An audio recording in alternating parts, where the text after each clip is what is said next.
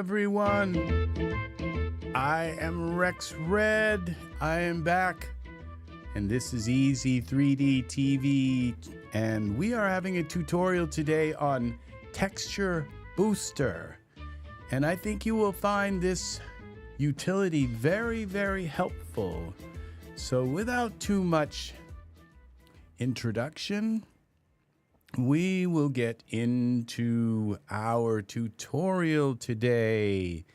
And here we have a couple of guys, and they, one of them, you know what they say, love is love, and you don't want to criticize people for the people, those who want to hang out with whoever they want to hang out with. Okay, all kidding aside. We are live today, and we're going to be, let's see if I can turn this up just a tiny bit more so we can get to Art. You are first today. You are the first. Here we go. And it's polka time. Here we are. So, yes, it is polka time. I have an awesome, I hope my fan isn't too loud today. I've got my fans turned up a little bit. Just one fan. It is like 80 degrees. It's finally gone down just to 80, but it's been like 88 all day today. So I have an awesome product to show you all today, and it is called Texture Booster. And right now, this program is 50% off. Now, this is made by V3Digitimes, and I have used their products for a very long time, and they are some of the most important products that you're welcome, Art. I try to be kind. I try very much so. So yes, I use V3Digitimes products a lot, especially their Pose Master, I think it's called. I use that because you can lock parts of the figure and then use any pose with any other pose, parts of poses, any pose, hand pose. You can lock parts of the body. That is a massive, and I've never seen any product even similar to that, and as powerful as that product, and as full featured. Well, I have been using a particular utility to like lighten the skin of my figures, and I am going to show you this program right now. I can tell you, buy it right now. Okay, buy it. It's $15, and you wait and see what you get. Okay, just wait and see how awesome, because what you're able to do is change the color of their skin by just selecting your figure. Open this up, and you can slide the red, you can slide the green, you can slide the blue, you can slide gamma, and it's instantaneous. You can slide the brightness on the transparency, the color on your figure, on their transparency. It is like so amazing. And then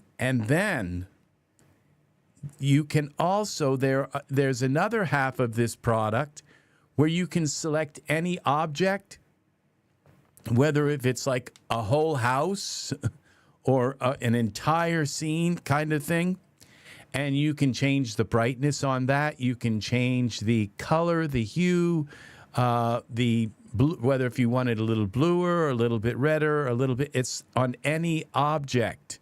And we're going to experiment and see really how far this goes. But I can tell I've done a little bit of work with this, but not much. But we're going to go into it in depth. It's easy to use. You just select your figure. You open the script, and you're there adjusting the red, blue, brightness, everything of their skin, and it works. As you can see, it works flawless. It just like just in a few seconds. Now, I'm going to tell you one thing it doesn't do well, okay? And this was the first. I'm glad I made this mistake. I've had to drink some water. I am just completely dried out. Let me turn my mic down for.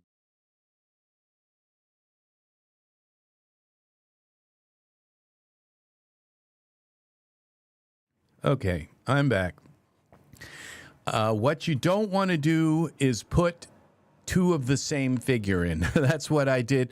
I put two of Nathan's in the scene, and then I changed his body shape, and I changed his face. And then when I started using the product, I found out because they both use the same textures, that's not a big deal, because I don't think very often most people have to use the same figure or the same skin on both figures. So it's like, I mean, how often does that happen? I just did it because it was kind of quick. I had the figure and I said, well, I want two of them in here and I want to change one of their skin. And I made this for a promo image. But let's take this blue guy out, all right, of the scene. Let's just work with Vagner for now. And we'll put him in the center of the scene. Okay, you can look at us, Vagner. And it's not Nathan, it's actually Vagner. Okay, so, well, you're not looking at us. Okay, there we go. Oops, we're, all right, watch how cool this is. So we go to Texture Booster, and this is the booster one. Okay, now you see it says Booster for Genesis figures. Okay, so this works with Genesis 3, all the Genesis figures, all of them from 3. You just open this one. You don't have to open a different one up. You don't have to open a different, like, one of these, okay? You just click on this, all right? And you can change the skin of your Genesis figure, your Genesis 8 figure, Genesis 3 figure, I don't know about Michael, okay? But I believe it said all Genesis figures for Genesis, okay? And Michael's not a Genesis figure. Michael 4 is not a Genesis figure. So this is a Genesis 9 figure. Look at this. Don't let this intimidate you, okay? Because you've got two parts. One is your base color, and the other is your translucency color. And so if you say, okay, he's got too much red in his skin, boom, you take the red out. Look how easy this is. He's got, you want to give him a little more red in his skin, okay? A little more green, okay? Or you want to bring the red down and make him a little more bluish. There it is. You want to increase, make it lighter, make him lighter, make him darker. Okay, and you can also decrease the light and darkness here, and you take the blue down a little bit, and take this down, and you can darken the skin. And if you bring these, I think, down quite a bit, you can, and this one here, and this one here. Now this gamma, does this increase lightness? Okay, for translucency maps. Okay, you can bring this down, and you can, if you bring it way down here, you can make him into, and a little, bring this down, you can make him into a black guy. Okay? See how amazing this is? And you just bring them down like that. It's really amazing how this works, okay? And then you can reset the lightness, reset the RGB. So so it's like, well, I just want to reset this, or reset that, or reset the lightness, or reset this, or safe values. I'm not sure what that means. Okay.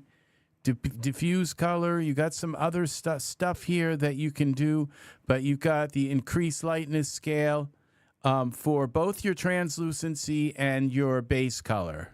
And it allows you to just come right in. You don't have to select hands and feet and arm or neck or fingernails or anything like that. It's right there. It really is. Welcome, 3D Madness. We got Art here. We might have Angus here as well. This is called Texture Booster, and it works with all Genesis. And you use the same thing here, okay? Diffuse versus translucency balance. Okay, this tells you how much you're going to use. So this also will make him very dark. Okay, if you bring your translucency down. So this is translucency weight. So if you turn this off, then you're just using your base color. This is just the base color. And if you bring it up all the way, then all of a sudden, if I change this, it doesn't do anything because it's only doing it's because this is overriding it because this one's at 100%. So the translucency weight. Now, my suggestion, if we reset these, reset the gamma, reset the lightness, reset all of these. Okay, now this should be, and look how well it works in Iray. Okay, I think I might have just completely discombobulated it. It's coming back. This is working. There's like hardly any hesitation doing this right in Iray. I have never seen that before in this. And so now if something didn't get reset gamma. Okay, reset lightness. Oh, because I have the translucency, and this is where roughly where the translucency weight goes in up and about here. Okay, somewhere. Now you'll find that, like, let's take Vagner out, and let's put in let's put someone who's now I find that the best skin. Okay, is this? It's my computer's just kind of freaking out a little bit. Here, we'll find Nathan. Now, I found that Nathan's skin is a little bit on the dark side when you put him in. So let's bring Nathan in. And I think we're going to have to put him, put some pants on him. I find that his skin is just a little bit on the dark side. So this is we'll work with a couple of our Genesis 9 figures. Then we'll go back and we'll work with see how this works with Genesis 8 figures. It's just kind of getting our Genesis 8 skin to look right. And also, this is $15 in the store right now, and my advice is buy it right now, okay? Especially if you have a few tokens and everything, you could get it for under $10, and there is nothing in the world easier than using this, than not having to go in and go into the parameters, select their head and select their skin and everything. Okay, let's put some pants on him. All right, and now let's see. His skin is kind of on the dark side. It doesn't look too bad here, but let's just lighten him up a little bit. So let's use this, okay, and go into Texture Booster. Boom, it's open. There it is, and we can just increase the lightness a little bit. See how easy that is. Just increase the lightness on his translucency as well. And look what we've got. Usually you don't want to mess with this balance here. So there it is. It's like, and you can go really light if you want, okay? You can, and you think about like females where you want their skin, and I might say, well, okay, there's a little too much red in there. Let's bring the red down a little bit, and the red and the green, okay? If you're looking for a really kind of, like a lot of times females have a very light and pale kind of skin. Some females, if you're looking for that kind of look, this is how you get it. And you just don't have to select skin or nails or anything like that. It's just you just come in and start working with it.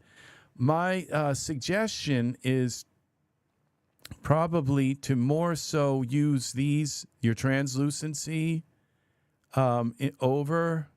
I would bring the lightness work both with them. If you want something really light, move these both up a little bit, okay, on lightness. But then to get the right color, you can just kind of work with these, like you can make him really red if you want. But I prefer to work or green, or like if you want to make him really blue, you just boom. You go with this, and you can go with the blue here. Bring these down, this down. If you want a blue man, you go just there you go. Bring him down, and you can darken it, make him dark blue. See, so this is so easy, and all of a sudden you just yes, it does. It does. If you've got a lot, if you can, if you really should try to get your color in the ballpark within Daz, right?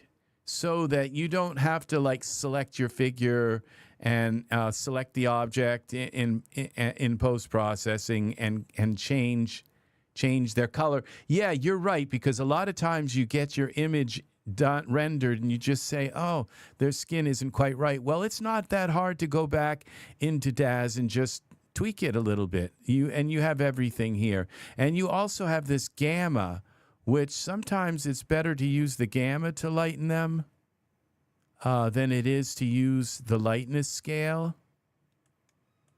Sometimes it's just better. Gamma seems to be a more natural way of lighting things. But you guys can all figure this out. So we close this down, and there we go, blue man. And so let's delete Nathan. Let's see how well this works with a Genesis 8 figure. So we go down here to get rid of Nathan here. And we go down to our Genesis 8 figures. Come on. And let's pick somebody that I know is kind of like Callan. See? Callan. All right, let's put Callan in. And so we got, yeah, oh, I've got some kind of good news. I'm only about like 70 hours, maybe not even that, away from being, from having enough hours. You have to have 4,000 hours to get monetized. And so 70 is not, you people have been watching my videos in the background and stuff. You've been helping me a lot. My channel's kind of gone a little bit viral because people are actually watching my videos. There are people just watching them like crazy, because in order for me to get 4,000 hours in a year, okay, and a lot of them have been just recently. So thank you to everybody who's been watching my videos.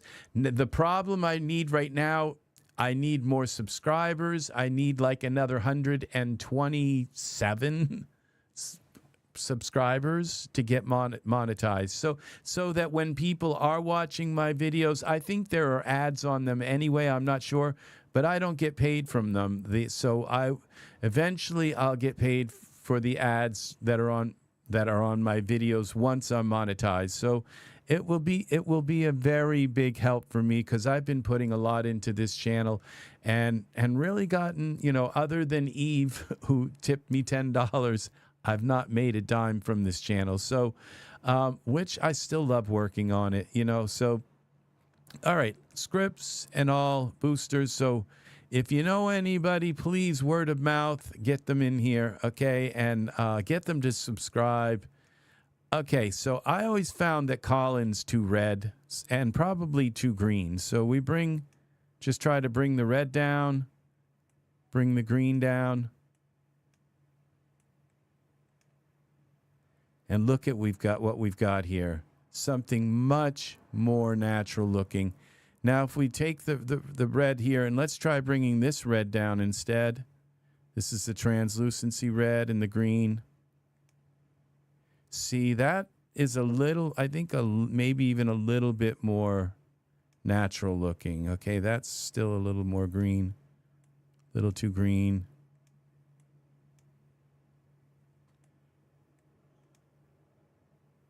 So you're the artist. You can decide what it is. We take some of this red down, maybe, and some of this green. And you decide how you want to do this, but it's just that simple. And suddenly, and now I might say, okay, let's take let's make him a little lighter. Okay, and suddenly something, now, you know, if you just look and reset these, now that is the way. Reset gamma, reset lightness. You have to kind of do this a little bit easy, a little on, give it time to think. Versus that just doesn't look natural at all, okay? And all you do is just take some of this red out, some of this green out. He's just too red. And, you know, probably what happened is their monitor wasn't calibrated. When they made him, they just didn't have the best monitor in the world. It happens. Okay, so we take some of this red out here and some of this green out. Now I'm not sure what's happened here. Okay, reset the RGB. Okay, we'll just take some of this green out here, I think, and some of the red. Okay, and then bring your lightness up a little bit. And you know, I think that kind of looks a little bit more natural. Maybe we bring the lightness up here as well. Bring this lightness down. And then bring some more of the red out. Now, the thing is when you're like this lightness, you can't get your figures that light. They've multiplied the lightness. They've done something that you can't even do and this is a problem. This is a very serious problem with editing your figures, because if you go into your surfaces, right, and you go to Callan and you select his skin, okay, like here, this can only go up to like all the way to the top, all right? All you can do, you got like they're at 80 and 80. Like if I bring these up like that, how they're lightening these, okay? So you bring this all the way up to white. Let's see, white. And it's still like look, it didn't do his lips. Didn't select his lips. It's kind of like it's just a mess. So let's try another Genesis 8 figure. It's just really, I mean, you will probably take it for granted at how nice this works once you start using it. And you know, and you may forget how to do things like manually, the old-fashioned way, but like as long as it works, as long as it really kind of works, what's you know, if it gets you to where you, now this guy here, I think he's always got a terrible skin. When it comes in, what was it? Okay, this guy, Gunnar.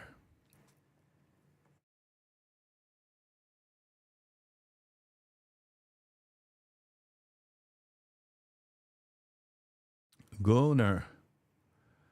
Let's see. Yeah, I mean, that skin is horrific. It's just, look how green, yellow and green. I mean, this, you know, there's nothing racist intention about this. Okay, this, you know, it's like, it's there's no intent to be about, we're talking about adjusting skin color. We're not talking about what is the perfect tone of color, okay? We're just talking about what looks natural in your scene, okay? And so when we go back into this script, Texture Booster, boom, you open this up, here it is, okay? And let's just take some of this green out. This is terrible. And some of the red. And already it's like kind of getting there. And then say, let's lighten it up a little bit. Okay. That's one way to do it. Okay. It just kind of looks a little more natural. Maybe it's too light. Okay. And there's, you know, we could, instead of doing this and we reset lightness, we could try taking the red out here, okay, and some of the green. Welcome, Dean Rockboy Gaming. Welcome, welcome, friend. It's very nice to have you here. Very nice. We are working. See, I'm actually liking the way it looks when I take the base color and kind of get it into the right place. And we just lighten that up a little bit more there. The lips look nice and red. Everything looks like the right kind of color. We are working with a thing called Texture Booster. And that is this. It makes it so easy. This is your lightness. This is your base color. You got red, green, and blue sliders. And this is your translucency. You got red, green, and blue sliders. And look how I was just taking, and it works with every Genesis figure. Now that looks pretty good, actually. I've never seen Gunnar look that good. Now he's kind of glaring out like, let's give him a little bit of blink. All right, blink. All right. No, it's not blink, it's eyes. For Genesis 8 closed. Eyes closed. Okay, now that's a little bit better. His eyebrows are terrible. There's just something not right with right with Gunnar today. Let's see about some hair. It just might make him look a little better. What's nice about this is you can select things separately. With him, I think this might work with him, the Gunnar hair. Yeah, it will work with him. The Genesis 9 hair, as long as you use the MMX. I said MMX. Gunnar's got some nice body hair, kind of painted on hair. Come on. So,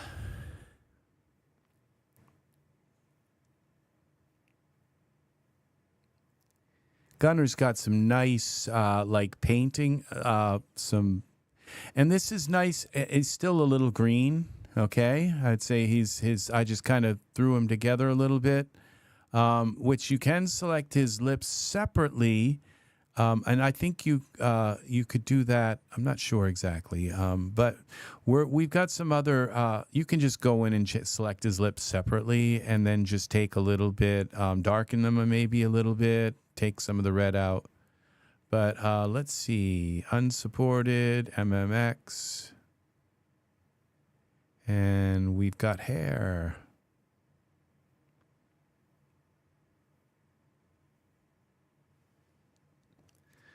Let's see how this Xander hair works.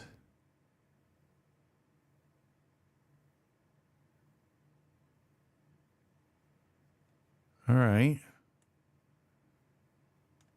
Still kind of, the eyebrows, I can't deal with the eyebrows anymore. We got to get him. I think I have a feeling that I'm just going to have, and the eyelashes look kind of weird too. I don't know that I'm going to be able to bring Gunnar into realism here today, but let's see. We go to select this, and we go to browse. And all files, Gunnar. How about Mateo's? Those are painted on. Okay, we got some. These will probably work. Those are a little better. Let's go with Xander scalp, and here back to here. Materials. Okay.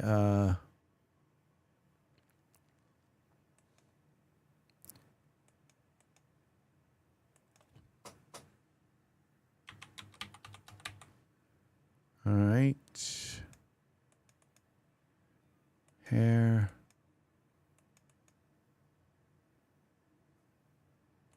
Okay, what happened here? Hair. Okay, once I think it mixes. Okay, let's do something else now, okay? So we've got this hair selected.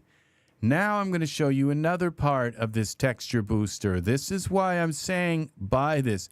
This is for selected surfaces, okay? And so now we have this selected surface here, and we can just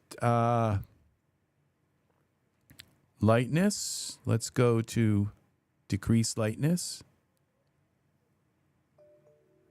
And it didn't work.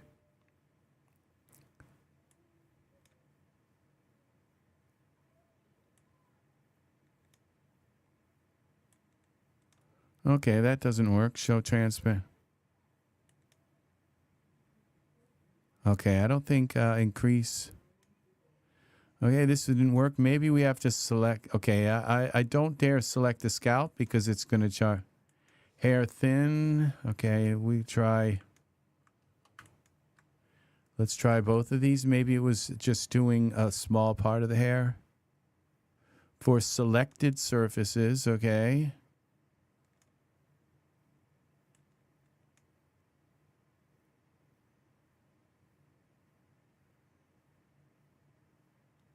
Okay, red multiplied.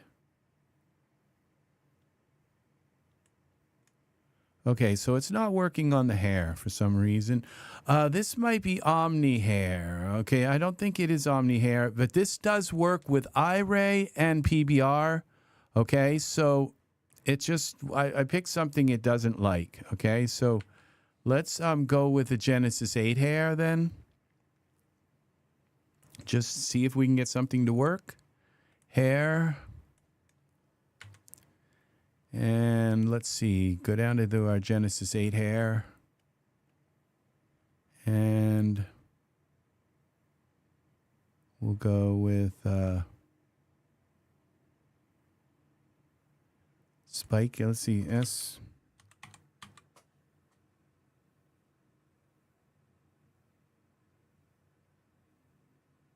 Spiky hair, Genesis 8 male.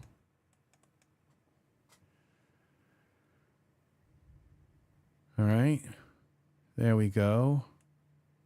And now let's see if we can do something with the spiky hair. Scripts, texture booster, a booster for selected converter. Oh, this converts, okay. This will convert it to PBR, okay.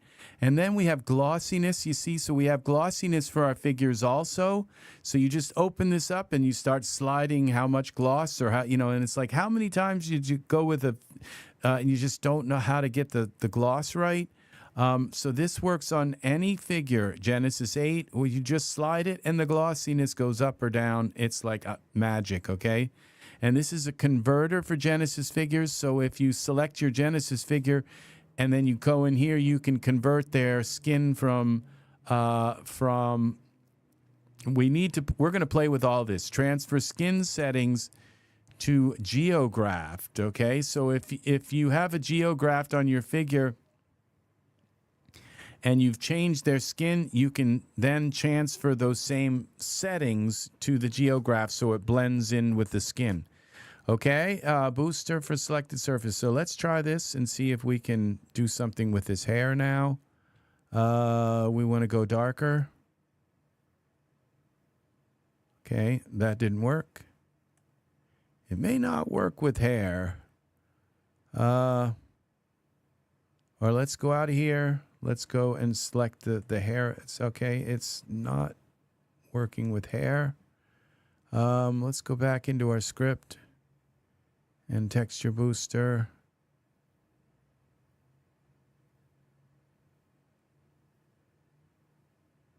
Texture splitter for, okay, I might have to actually select this.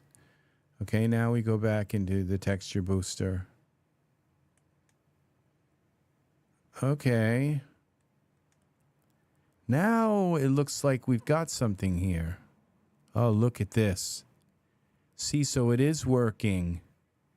Look at that. Just all of a sudden, we can go and make it nice and brown. Look how nice and realistic it looks. A little bit of, we can make it blue. Yeah. And so that's what, okay, we can make it darker. And darker here. This is a translucency. And this, when we bring these down, it'll get darker. We can make it black if we want. We can bring the lightness here down, all the way down to black, I guess. There it is. How often do you struggle with hair to get it black? Look at this. See, and you can just go and bring these all the way down and get your hair jet black. Okay? Boom. Just bring them all down and they'll go black.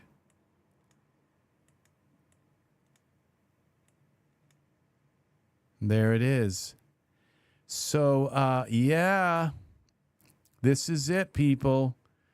This is how we do it. Now, what if we want this hair to be shiny, like they're taking a shower or something? Scripts.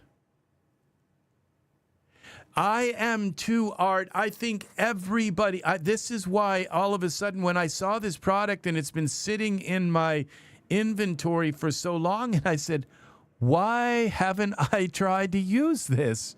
And then all of a sudden I just realized, okay, that's going to be today's thing.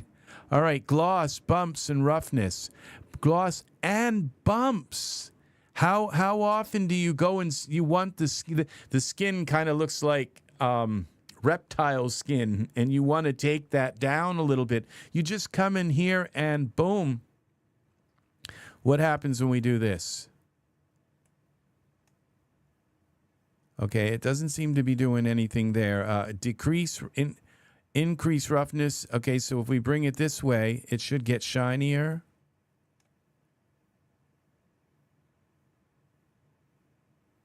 Okay, I might have unselected his hair. Let's go into surfaces. No, it's still there.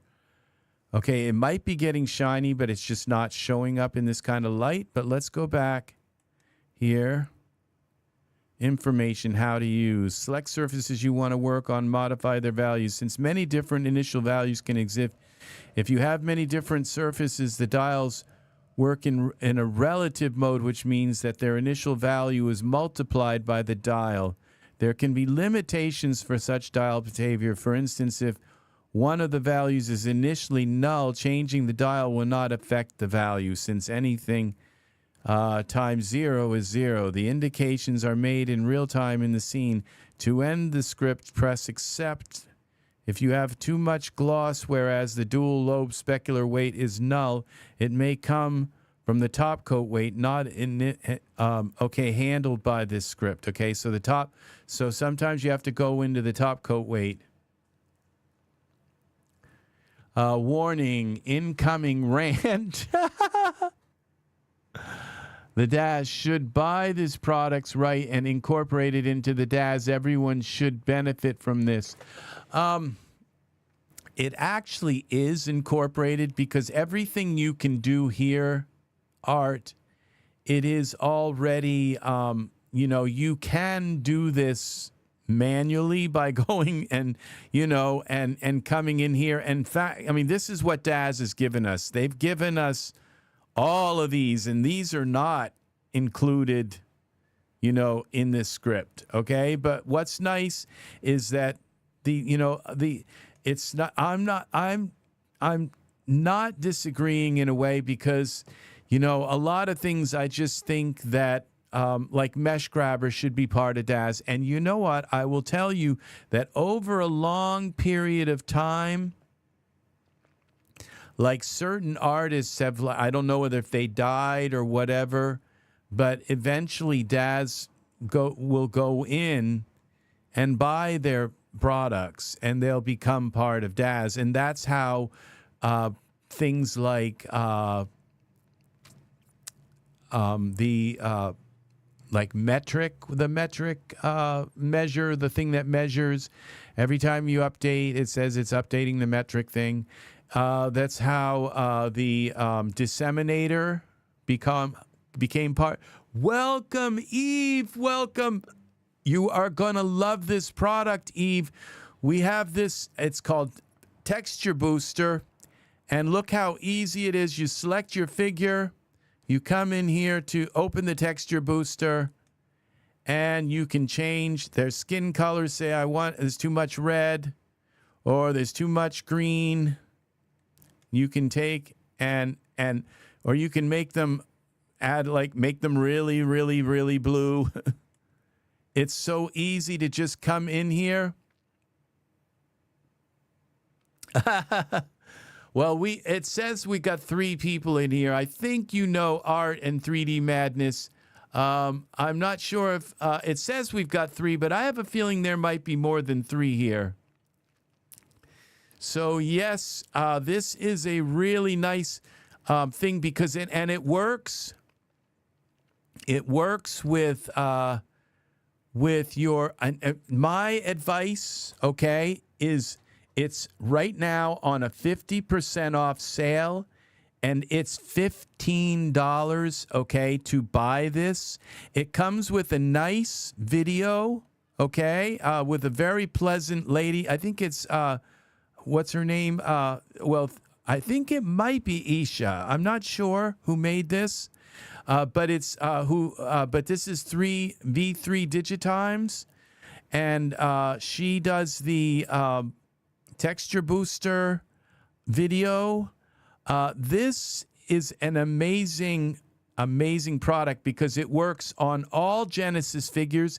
You just select the figure and you open mainly this one script here, and you can just let's put another figure in here, okay? Especially with Genesis 8 figures, you put your figures in and their skin is horrific, and they don't blend, they don't match together. Like you got one figure that's like yellow and the other figure that's red, they just don't match. Oh, nice. Oh, very nice. Well, I don't know if I paid if I paid less for it than it is right now. It would be nice that when things go on sale, Daz will always say you can't purchase this for a lower price if you already own it.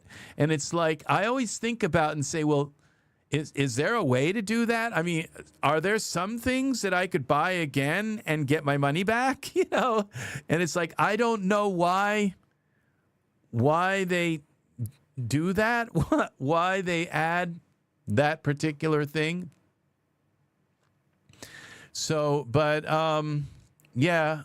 why they add that disclaimer?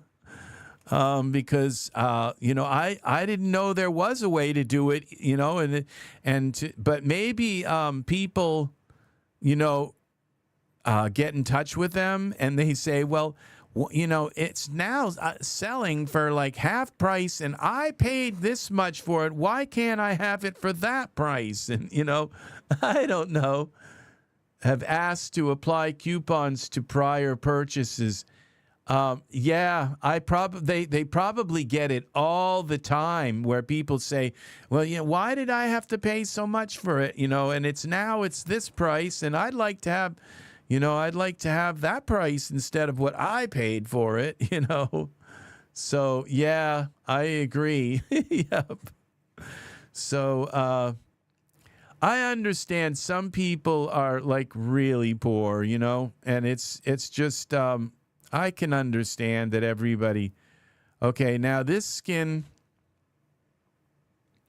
you know, I don't know that there's that this skin. It looks like it doesn't have any real detail to it. I would say that what's wrong, what I don't like about this skin right off the bat is it's a little too shiny.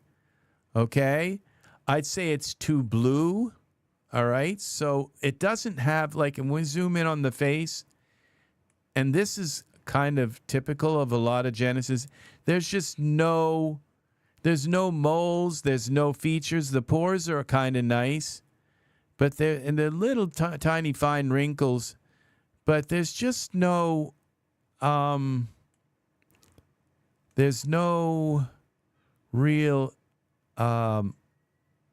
like there's no flaws in it. There's not enough kind of it's all like, it looks like they just applied the same thing everywhere. And so, but I'm not here to criticize artwork, okay? So but let's go into the scripts and let's try messing now with the gloss and bumps and roughness, okay? We got these three things. We got the bumps, which is nice. So unlimited dial. So this specular, so we bring this down and suddenly, okay, there's all of our gloss is gone, okay? But we can bring it up and like bring it way up, okay? Just bring it up and make them real. Look at this. Okay, so they're swimming. They're in the shower. Look at that. And how hard has it been to, you must be making bank. Okay, Daz used to post how much your purchased given assets were worth. Mine were collectively over $1 million by their, okay, mine must be too. Yeah, that's interesting. My items were freebies. Yeah, a lot of mine, not that many were. I didn't get that many freebies. The rest were pennies on the dollar. Same here. Daz has been very good to me when it comes to this. Actually, looks really kind of. Very artsy now with that skin kind of like that. This is pretty nice. Increase roughness. So if we decrease roughness, we can make him even shinier. Look at that. See, this is pretty amazing. And the base bumps, now we can give him more make his pores stick out a little more. So accept settings. Let's see what we've got here. Look at that. See, so this, I really like this program. Yes, it is godlike. It's very right. We could put some wings on him and he could just be really kind of interesting. Yeah, very, very nice. So, yeah, look at that. And it selects just the right parts of the skin. Let's take a look at the hands and see whether if the nails if it did something really weird with the nails by changing. We didn't change the colors, okay? Let's see if the nails kind of go along with the figure. All right. Here. Now what happens if we change the colors? What happens to the nails, okay? So we'll go back into the booster and we'll change some of the colors. Let's take some of the blue out and some of the green out. And look, the nails seem to stick with it. The nails seem to flow with it. It does. The nails don't like kind of just turn white on you or something. They kind of work with it. So, and this happens. This is the same for all of the figures. So this is really, really nice. Okay, let's go back to our Genesis 9 figures. Oh, okay. Instead, let's put in some kind of, let's now try using the same product on like an environment, like an entire environment, and see what happens. Like select the entire environment and see if we can make like a house turn like reddish or something. Let's see. Let's go with the Folly View. All right, environment.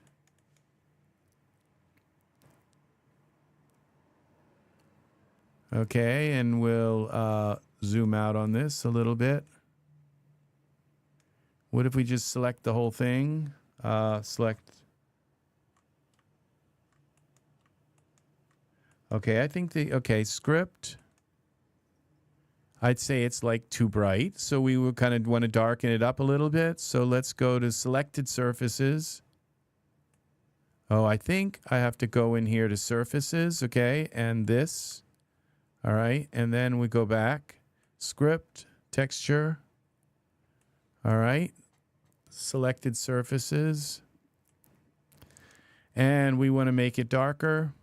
Look at that. Now, I think there's this base thing that didn't get selected or something. Okay, Z.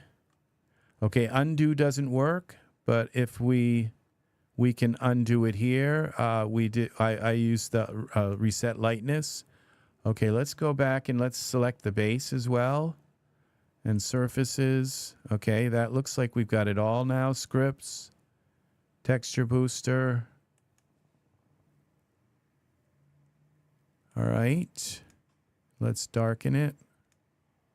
Nope, for some reason that little piece doesn't want to darken, and the trees don't either. Okay, so we'll reset the lightness, and let's see if we've got some more stuff down here.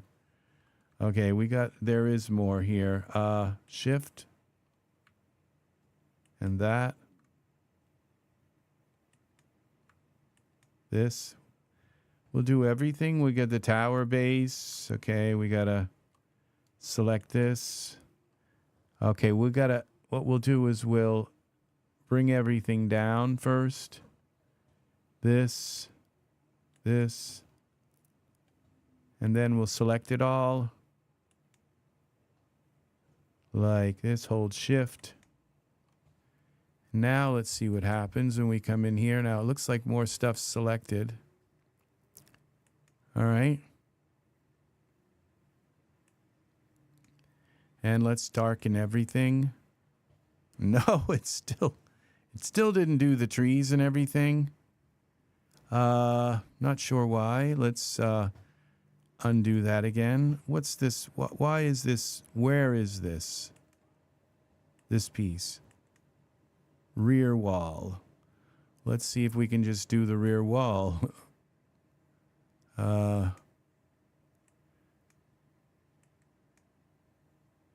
Okay. Oh, we have to select that. Okay, reset lightness. Have to select it here. Okay, scripts, texture booster, rear wall. Of course, it will go down. I just don't think I had it selected. Yeah. Okay. So we reset lightness. Okay, we go here, and we select this Folly View. And this, and where is the rear wall? I thought it was like down at the bottom here, but okay, we select here. We go down to the bottom here. Tree, okay, we selected everything here. Script. It seems there's an, oh, I got the wrong one. Oh, now we got to select it again. Folly View. Shift. And there was something at the top. Cam. And is the rear wall not selected? Okay, here we've got grass. Okay, it's the things that didn't get selected. And the rear wall to make sure everything's selected. Urn, tree. Okay, script, texture booster, selected surfaces.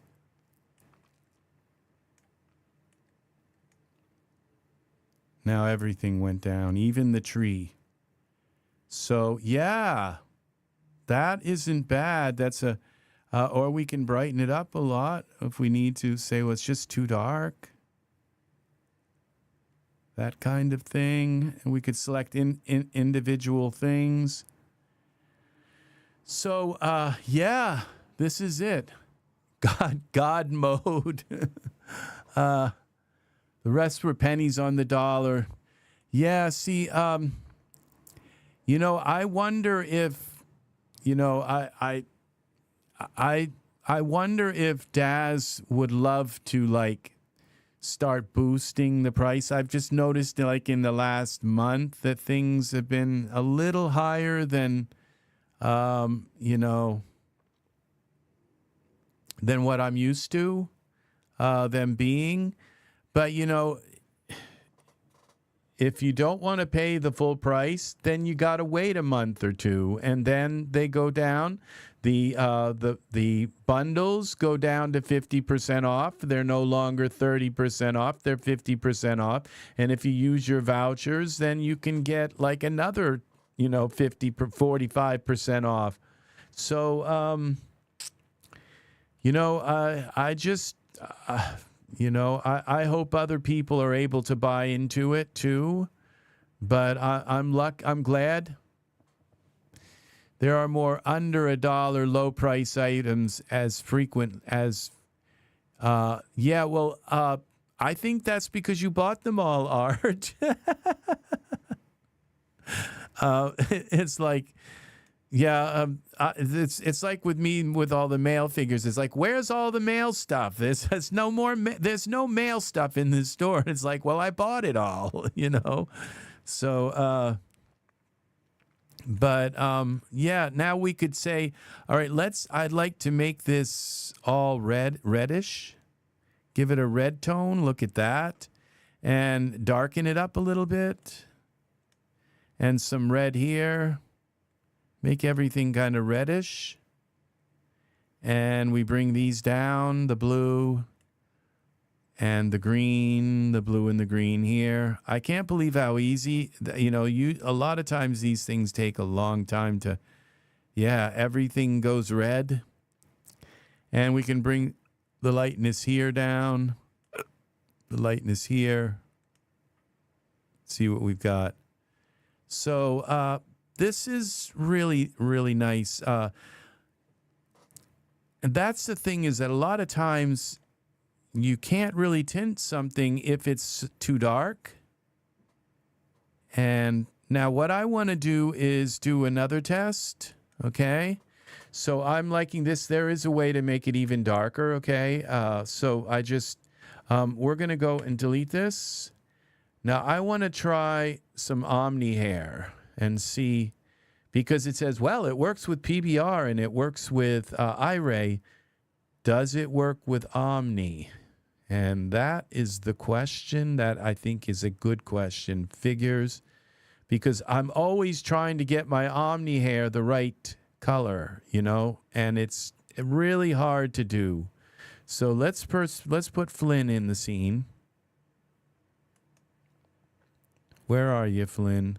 Default figures, Flynn. I'm always trying to get Omni hair like black or the right color. It's the right color brown, and you got to mess with this color, and then you got to mess with that slider and this slider, and then in the end I just crank up the what do you call it, the hair dye. I don't think this is going to work with Omni hair, okay?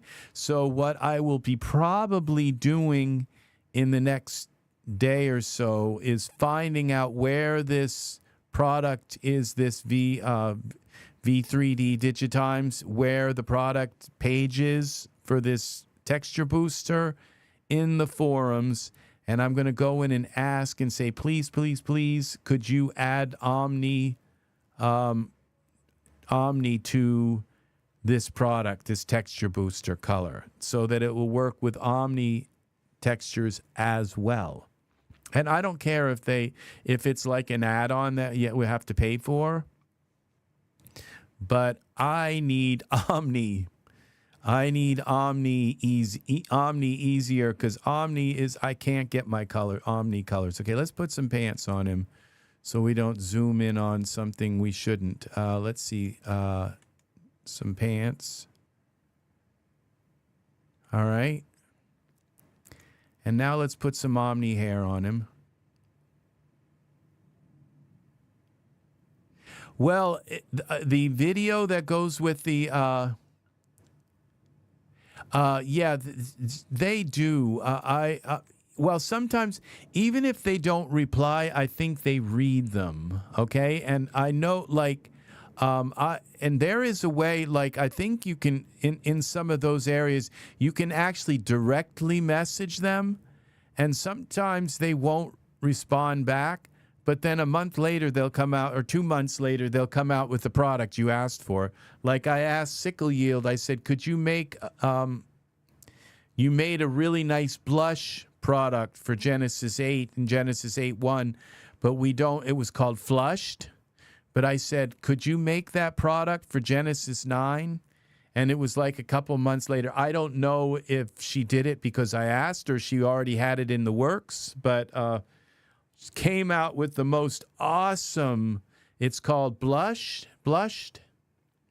And it is an awesome, because it's like this figure right now, he has no red in his cheeks, none at all.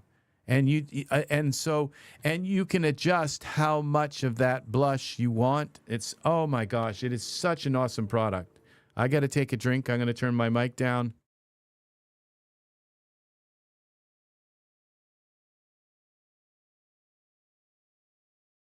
And I think the Genesis 9 blushed is better than the Genesis 8 one. So it is, because it actually, the blush, you can also add emission, where the blush actually kind of like glows a little bit. And you can set how much emissive you want the blush to have. So, yeah. And I said, I remember I said this, I said, also, could you give us blush for the neck? I said, because, you know, sometimes when somebody's coming in from the cold and their face is all red, and you make their face red from the cold, like I had this Viking one time, and he was outside and he was like in the cold, and his face was all red, but his neck was like all white. And I said, we need blush for the neck and the ears, and you know, and she did it. She gave neck blush, and so there's no neck blush for Genesis 8, okay?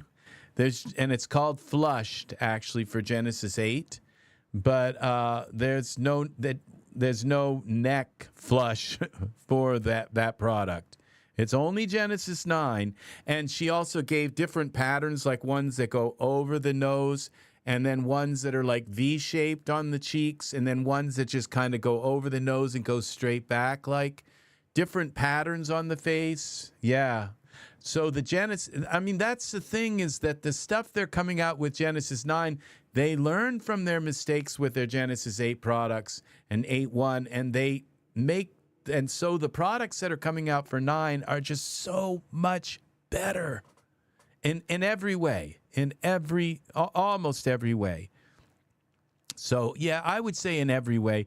Every once in a while you get some ratty looking hair and all, but then you say, well, but the hair is Omni, and it's, you know, And so you can do stuff with it, and they're coming out with this mesh grabber that will be able to do stuff with the hair, with dForce hair.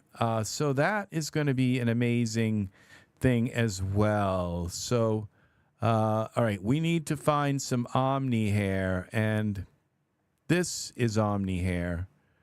And I hate the way this hair goes on the figure, because it takes me hours to figure out how to get rid of the shine. And it comes in gray.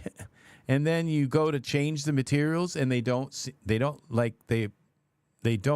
well, you have to do each part of the hair differently, and the beard and all of that. And it doesn't seem to work real well. So let's take this. We don't want to mess with the cap. Okay, we've got these selected. Let's see if this, and I don't think this product's going to work with it. But let's go to selected surfaces. Ooh. Okay, well, first we got to close this down. Let's go to, wouldn't this be amazing if we could change Omni hair color? See, now, look, this is Omni, okay, because you see we got the melanin and all of that.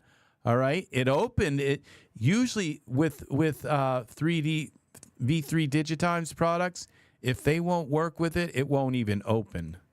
So it looks like we still got red, green, and blue stuff. Let's see what happens. I don't dare try this.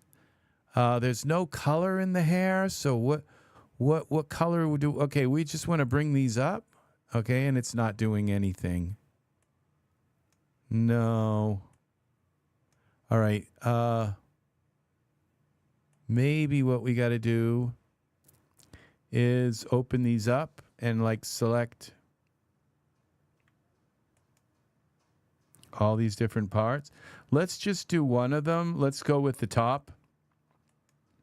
This top part. So I don't want to open all of these, but let's open these all. Spine, 1, 2, 3, 4. Neck, head. Okay, lower jaw, upper jaw. Okay. And here. Okay, so it's not a full person. Okay, but let's select that. And now all of these hairs are selected. And let's see yeah, okay. I think they're selected. Script. Booster for selected surfaces. Can we turn this top of this hair red? Nope, it doesn't work. So it doesn't. How about lightness? No, so it doesn't work with gamma. I probably will change the gamma because gamma is a little different. It's probably going to crash.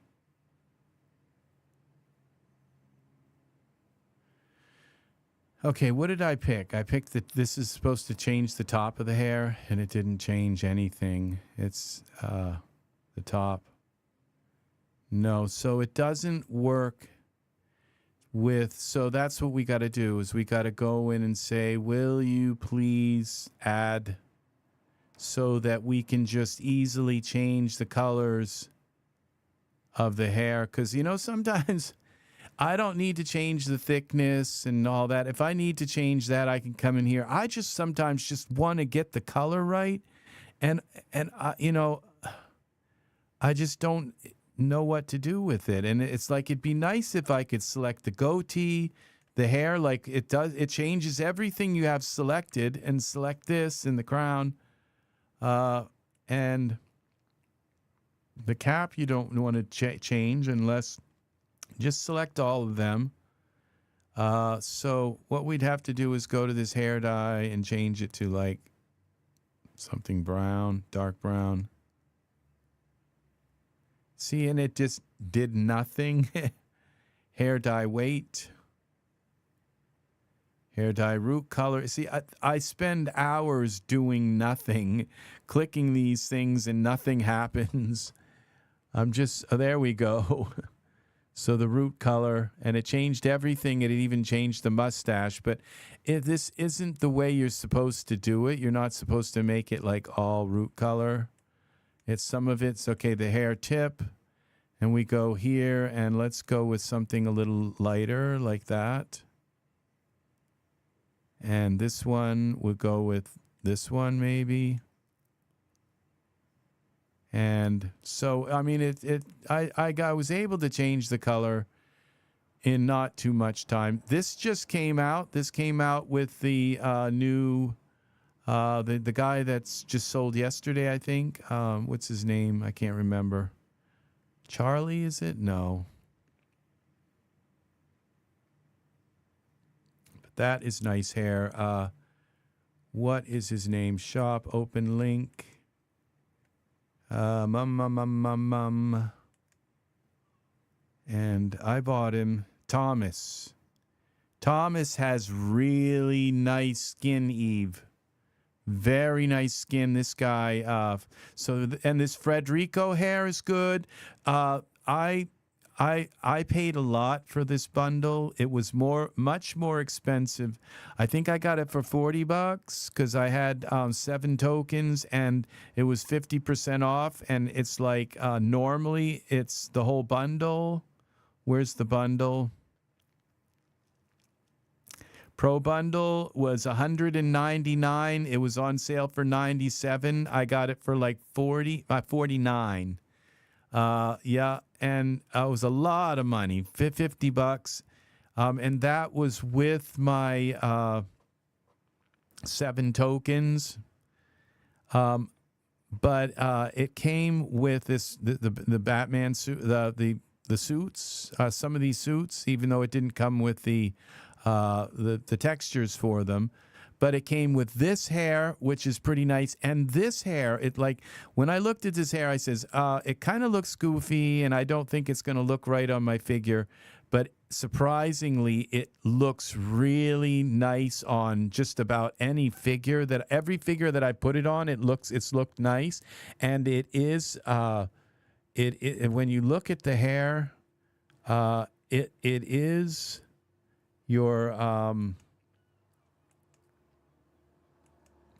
it is Omni. It's strand based. This is pretty nice. It actually just works. It's strange, and I don't think these promo images, usually the promo images, usually the promo images show the hair exactly the way it is, and it looks terrible. But this hair looked better when I used it than it does in the promo images, which is just the opposite of the way it usually is. It usually looks terrible in the promo images, and it looks worse on your figure. So a bunch of armchair quarterbacks. Just make sure you check to see if Digitimes replied. Yeah, well, I don't mind. I get helped a lot. Sometimes I don't get any help, but you know what? It's nice. It's nice. It's nice art too that people try to help. So and some of those people in the forums know a lot of stuff, a lot more than I do. They do. I think I'm charismatic. So I'm really, I'm a good face front man. Maybe they don't have the charisma to do what I do, but they certainly got the brains and the years and years knowing stuff. And they're a lot of times, they're on the Daz website, in the galleries. Some of the people are kind of, maybe stuck up, or they're aloof, and they got,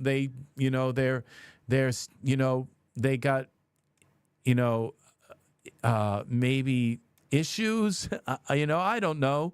But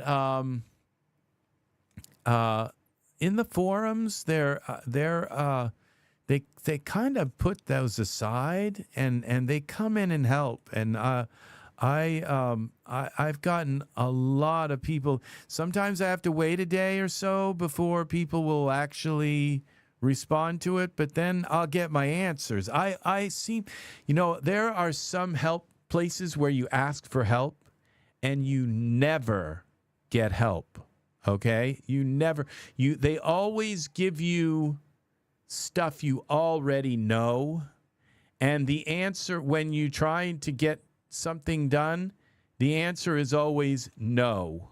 Now, I mean, and if you can say, have you ever had that happen with certain forums or certain help things where every time you ask for help, you never get it? You always, you always get like given some kind of like README file, It's like, well, here's the README file, I mean, and you read it and it's like every single thing in the README file, so well, you have it memorized. And then when you say, well, can't I do this? And they say, no.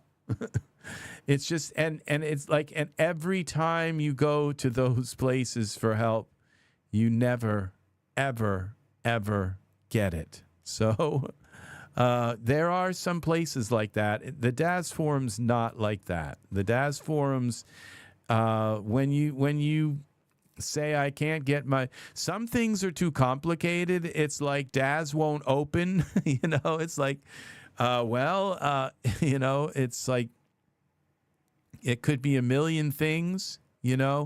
So yeah, I think it is true, Art. So I think the forums are pretty good. And even if people add information that's not helpful, it's the fact that they're trying, and what's nice is they're not like governed by, it's not like the help is like this group of people that are all paid for by Daz, and Daz has them all like silenced. So they're too scared to talk or tell you what they really think. And so they don't say, well, if I answer you, I'll get fired. That kind of thing. It's not like that in the forums. It's people that just enjoy working with Daz Studio, and so they now this is that hair, one of the hair that comes with that product. This is nice hair. Now, if hair is nice, I'll say it. And, it doesn't kind of wave over to the side but I bet you I can do some clumping here. I bet you I can grow this on the sides a little bit. This is, look at all of the features that come. Look at all the different parts of the hair that you can select. You can select the top, which is this part. You can select the sides, the mustache, and the goatee. They're separate. This is nice hair. So I was surprised at really how satisfied I was when I bought this bundle. Okay, I think I have to reload this, and then I have to turn it back off again. And I was very pleased because this hair turned out to be a hair that I will use a ton.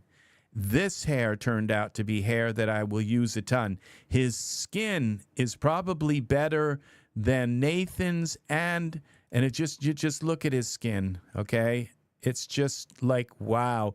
And to me, his skin's a little kind of on the darker side. It's a little bit tan, but and you get this muscular body that you get to you can morph it in a little bit to give your figure a little bit of tone.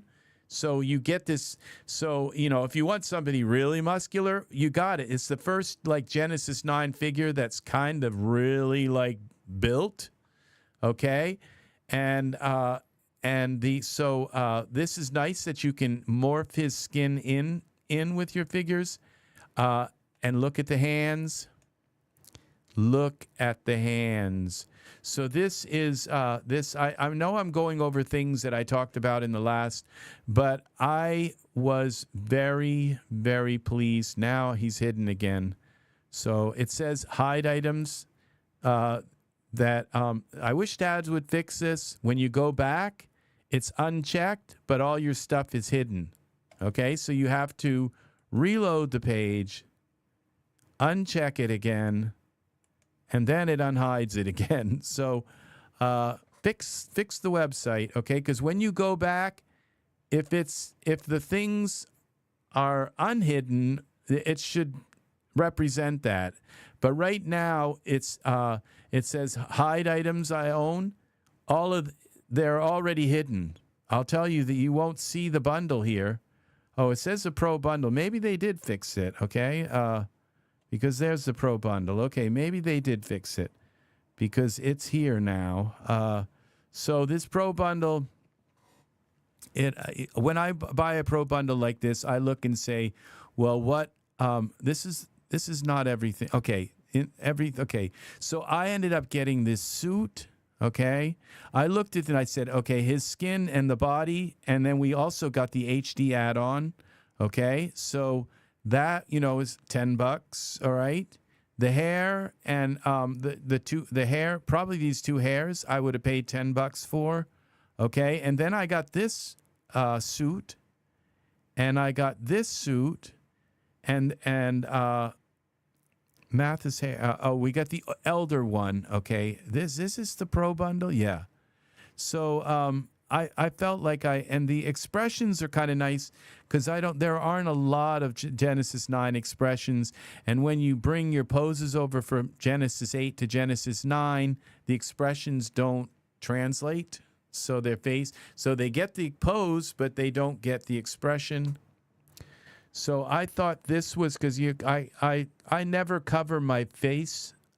If there's like rarely, okay, every once in a while I might like use a Trojan helmet or something on my figure because the Trojan helmets are just like super cool. But I never cover the face of my figure, okay? Because and there are many ways of doing that. Covering maybe glasses are okay, but just maybe a tip, and you can disagree with me if you know. But it's just the human face. You just never cover the face, so just leave these things off. I just kind of that's just a certain rule. If you can get rid of the helmet and all. Leave the face, unless it like completely covers. But there's this, this one here. Is this the one with the mask? Let's see. Not sure with his hair coming right through I'm not sure what that is, but, yeah, see, this is pretty cool. So, and this is with the, this figure, I'll never remember his name. So, this is pretty nice. I thought all of this was pretty good. So, for $49, okay, and I would say this is 1, 2, 3, 4. So, that's 40, and this suit here, 40. Okay, 1. I count them together. That's, I would say, $10. 10 here, 10 for the hair. So that's 40. Okay. And this is a really massive, like, work of art kind of suit. So that's 50. Okay. And then we've got 60, 70. And these accessories are kind of so, and I also the expressions. So it was worth the $49 to me. So I that's how I do is I kind of like break things apart and say, what would I really pay for this? But then I found out I was really surprised with the hair because I paid $10 for hair and I'll never use it. It's just terrible. And this hair, you can just kind of put it on your figures and it kind of just works right out of the box. So yeah, they did really good. And with this figure, you've got your HD figure, plus you've got your skin, which you can use on now any of your Genesis 9 figures, plus you have this body that you can morph and give your Genesis 9 figures if their bodies are kind of like if they don't have much tone, you can just give them a little bit of tone by morphing that in. And so that's a really nice toner for your figures. So that is that. And let's do that. We've got now this guy here. This is Mathis. Is it? No, it's not Mathis. It's Flynn. Now Flynn's kind of got a like body that's not so tone. So we go into parameters and Thomas, TH, oops. So we go here to TH. Let's go to Thomas. Where is Thomas? Okay, currently use Mathis. Oh, show sub items. What am I doing wrong here? Is it Thomas? Yeah. It's THOMAS. What's going on here? Oh, I've got his goatee. All right, we got to go here. Flynn. Okay, Thomas. So we can add a little bit of this body to him. Let's see what happens when we go here. 9. Okay, add a little bit of Thomas's body here. See how that just brings him out a little bit. Don't have to bring him out too much, but well, that's a little bit too much, but just bring out a little bit. So this is without it. Okay? And we got these muscles to kind of bring a little bit of tone into his body. Just a little bit, so he's not quite so and that worked well. And we've got these Thomas HD details. I'm not sure how well they work on. It doesn't look like it. I see. My impression is that you can use the HD details on any figure, but do they actually do anything? I think they're very subtle. Yeah. Okay, that's without them, and that's with them. Yeah. See, so you can use the H. So that's another thing that came with it, is to just give him a little bit more definition to his body. So, and now let's take a look at this in Iray. And yeah, so I'm not sure how to get rid of these. I'd like to figure out how to get the veins in his chest, or I think there might be maybe if we go to this Flynn character here and go to materials, we might be able to find the Flynn materials. Where's Flynn? Okay, let's go here, default. I think there might, okay, blush. So, okay, so he has blush. That's a geoshell. Okay, so we can actually use that blush because it's a geoshell. What's the difference? We can use that because it's a geoshell. We can use it on any Genesis 9 figure. Let's see what happens when we give him some blush. Okay, that doesn't look like very much. Z, let's go undo that. Did I get rid of it? I don't know. I think I did. Blush plus Gen.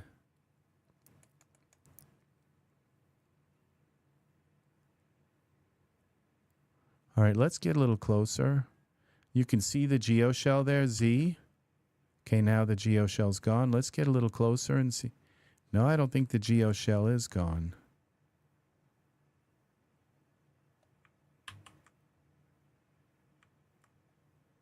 Now it's gone. All right, let's get a little closer and look at the...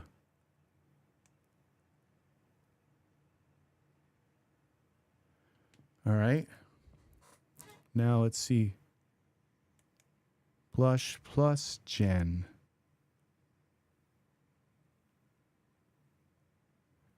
And attachment. Okay, see, look at all the stuff that comes with him now. How do we turn off the... Yeah, we got this guy came with a ton of stuff. Normal maps off. Okay, we're going to try this. See if this gets rid of our veins.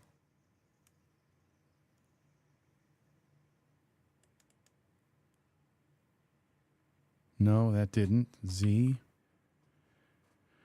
Okay, he's got the default shine. Apply first. Makeup layer. Okay, displacement maps. That might take them off. Okay, the veins. We got some tattoos that come with him. Nipples. Okay. Navel apply. Adam's apple. His eyes are very realistic. They kind of have a little bit of redness in them, which a lot of eyes, they just like white, pure white. So that is nice. We got, okay, look at this. We've got hair, the hair for every part of the body, just about. Okay, let's do the chest and see what this looks like. Now, how good is this hair? Up.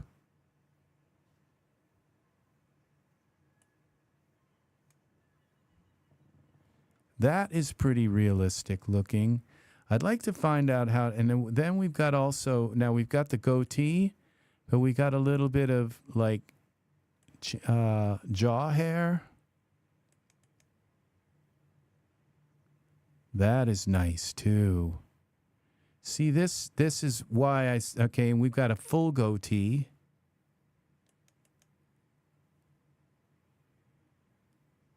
Look at that. See, this is why I go with Genesis 9.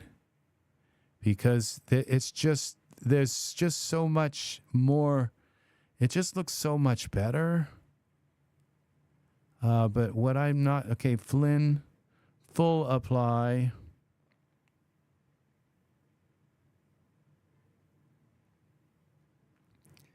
Okay, masculine arm hair. Okay, so we can do arm hair.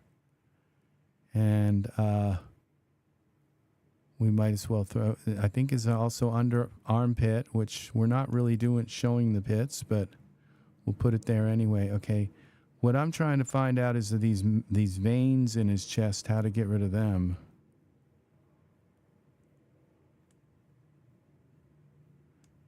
They're just a little bit too much. I don't think I've ever seen anyone with that many veins sticking out of their chest. I imagine some people do. Navel apply. Does he have a navel? Yeah, I guess it's already applied.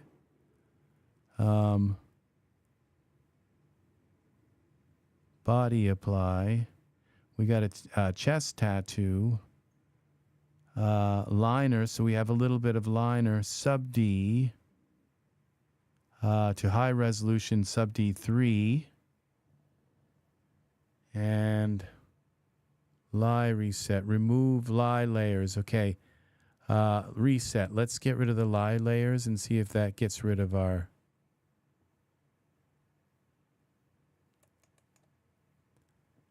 veins. Because they could be a lie layer.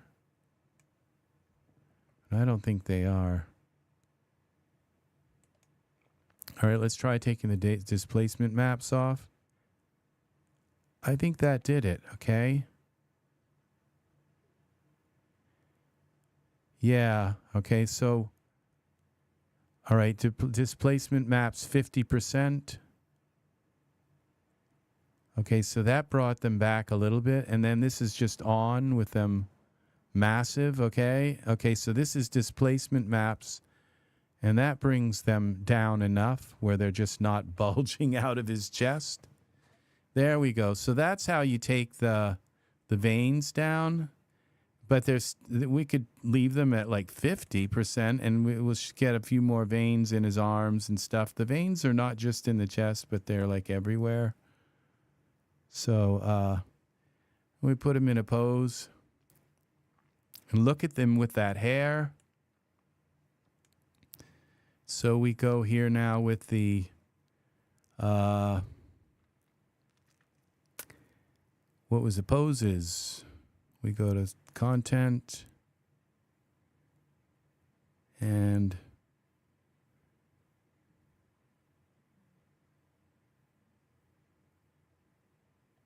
Let's look at pose set 2. Okay, where am I? Categories. I'm in the wrong place. Poses. I got 8,996 poses because every pose off all the way back from Genesis 3, male, female, 8, male, female, 8, 1, male, female. I converted them all into Genesis 9 poses, and so now they're all in one area where I can just go through them and use them. Doesn't matter. I just click on them. They're all converted. And it took me about maybe 15 minutes, maybe 20 minutes to convert all of those poses to Genesis 9. And put them all in a folder.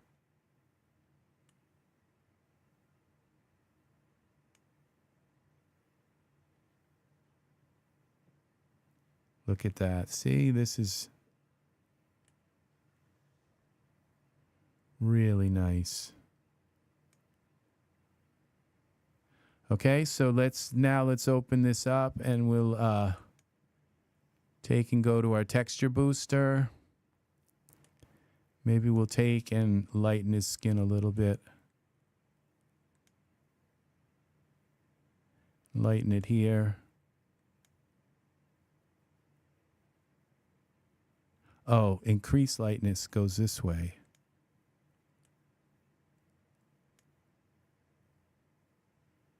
There we go. So, doesn't need to be that light. So this is you're the artist. You get to do what you want. Now I'd say the skin's a tiny bit red.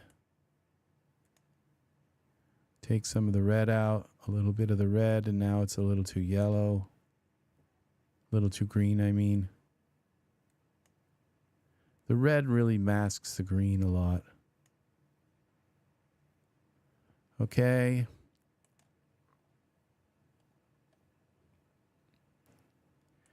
Now let's see if the blush works. Let's get up close to the face.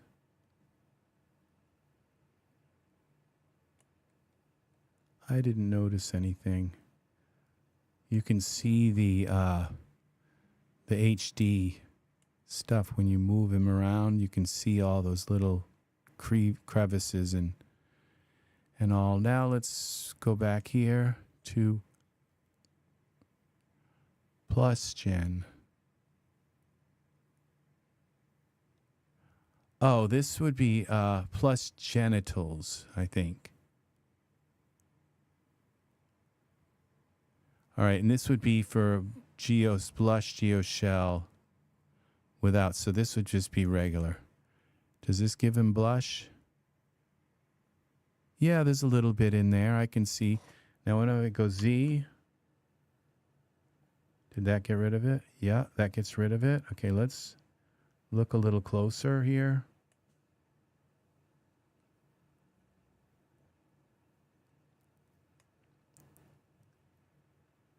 And then we put this on. Yeah, see, you put a little bit of red in here. Just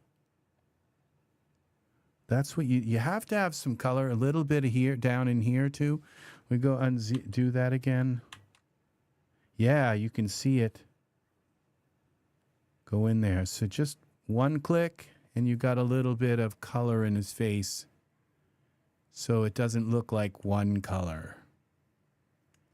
And now there's also bumps. Where are the bumps? Normal maps. Let's turn them on, see what happens. I think they're already on.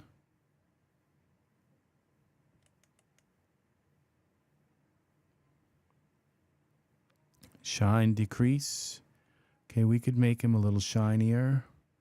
We'll go and use this script, texture booster, and that would be bumps, roughness. Okay, so we can bring some more bumps in.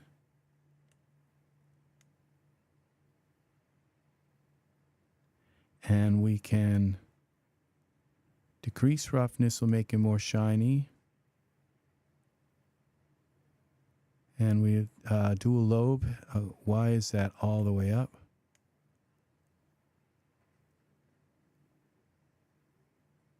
Oh, okay. So this would be more shine, I think. As we bring it up, look at this. See, we can add a little more shine to his skin.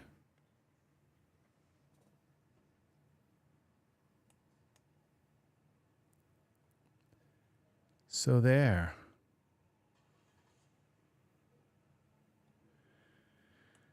All right. So now what I want to do is see how the converter works for this. So we're going to take him out and we're going to go to Genesis 8. How well does it convert the Genesis 8 skin to PBR? What do we end up with after we got PBR skin? All right, so we're going to grab a Genesis 8 figure. Let's do this guy. No, I think his skin might be hard to do.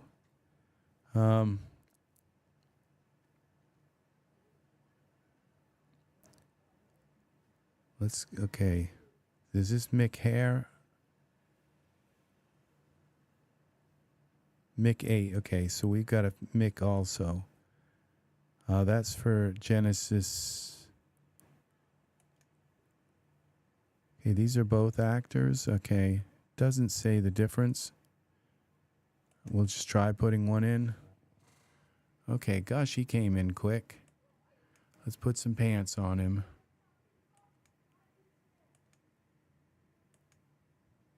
Oh, I don't have him selected. What? Okay, favorites. Oh, no, they didn't go on right. All right, Mick. Favorites, quick close for Genesis 8. He's Genesis 8, right? Okay, well, says unsupported. Cancel. Okay, we'll use the 9 ones and have it convert them. Favorites, quick close.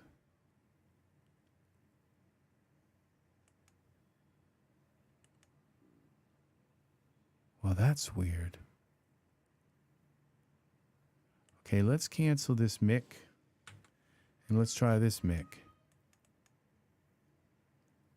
It looks the same. All right, let's go to quick close, Genesis 8. That is weird. Okay, maybe he's in a group. All right, maybe I can fit him to Mick.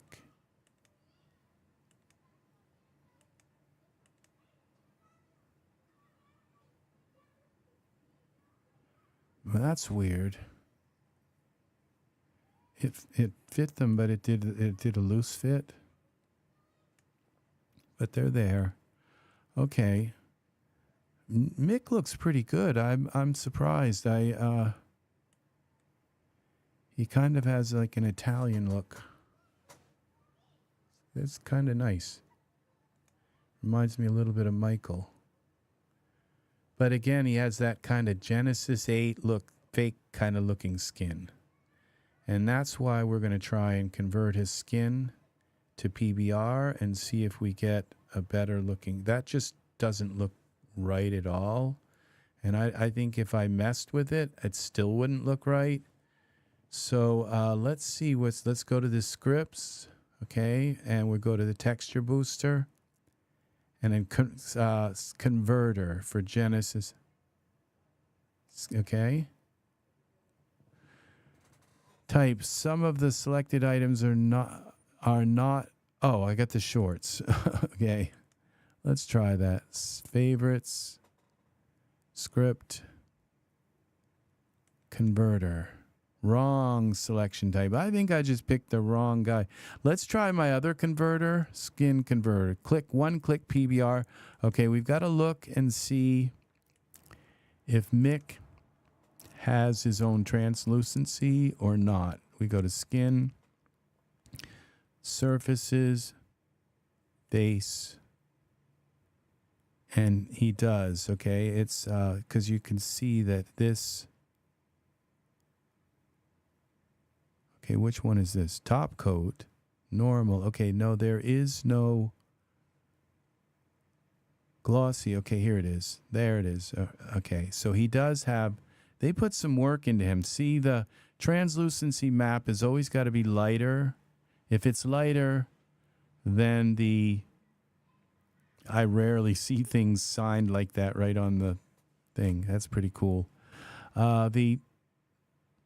If it's lighter, then, and you can tell it's got a different name, it's SSS versus the just McFace. That means he has his own translucency map. So now when we go into one click, it says keep translucency because he's already got one. Use the script, please select Genesis 23881. Something about Mick isn't a real figure. There's something about him. I don't know what it is, but he's just not a person. Not sure why, but nothing about him's working the way it's supposed to. So let's find another Genesis 8 figure. Habin.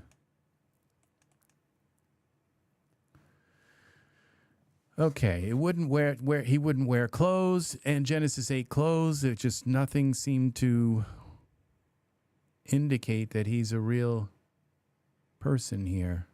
It's 8 o'clock. Okay, Habin, here we go.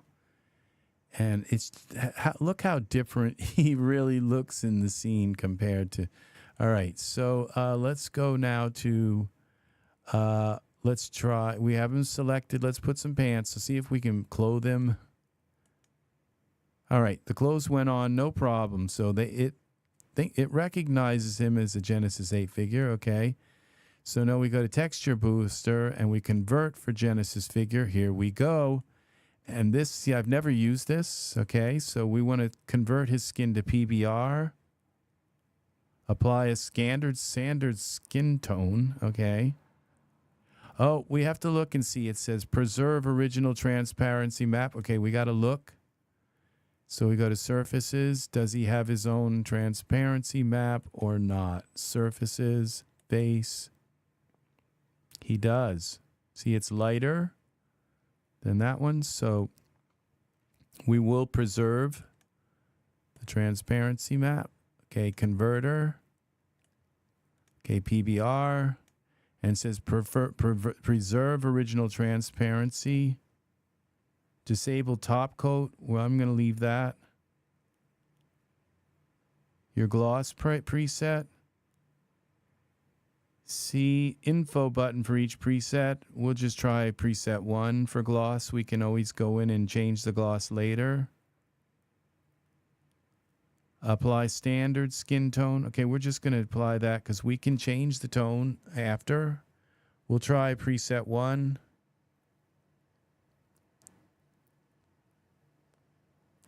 For gloss. And now it's doing it. Converting our Iray Uber to a PBR skin material. Let's see how this works. Now we're going to get to see, because this is the thing. Genesis 8 figures don't have PBR skin. Done. Okay. You can close this dialog or use other presets. Okay, so we're going to go here. I think we'll try a different preset. Oh, we can always mess with that later. Okay. So what we do now is we come into our... Now he's too kind of red. It's like I don't like his skin at all. I think it's better than it was, but I think I'm going to take his head down a little bit. Let's see, parameters. Currently used. We're going to take Habin's head down a little bit. Let's give him a better looking head. And then we go into our head.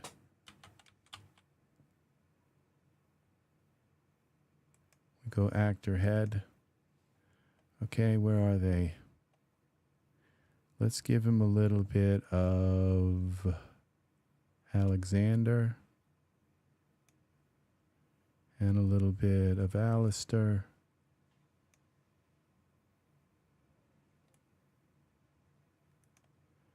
And some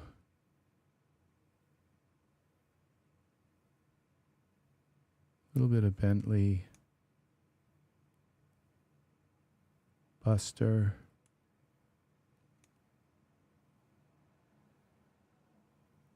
Callan, and where's Roy?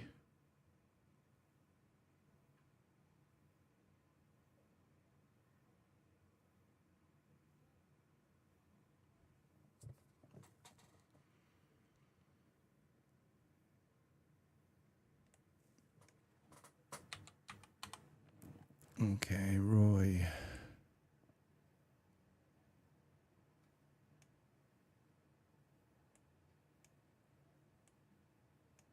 Okay, he has no eyebrows. He doesn't have... Okay, so let's see what happens when we go here to Turbo Booster and we try to play around with his skin a little bit.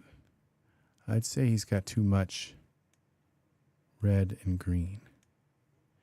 And we're going to lighten it a little bit. Too much red still.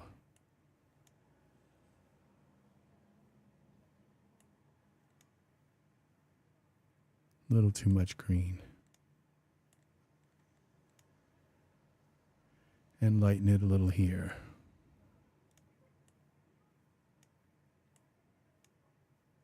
Okay, see what we got now? Something that looks kind of better. Give him some eyebrows. Brows.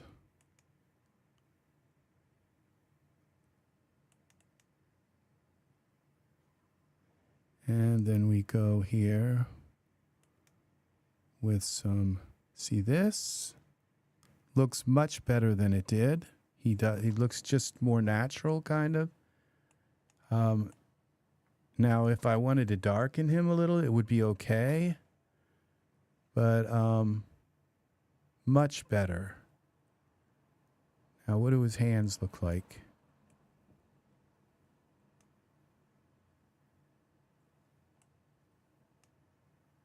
Terrible. See, this is what you get with Genesis 8. That's why I'm saying you can make the figure look kind of okay. And my camera light is like kind of blasting them, okay? Because I don't have if I put a light in the scene, that'll turn that off. But it's still, this is horrific, okay? It's just they couldn't make Genesis 8 hands right. And so it's just, that's the thing, is you can get your figure to kind of look okay, but just hide their hands. and that's the problem with them, is that the hands don't work. And so the thing is you take Habin. Okay, let's take this guy right here. What I'll do is this is what I do. Okay, I take and I go to scripts. Oh no, I go to script favorites, and I put a Genesis 9 dev load in the scene. This is magic, what I do right here, okay? This is magic. Then you select Habin, you select Genesis 9, Control-Alt-C, you open up your figure converter, all right? And I'm going to call this Habin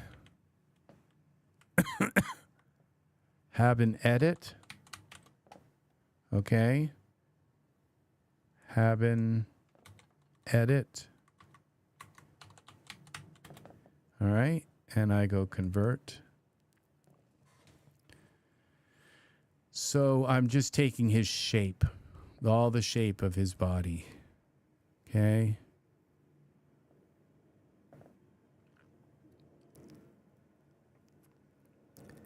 And we are converting his shape to so I can use it on a Genesis 9 figure.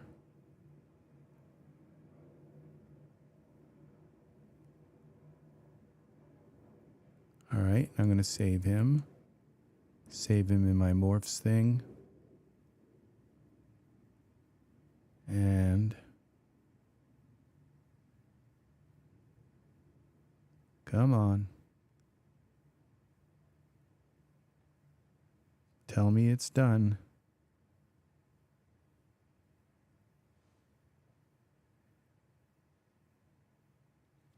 It takes a little longer. I think when you mix a bunch of guys together, okay. Now close this.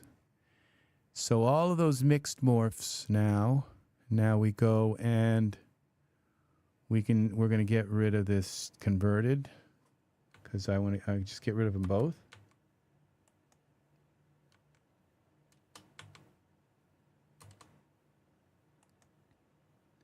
Let's try again. Habin. And now we go up to here. We can just put in our Genesis 9. The reason why I deleted the Genesis 9, I just didn't want to have to switch it back to high res because that conversion process lowers it from high to base. So if I just throw it back in, then I don't have to. Okay, I put the wrong one in. Genesis 9, go away.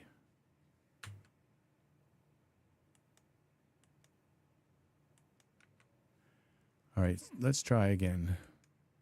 Dev items, Genesis 9. Here we go, here we go.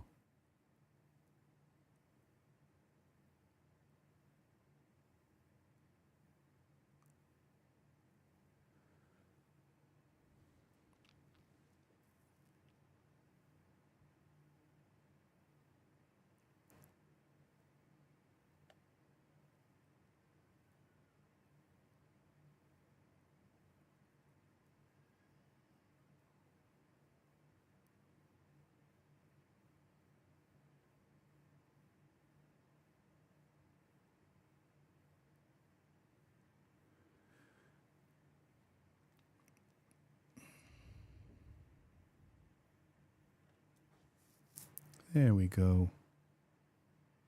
Come on, Genesis 9. I'm going to put some pants on him. All right, quick close, shorts. Okay, we're going to go to parameters.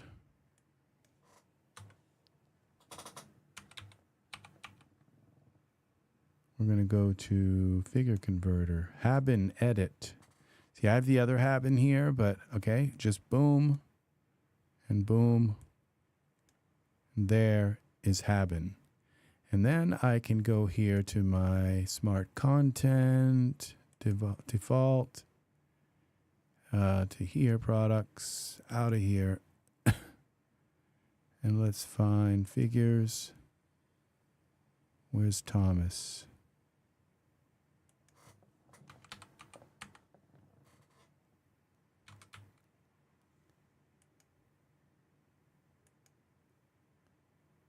Here. Materials.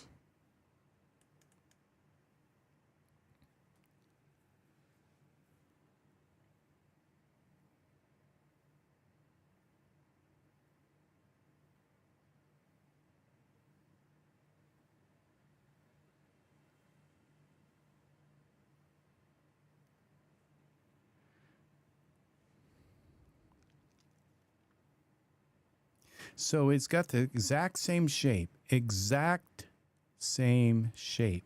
All of his body. You notice how he's got all that HD detail, all of that stuff in his skin.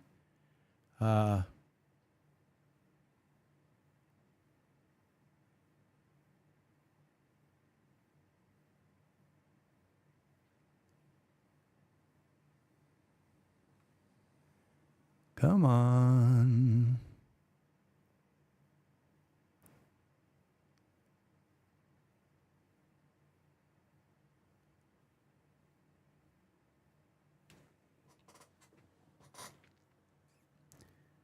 You know, I think it must be like a really kind of torturous job making skin because, you know, it's like you change the lights in the room and the skin just completely transforms into something else. It's just, look at that.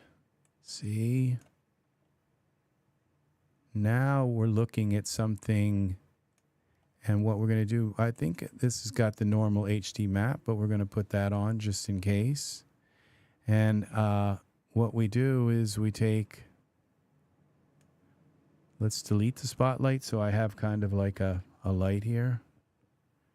And let's take a look at the hands.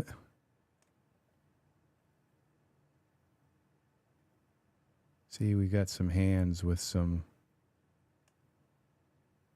The hands look kind of a little more realistic. See there, he's a little bit shiny because I got a light shining right on them. So, but let's put the light back in the room, turn off my camera light. And hello, Serenity's Gate. Didn't see you were alive. Been fighting with dForce mattress and lost track of the time. I have done that many, many times. dForce mattress. That is funny. Yeah, if it doesn't have enough geometry, it's not going to conform very well. Yeah, mattresses are very particular when it comes to if you don't have enough geometry, they're not going to bend well. You know what I wish? I wish there was a way to like take and select an object and say, and this is, they said, no, you can't do that in Daz and everything, but it would be nice to be able to select like a mattress and say, you know, give it more geometry. You know, and I don't mean sub D, I mean more geometry inside. Just draw some lines inside. Just add some more vertexes and add some more geometry. That's coming one day. See, this hand looks pretty darn real. We're not in the bright light, okay? But that hand looks pretty real. We are working with a massive product. If you don't know about this, my suggestion is buy it right now. What I'm going to do is I'm going to take my environment and boost it up a little bit more. Okay, so we're going to go to parameters. You want to buy this product if you don't own it. Okay, environment map. Let's go to maybe 4. See what happens. How about if we go to 5? So we can take a look at these hands now with some reasonable light, okay? Look at that. See, those hands look pretty darn good. See, I wouldn't... Now look at how the nails look and look at how these hands look. They're kind of a little bit rugged looking, but now that's hands, okay? These are hands that I wouldn't feel completely ashamed showing them in my scene. Okay, that's the difference between Genesis 9 and Genesis 8. The hands, now Genesis 8.1 have better hands. Okay, so we didn't use Habin's skin. We could, there's a way to put Habin's skin on here, but why do that when you're going to end up with those hands? Okay, why not just use a skin from another Genesis 9 figure and get hands like that? So those are nice. They still look a little bit, you know, it has to do with the art, you know, the artist. But let's bend this hand a little bit and see what happens when we bend it. Just see if it kind of bends naturally or if it looks all of a sudden blown out in a weird way. This would be in our pose, power pose. We got to select our figure. This would be the right hand. Okay, no, the left hand.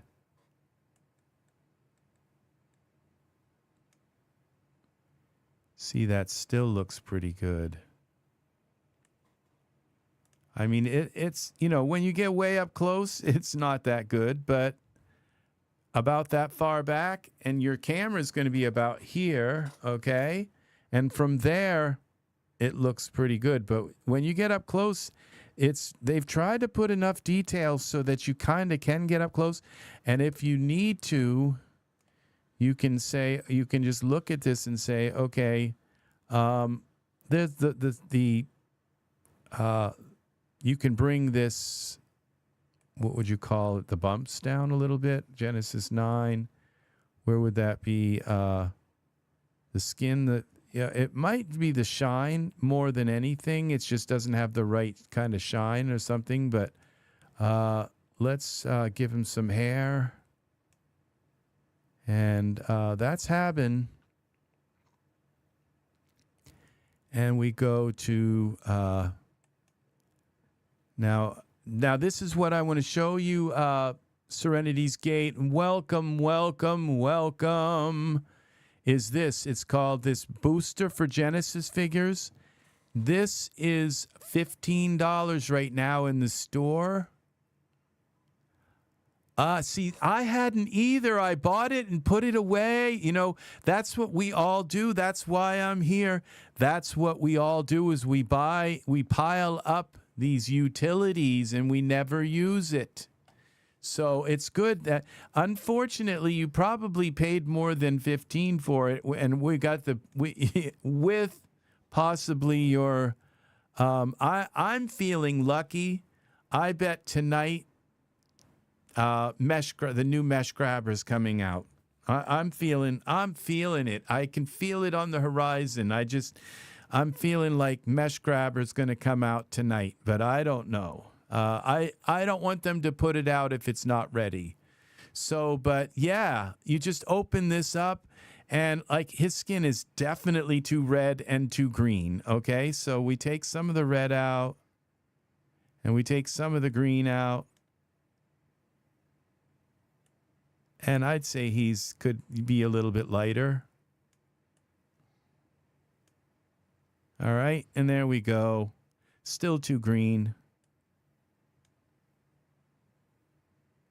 Maybe a little more red. Yeah.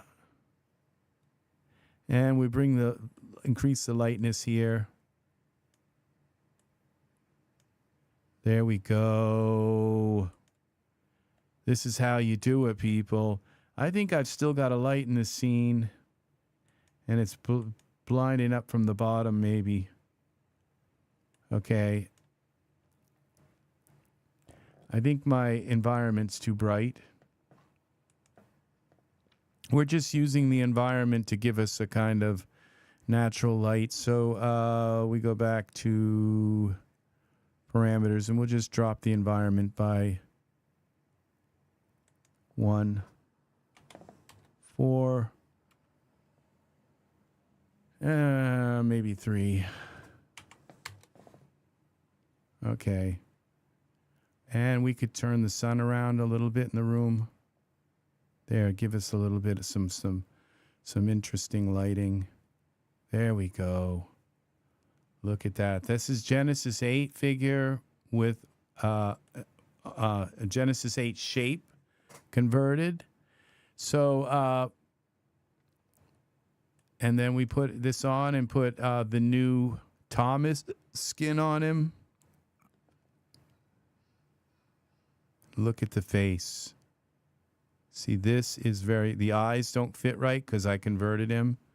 So I'd have to take these eyes and you know the drill with them. We'll do it anyway. Okay, parameters, we're going to go up to like 120. That's usually 120 is like it. It just, they bill. We got to push them in a little bit. Control L, some light, push them in so they're not encroaching on our tier.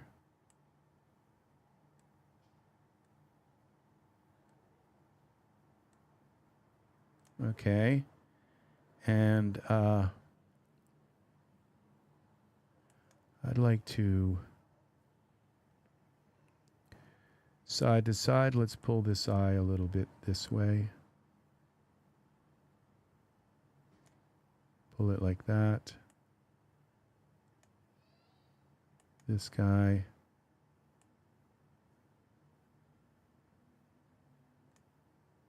Not sure why those aren't really spinning, but okay, and then we've got to go and select our eyes. Okay, we still got a problem here.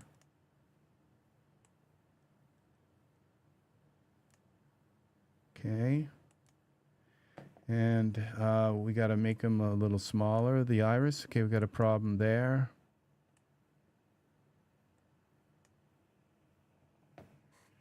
Uh-oh, 44. Welcome, friend. I thank you for the well-wishing. Thank you. Very nice to have you here.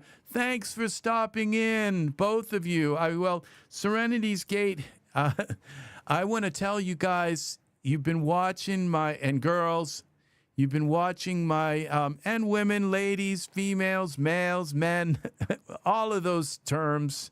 I don't mean to cut anybody out, and younger people, that I am up to almost 4,000 hours of viewing in the last year, which means once I hit that 4,000, like my this channel has sort of gone viral a little bit, okay? And what it means is that people are just kind of watching, they're watching whatever on my channel. They found my live videos and they're watching through them and all, and people are watching them when I'm not around and doing stuff, and it's starting to accumulate, and I only have about maybe not, 70 or 80 more hours left. I mean, that's a lot. But like 70 hours left out of 4,000. And if I hit that 70 more hours in, then I will, I will have reached that you have to have 4,000 hours in a year. I will have reached that particular goal. I need another 127 subscribers. And then my channel will be monetized, and I'm not sure, you know, how much this channel will change. It's like once I'm actually, you know, once it's making money, you would think, okay, well, I'll start doing more with it. You know, I'll start, but you know, it's like, how could I do any more than what I'm doing? I'm like, I am like coming in every couple days and broadcasting sometimes for like 8 hours in one sitting. So, you know, how could I do much more? And I'm not going to be going to scripted stuff. I'm going to stay live. Okay, thank you, Art. It's very nice. Thank you. So this channel is going to stay live, okay? This is the way it's going to be. I'm not going to be like putting together videos and uploading them. That's not going to happen. This is going to stay a live channel. So I'm not changing the way it is. I may come like 4 or 5 times a week instead of, I might come every day and just come in real quick and talk about stuff, and I'm not going to be shortening my videos. I'm not going to be doing anything like that. I'm just going to be doing the same thing. I might do it a little more than I do, but other than that, that's what's going to happen with this channel. Is we're gonna look for the word iris, and if you guys watch this enough, you'll learn stuff. More iris size. Okay, we got to make them smaller. That might be enough. Let's see what he looks like now that his eyes actually fit in the socket. Yeah. That's working. It's working. It's working. So look at that. So I don't think we need to do anything with the eyebrows. They're pretty smart looking. Deservedly, your streams are very helpful. Thank you, Crimson Samurai. I don't know if you've come in here before and said hi, but thank you very, very much. I appreciate that very much. Apparently, it says your streams are very helpful. It means that you've been around and watching them, when nobody is there to say thank you. And I am saying thank you now. I'm saying thank you to all of you who have watched my streams. And it doesn't matter if you watch them when it's live, and if you prefer to be here when it's live, or if you watch them when it's not live. It's very nice. And if you are watching them when it's not live, I want to thank you, for being here even when, I'm not here like live. It's very nice that you come to my channel and check stuff out. Some of my videos, I recommend, when I start, it's like, okay, I can't remember how to do this, and I start spinning my wheels. I don't care if you jump ahead until I figure, to the place where I figure out what the heck I'm doing, my videos, some of them are 8 hours long. You're always lurking when I can't. Oh, well, that's very nice. Well, it's very nice to have you here lurking and watching and learning. So that is very nice. So I have to make a note to myself to get in touch with this 3D Digitimes and ask them to please add so that this texture booster will also work with Omni shaders, the Omni shader, so that when we can come in here and just change the color of Omni hair, that would be really nice with a red, green, and blue slider. So that would be really nice if this also had that. So let's give this guy some hair. He's saying, well, it's about time. Let's see. Let's give him. So we don't want, okay, we want the hair on him. Hair. Let's get rid of the Thomas word. And, okay, I want to show you this other hair that came with Thomas. And I imagine that that is nice. Well, I'm the kind of viewer that likes to. I want a specific answer. Like I get stumped and I say, well, how do I do that again? And I want to go on YouTube and I want to say, how do I turn the shader, to this color? And I find a video and it just explains it right then and there. And then I can go away and say, that's it. But there are people who just want a kind of broad view of things. They want to see something created and see little things here and there and here and there and here and there. And that's where my channel comes in. And it's the best of both worlds. I think this pompadour hair is pretty nice here, but it's not the hair I'm looking for. There's this new hair that I just got, and it should be up here. Okay, highest first, but it's not.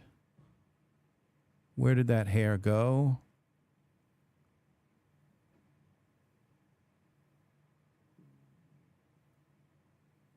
And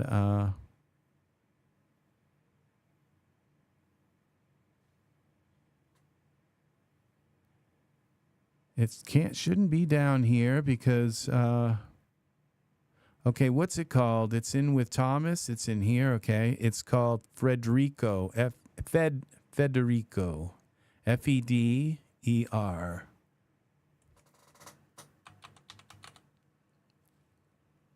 See, this is the problem. It's not showing up. Oh, there it is. It's in like default, so it's not even in the hair. They didn't do that right. Okay, so this is the Federico hair.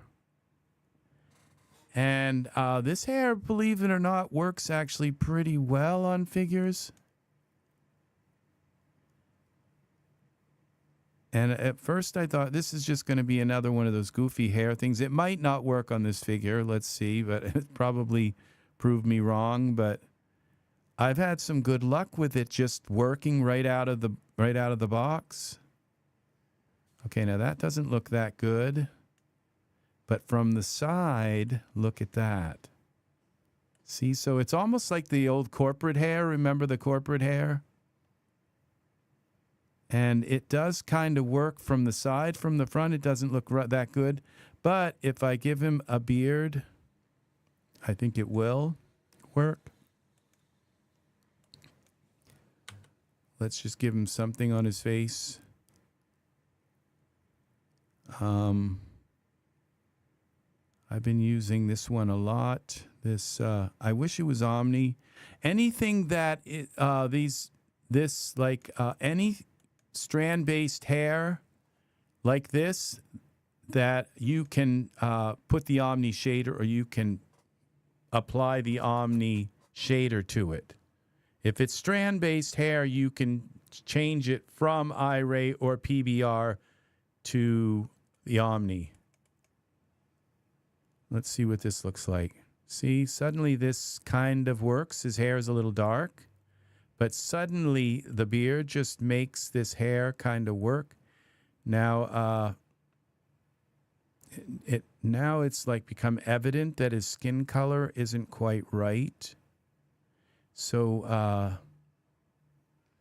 but I take this now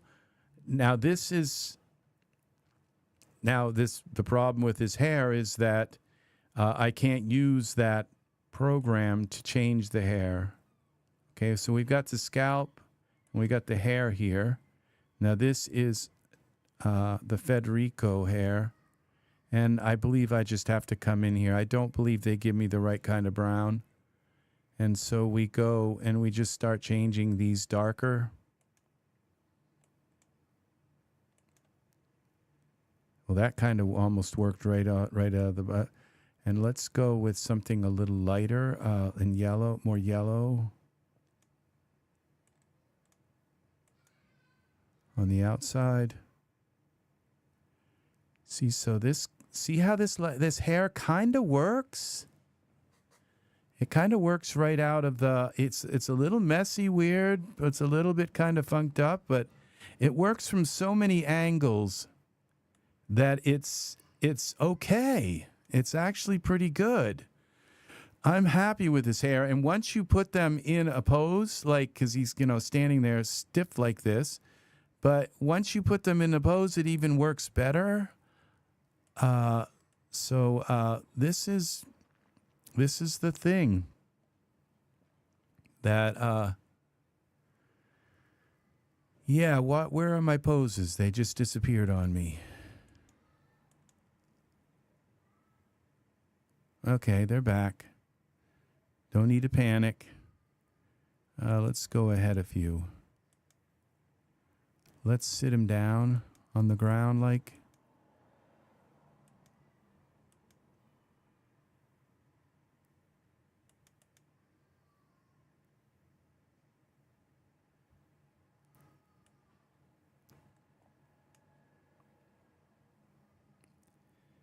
And there we go. I have the ground set. This is, I have the ground set so that it's, so that it doesn't move. So you all know how to do that, right? You come in here to the environment options, and you go to surface, you go to your parameters, get rid of this, and you go here, down here to where it says ground position mode, and you set it to manual, because this is the HDRI ground. And if you set it to manual, then you can change the Y origin of the ground so that it like moves up or down. You can actually move it up or down. And I really like that. I don't like it to do it automatically for me.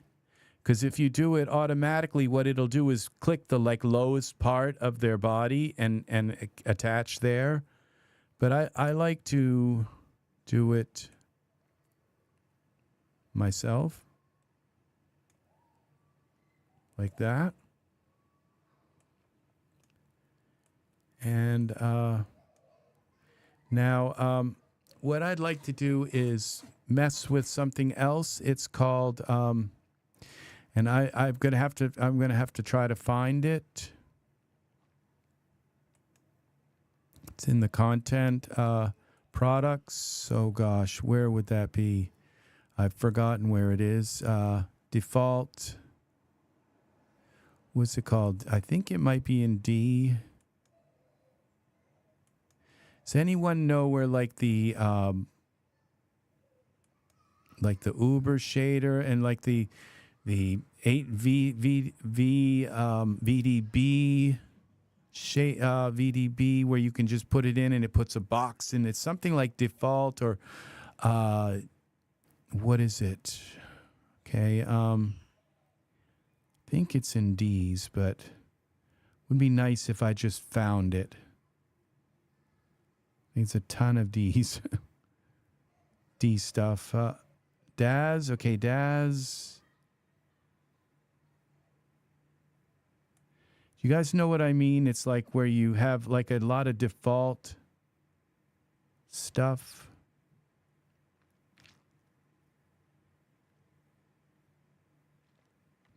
Okay, it would be the Daz.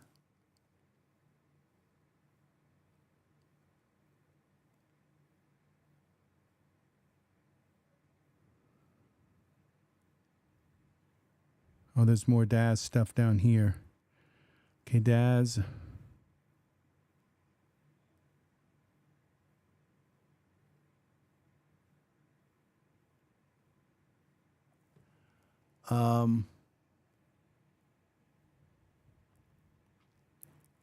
Let's try default. Okay, let's see if I type it right.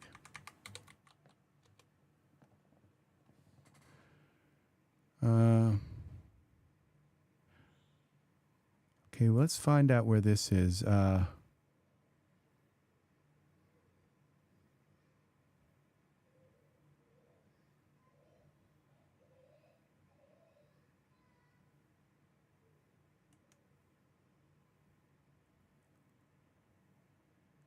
My dad's shader presets.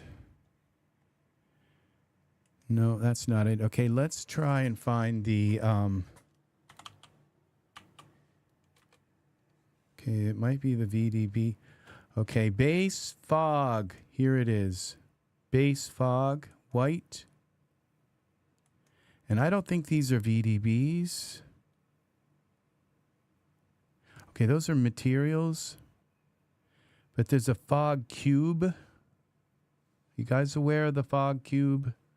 And it's not a VDB. It's a very...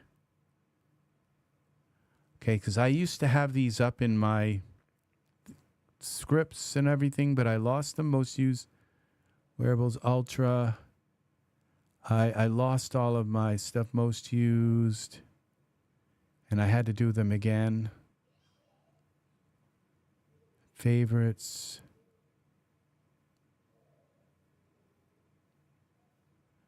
They're lost.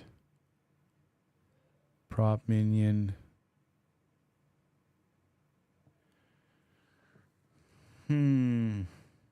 Now I've lost them again. Okay, let's try fog.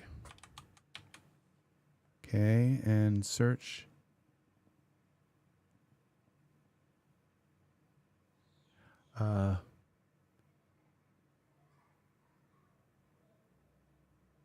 AB fog.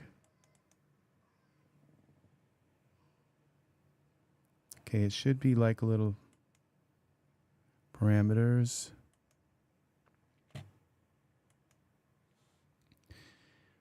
Okay, this isn't right because it would have like density and all that stuff.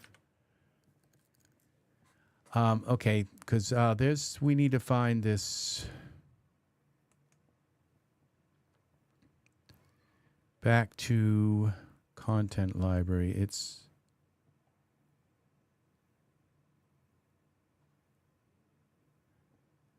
maybe it would be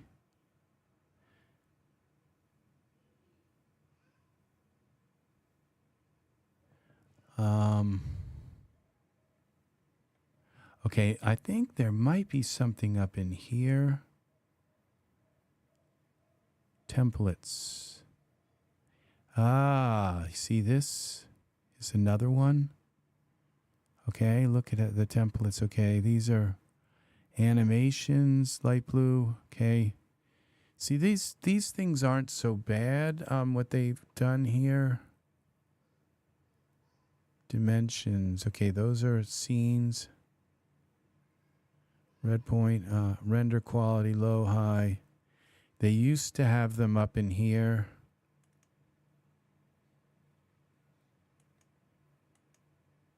Templates, where there was basic stuff that you could throw in your scene. And I've lost it now.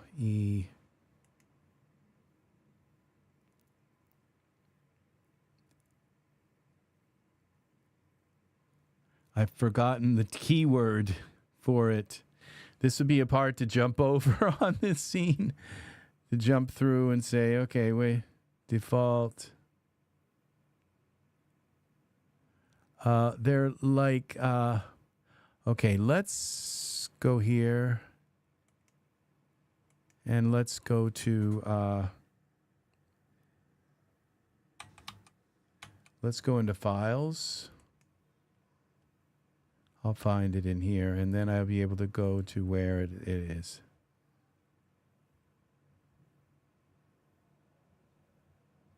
Okay, that's not it. Atmosphere area, that's a VDB. Atmosphere cube, I think. Let's see, show asset in.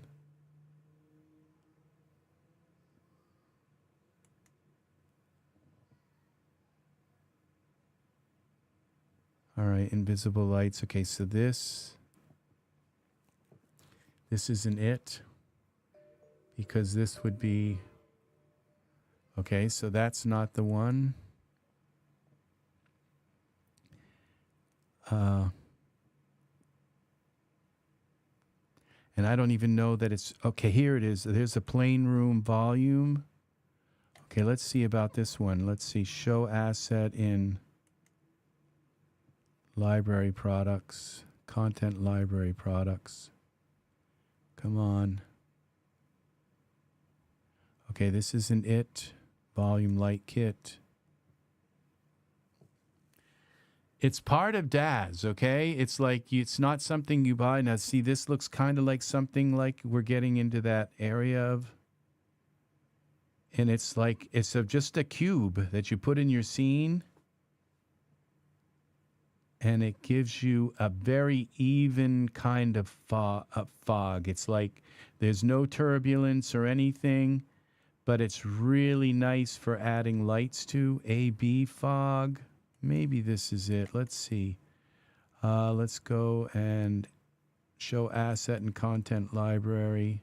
One of these, I'm going to go there, and it's going to take me right into the middle of that place where there's all of these default things. Have a wonderful have a wonderful night, 3D Madness. Have a wonderful, wonderful evening. Yes, it's probably going to get longer and longer. This is another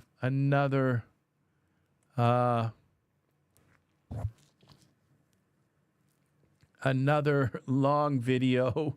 They're all long. So, but I like, you know, that's the thing. I'd be working on this stuff. How long do you guys work on a scene? You work hours and hours on them. That's what this is all about. Main prop. Okay, it's not that Katie. We may not find a mysterious. Okay, UB fog. I don't think that's it either. Okay, we're going to go. Okay, what are some of the other ones that are in that? Let's see. Let's go. I'll find it. Uber. Files. Okay, filter by context. That's the problem. I've got stuff selected here in the scene. Okay, Uber. Okay,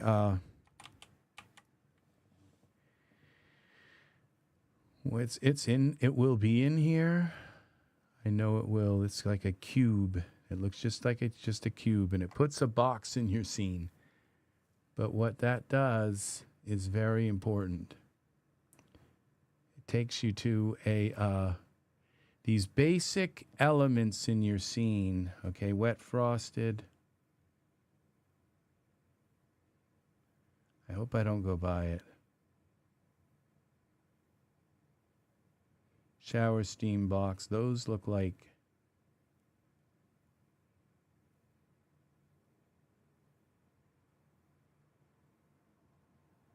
that shower steam block would work, but that's the whole point, is showing you where all of these very basic things for Daz are, where they live.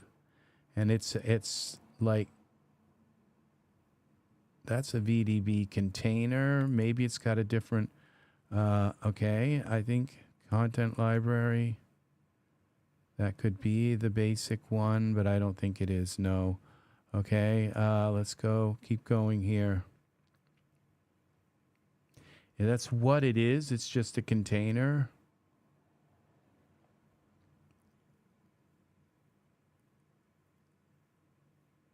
And we will find it.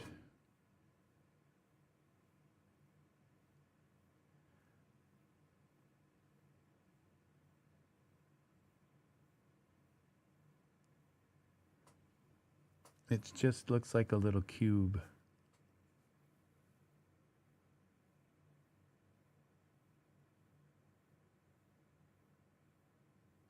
It's probably at the bottom of this list, because it is kind of part of the beginning of the whole. When the first VDB thing came out, they gave us this VDB cube, and I know my brain is like not remembering. If I can find just one item, one of these like kind of items, it'll take us to a lot of this whole thing full of items. I've talked about it before, but what I'm looking for is something that is a very basic kind of, and I should have probably gone from lowest to highest, because it started probably is way down at the bottom here. Okay, now we're getting to some simple stuff.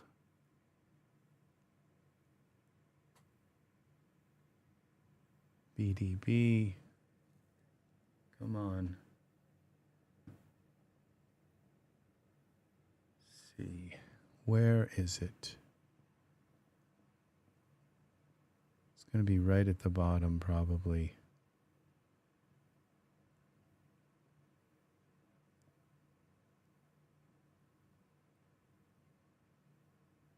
No, it's not here. Let's try cube.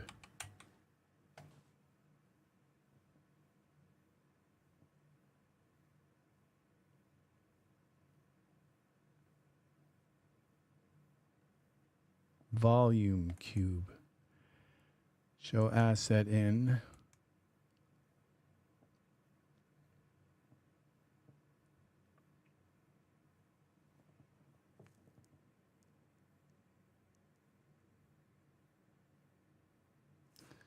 No, that's not it. Alcove window. That, I mean, that would work, but oh, here it is. I think these are it, but I'm not sure. Prop.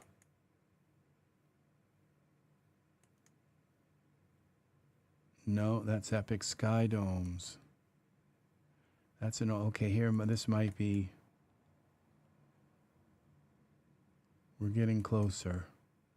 That's also that. No, oh, this is so.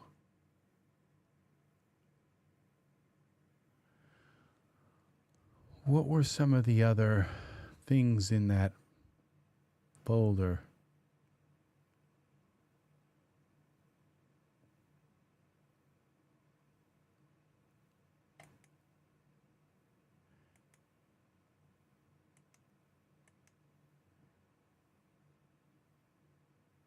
OEM. No, okay, I'm not doing well with this. Atmosphere cube. I think I looked up this one. This is in the ghost lights. Oh, I wish there was just an easier way to find this. It's like a default. And it's like there's just so much stuff to look through to find this thing. If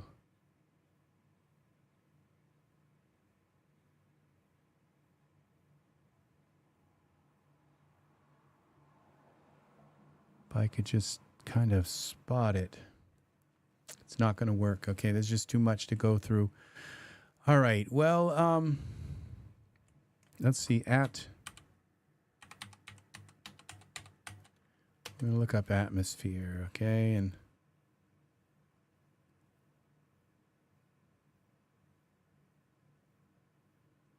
it's not those. Those are some pretty old things.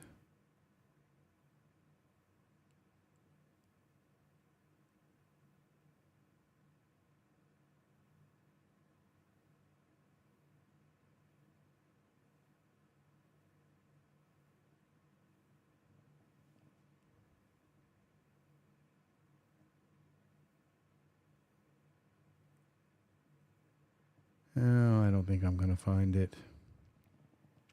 Okay, well,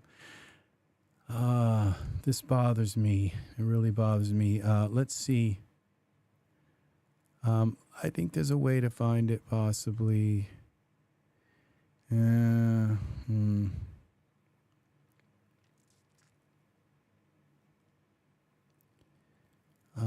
What other things? There were other things in that folder.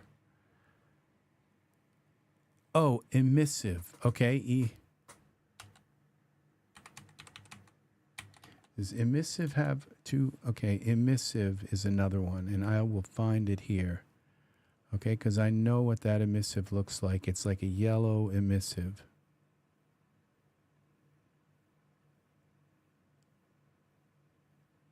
If I find that, and I'm going to find it now because I know what this emissive looks like. And it's also in my shaders. Okay, so we can go here, File, Default, and we go to Shaders.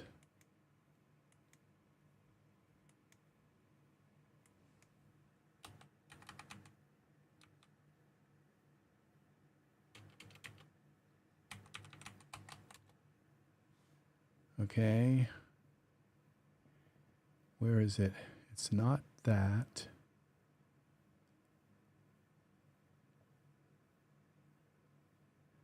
I may have to dig down, let's go back down a little further, but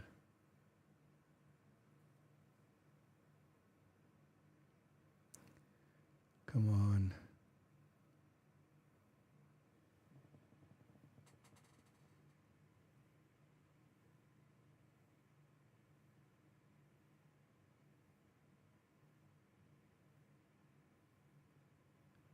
Come on.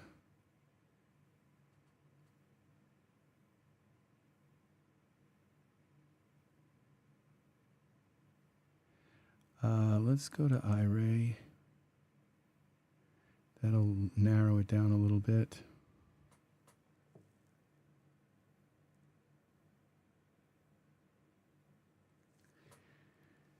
I know what this one looks like. I know exactly what this submissive looks like.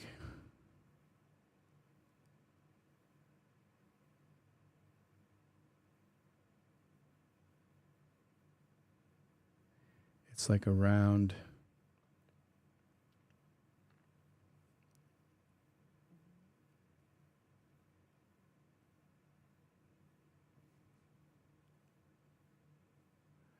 What a ton of emissives we have here.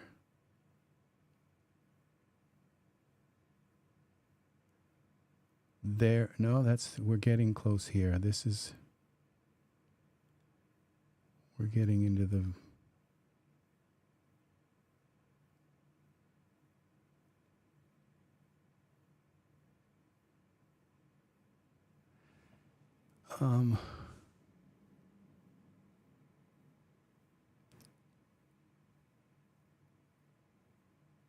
oh darn.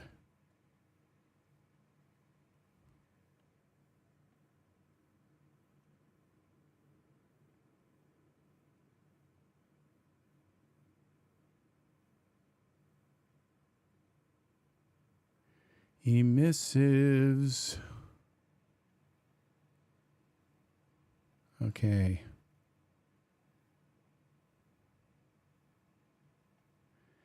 Because when I find this folder, I'm going to add a bunch of stuff into my scripts, custom scripts. Let's try. Okay. That's not it.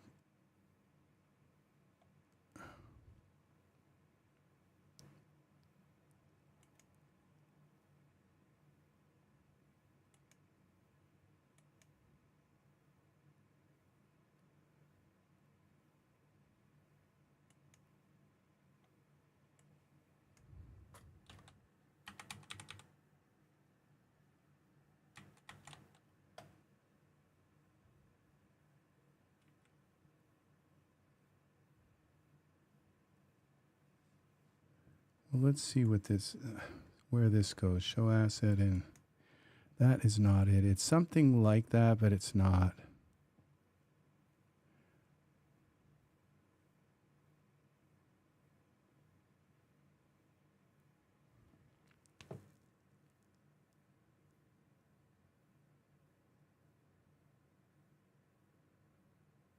No.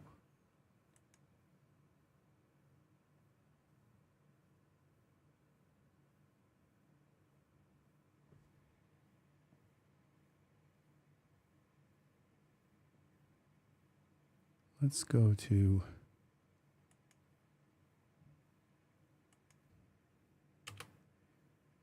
emissive.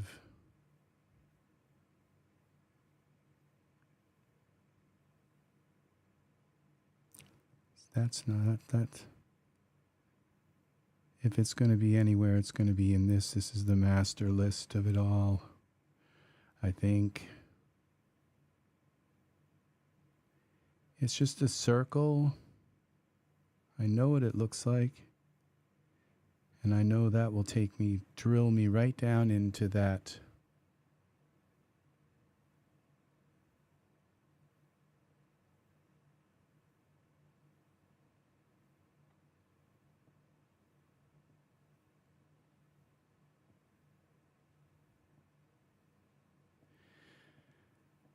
Okay. Is this it? No. That looks very similar to it.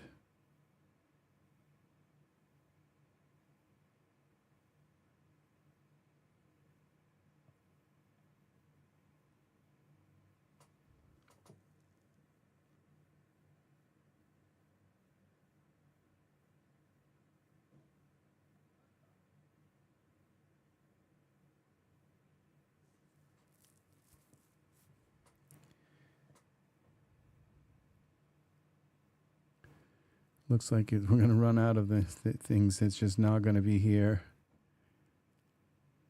It looks kind of like this.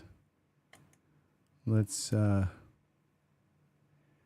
bet it's like got a different icon. You know, that's the thing, is that I've been noticing some of my icon light like they have different.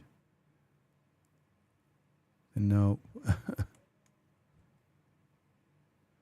just have different icons. Okay.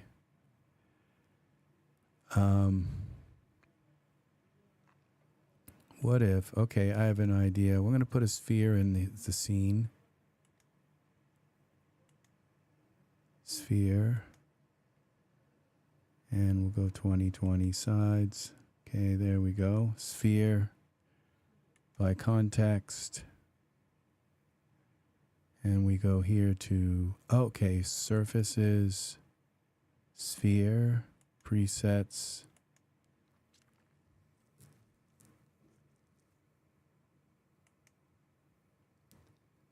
Okay. Then we go default, we go shaders. It's going to be right in here. Now these are only my shaders.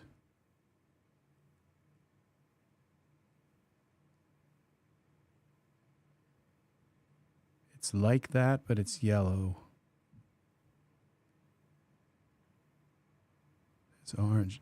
These might actually be.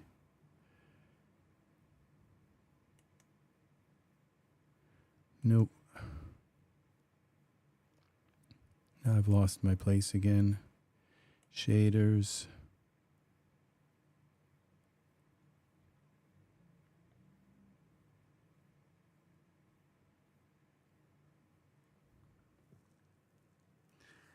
Now, I could undock this. Let's see. I forgot how to undock this.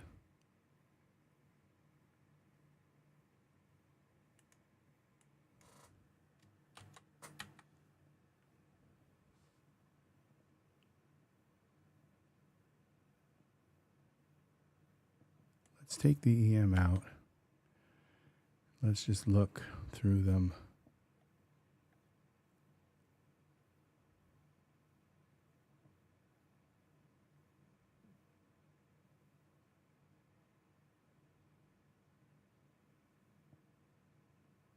Okay.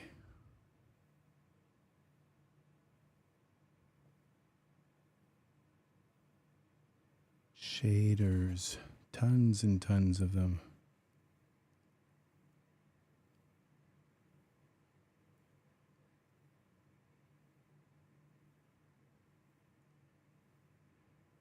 This doesn't look like it's showing me the, it's like, these are different. They're kind of,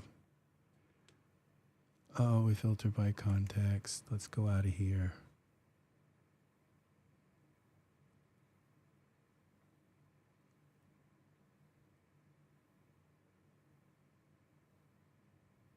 Let's go to Iray.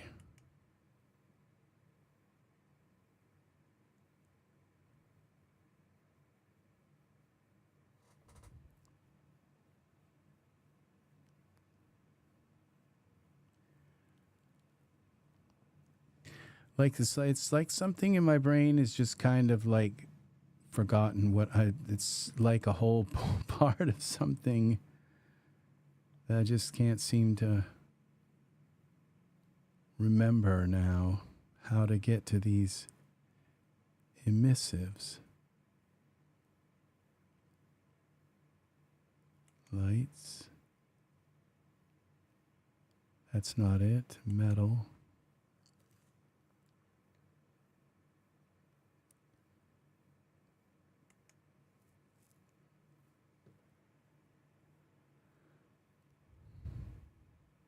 Surfaces.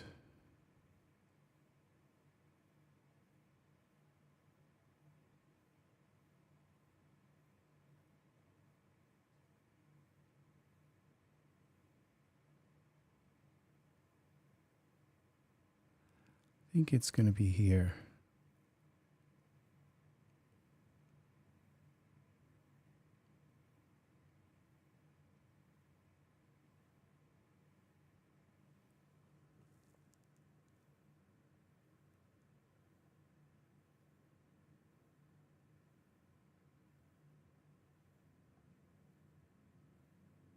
add emissive. This might be.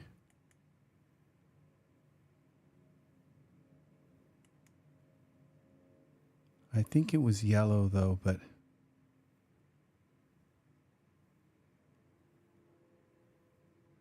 that looks kind of like it.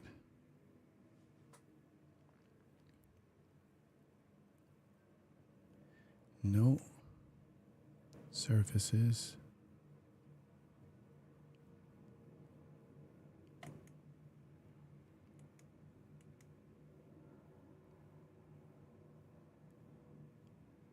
Okay, I've looked up that one before.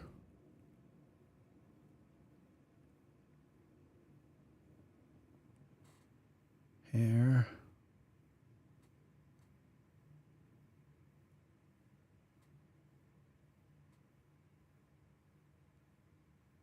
It's got to be here.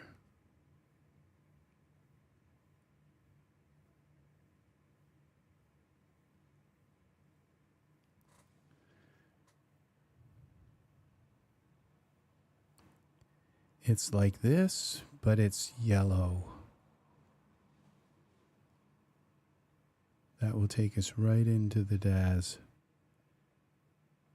Like default items.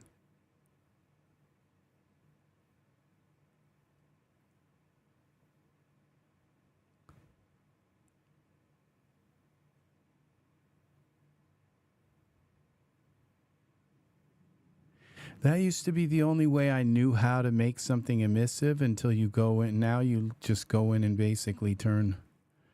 But it's like it will take just about anything and make it emissive.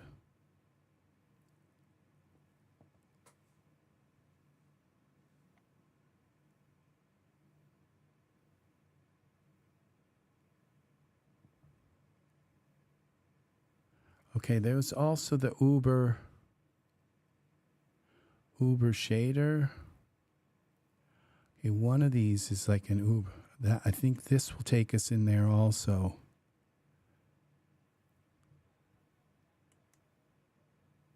There it is. Default resources. It was in D. I knew it was in D, but it was a, okay, here it is. Default resources.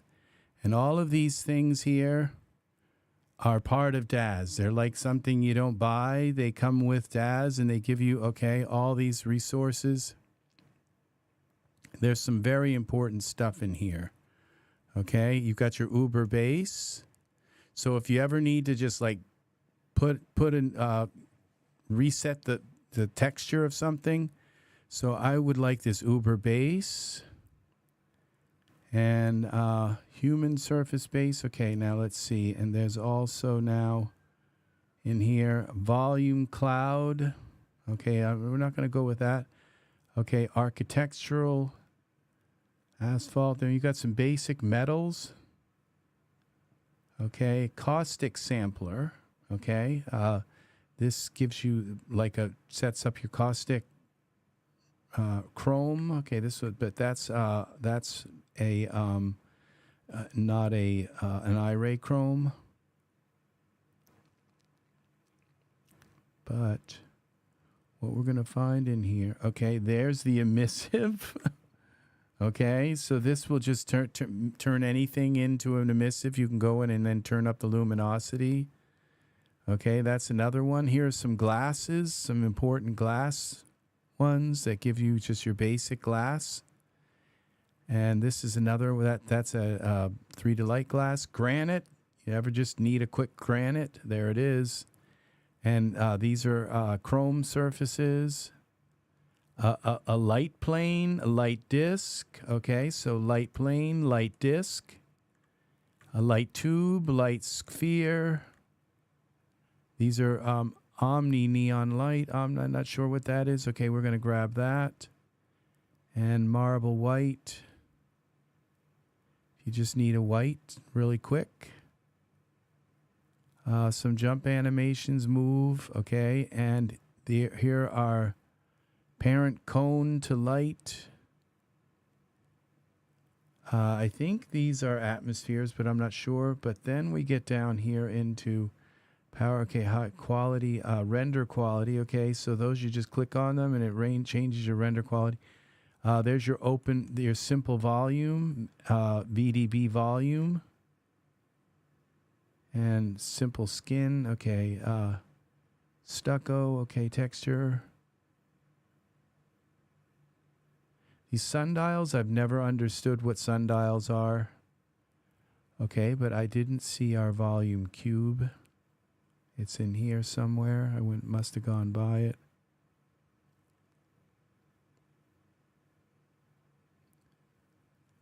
Okay, so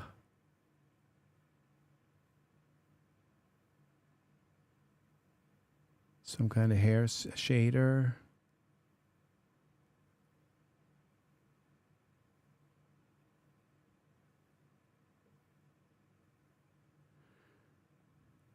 Glass. Where is our volume cube? Distant light.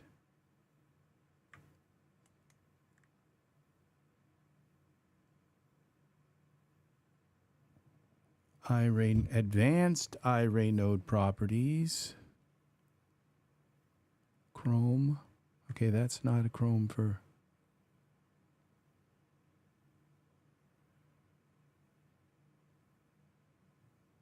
Now I'm not seeing the. Okay, let's right click on these.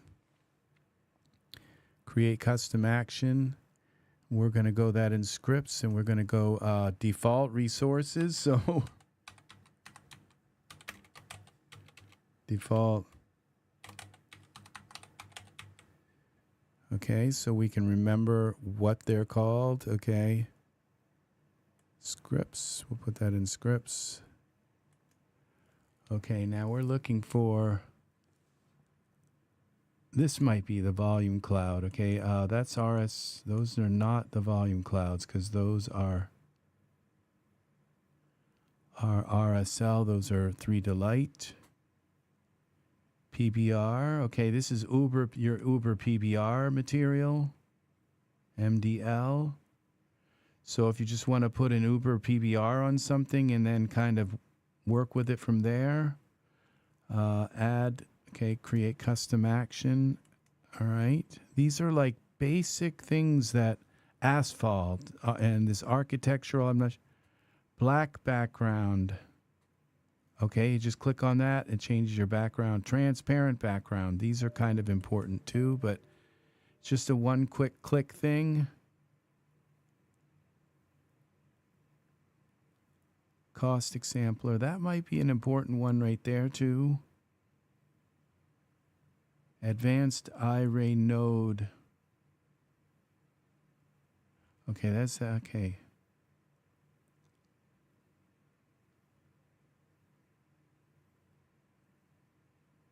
Point light, spotlight. Okay. Environment sphere. Okay, let's put that in the scene. Okay. See, we have now an environment sphere. And I think there's an environment cube too.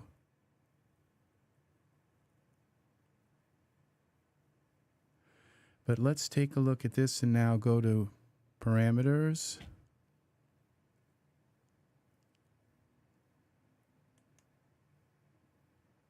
Okay, I don't see anything there but surfaces. Editor.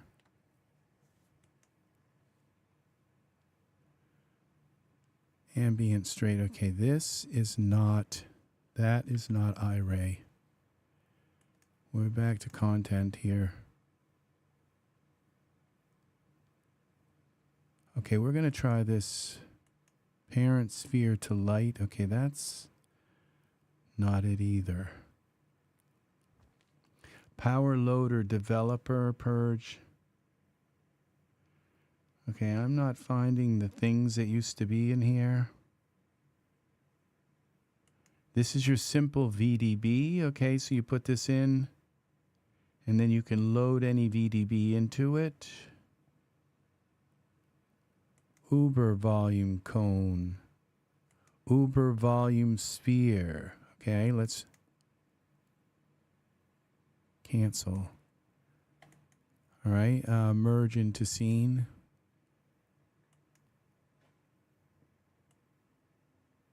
All right, we have to make the environment black, backdrop black to see this.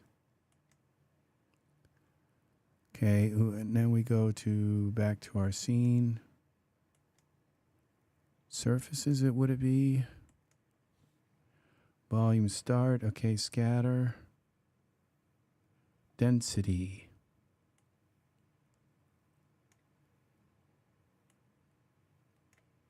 Okay, we might have to scale this.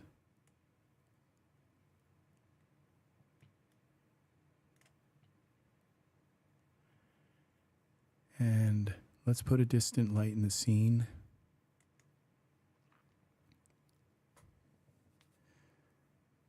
And turn the light up. Last time I did this, it wasn't so hard to do. I just put, and it was a cube. And I'm sure it was in there. Right in there. So we don't have maybe enough density here. That's our cube, okay? And so we would have to go to surfaces. Density is like at 10 and it's not.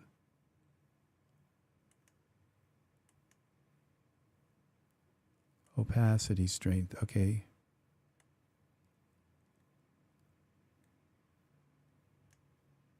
Look at what we have here now. Okay, so now when we go inside here, we should have an atmosphere. Now see, this is very strange. This isn't what I expected it to be.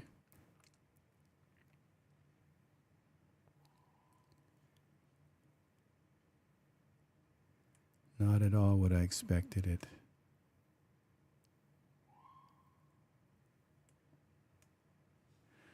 Okay, that's not what we're looking for. Volume cone.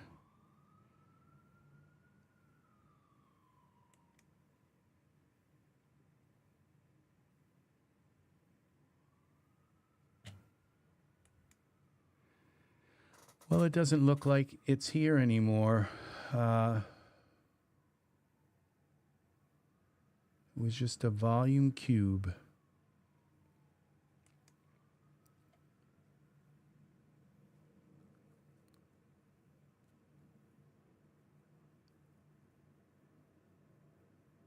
So nobody knows what I'm doing here. I'm like, this is where it would be really nice to have like more Daz people, because they would have just told me immediately where this was. And morph transforms, you know, just kind of putting our minds together. Just, you know, it's not no reflection on anyone, because we all kind of know, oh, it says environment sphere. That's the one I think I tried to do, and it was merge into scene, and it turned out to be, okay, surfaces. This is, yeah, this is not Iray.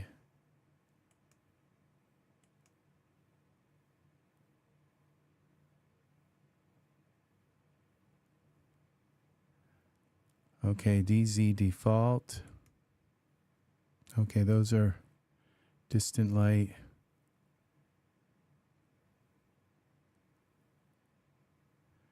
Iray node, color bleeding. Okay, chrome. That's not Iray.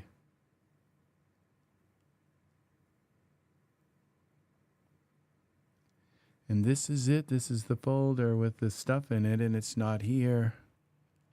Transparent background. Okay, and these ones look like, okay, these are Uber volume cloud. Okay, these are not Iray either.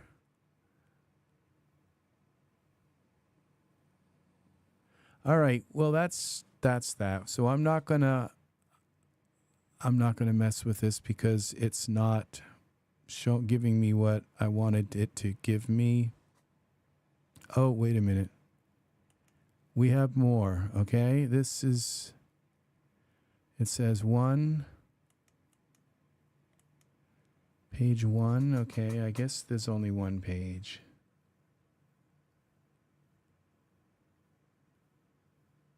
Oh, okay, page 1 of 215. There's only one page. Oh, this really bothers me because it was just a cube that was in here. It was... all right, we'll go back to Surface, go back to Smart Content Cube. I saw a few of them here.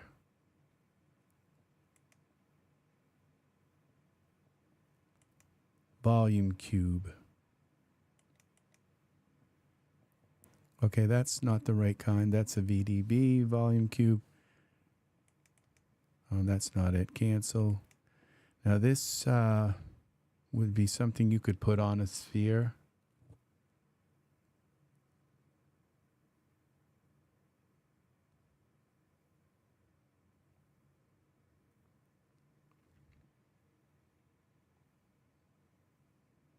Okay, volume cube, prop.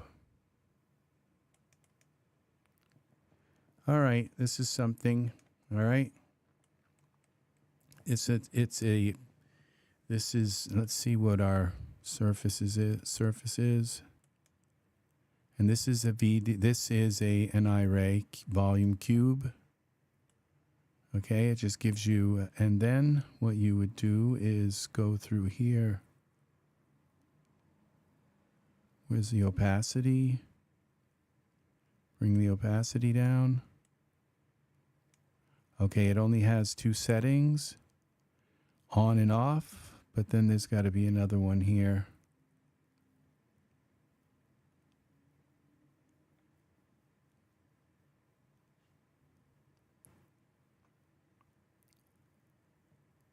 It might be in the parameters. No.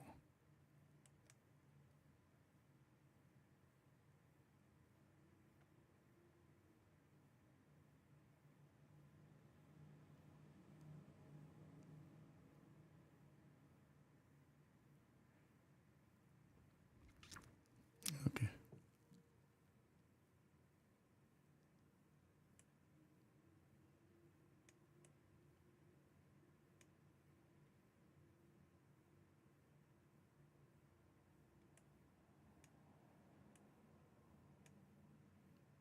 Okay. This looks like it's thinning it out a little bit, but I'm not sure that that's actually what's happening. It may just be not catching the light from my distant light.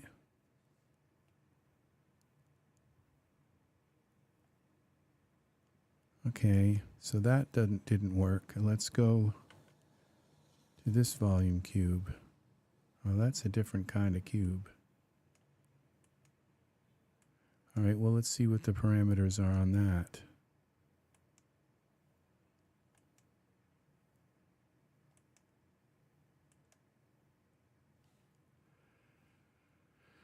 Can we change the cutout opacity here? Or is it just another on and off thing? Yeah, it's on or off.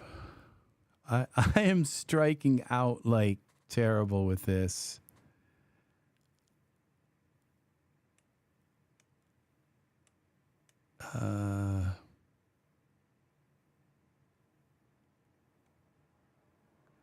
It's not these. So, all right, go back here. So it's not that. I have a bunch more of these. Oh, okay. This is it. Oh, this is one of them. Okay, the prop. Okay, this looks like the right thing. If this is, I'm going to add this to my, I'm quite sure this is. So this is going to let me change the density of this. Cutout opacity. Oh, that's just an on and off thing again too, but somewhere it's going to hit.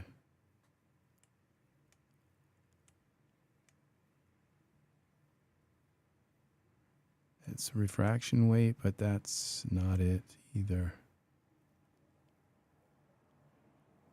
Okay, I think, okay, I might have to, no.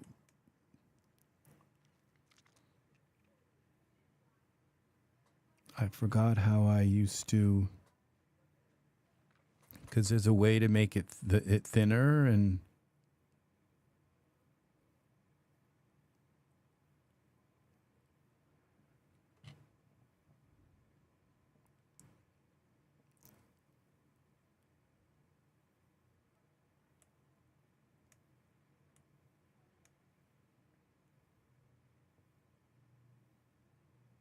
Translucency weight. I know that's not it, because that's, I know what that is, and that's just not it.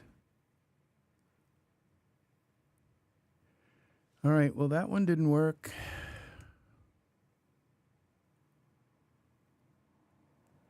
This is really, maybe they just, no, I know, because I used this just about a month ago. I put 2 months ago. Okay, now we got a bunch of these.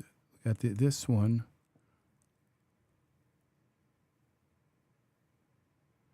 Volumetric light cube.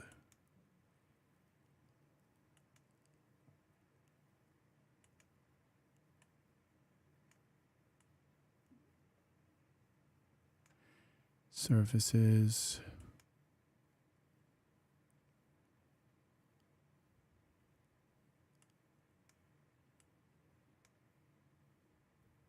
That is so weird. Because it had a density setting, and but it was like a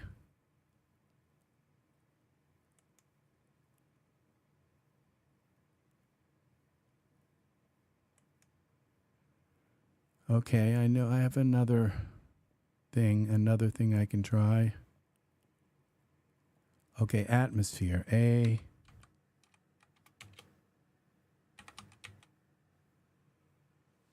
atmosphere.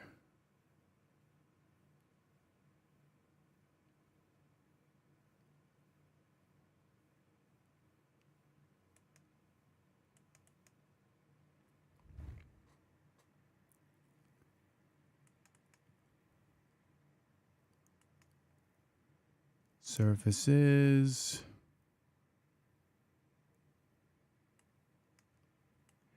This, I don't know what I'm doing wrong here. Okay, we go here, and that's our atmosphere. It used to just work with cutout opacity. And now it's just on or off. So there's something I'm missing here, something I'm not seeing.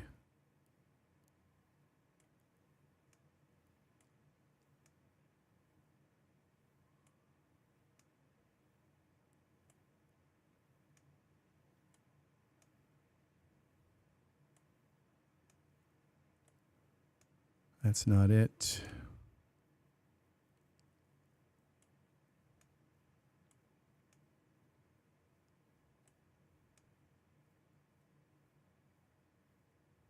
Translucency. Well, that's not it. Again. All right. All right. I'm going to try one more, and then I'm going to give up on this because atmosphere. I mean, I'm going to try a couple more things and see what we have here. What's this? Parameters. We'll scale this up.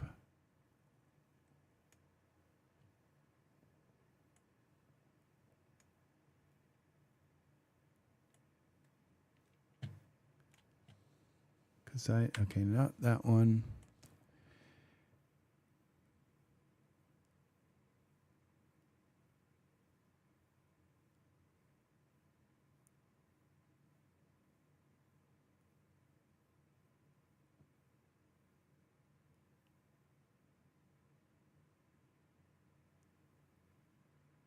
Okay, we're going to go here, explore product. We're going to go to environments, atmosphere projection, merge into scene, atmosphere prop. Okay, there's one. We go to surfaces.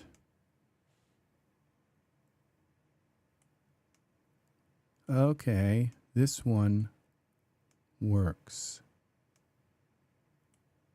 Okay. This is from a product called, that was like I said, I got one more to try. This is from a product called Render Studio 2. And this is the atmosphere projection prop. Okay.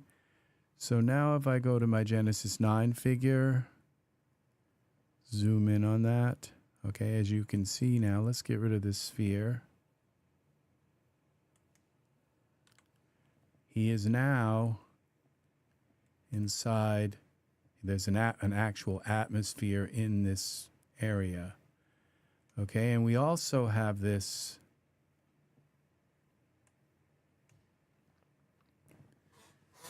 okay, we turn off our distant light. And if we raise up the atmosphere now more,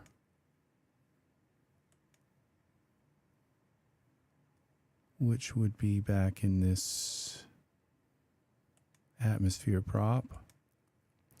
I've used this particular thing a lot.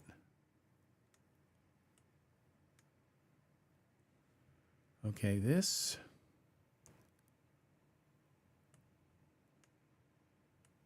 I think I've got another light here or something. I think. Okay, the distant light. I've got my atmosphere on, I think. Environment options, I do. I have a sky. Let's see. I think, I'm not sure. I think I've got a VDB. Yeah, I do. So we turn this off. Scene only. Here we go to the atmosphere prop again. Maybe these don't work anymore. I don't know. Maybe this, when they started with, okay, cut out opacity. Okay, we've got some things here.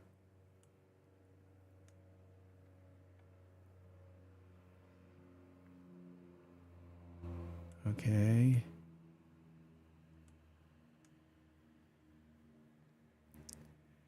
And so we look through our, we find our gobo.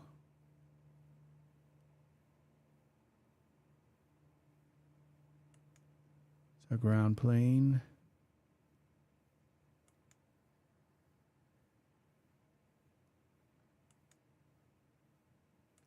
Gobo.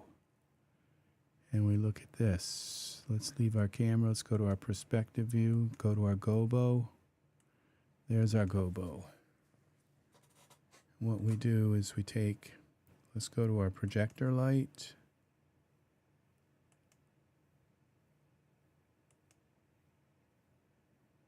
Look through the projector light.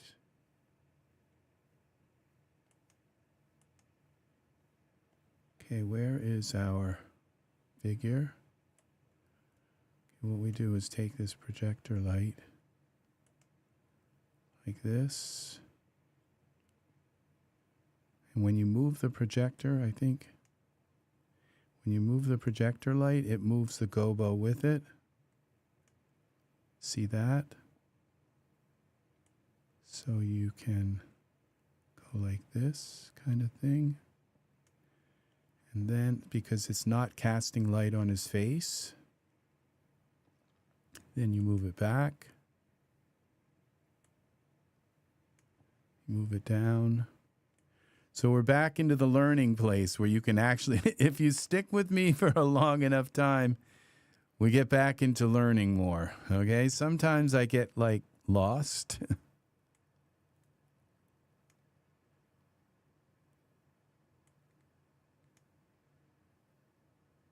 All right? But you're going to learn a lot here, okay? I can guarantee you. Okay, let's go back to our camera. See, now the light is actually coming in through. Okay, go back to our perspective. And let's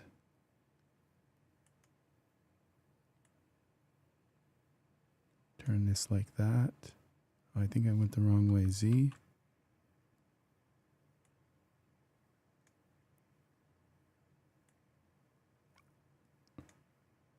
Z. Every time I grab it, I grab the wrong angle. And I don't think I can see anything in. No, but.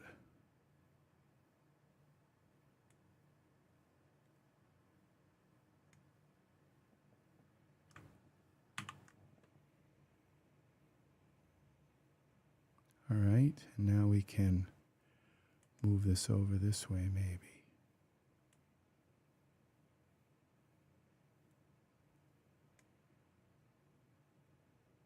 Go back to our camera. Yeah, we're getting somewhere. Now we go back to our perspective. And we raise this up a little bit.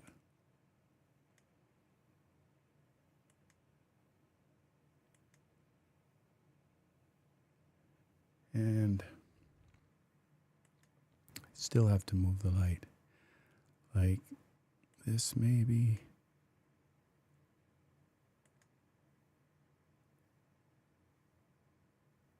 I can't tell what I'm doing.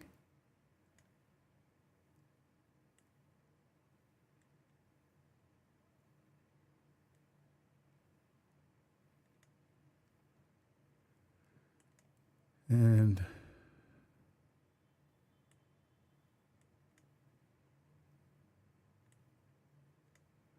move it over and move it down.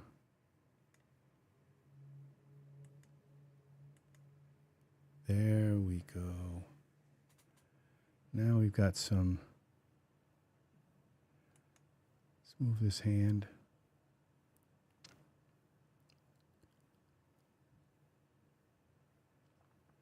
Let's put him in a different pose. He's got his hand covering his face. It's just not the right kind of thing.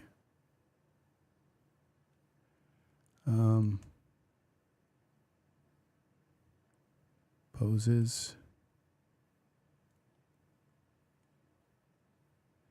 I gotta get back up to the top of all this. Now there used to be, now you can't just take, I'm going to show you there's some really cool stuff coming up, okay? So, but you can't really just use a spotlight, you know, through this, okay? The reason being is that what they've done is like narrowed the focus of this light so it's kind of like an infinite light, and that's how you get this effect. So it's a weird spotlight, okay? And so you kind of have to buy this, you have to buy something that has what's called gobo lights. And if you have something that has gobo lights, then you will, you'll get one of these kind of infinite. There's a way to set the light, like it's kind of like you have to narrow it and focus it and do something really weird with it. And it makes it kind of like, it's like what you do with a camera when you make the lens really wide or something. Or something like that. It's just a strange thing, but what it does is it gives you this kind of focused light thing effect. And now we go to poses. We're going to still have him sitting, but I'm just going to get him in a sitting pose where he's not kind of covering his face. And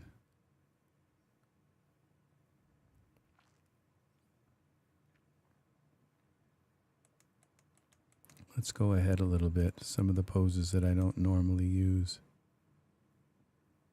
Oh, that's the one I just used.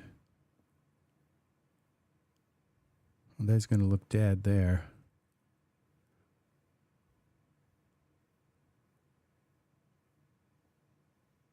How about this one?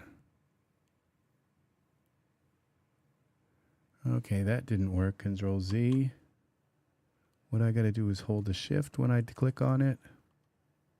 No, that didn't work. Z. I have to hold control, click on it, and then translation. We don't want it moving him. Okay, there we go.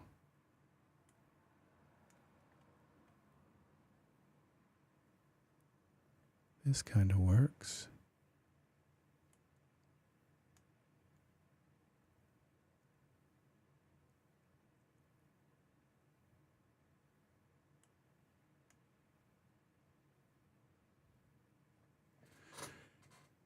Okay.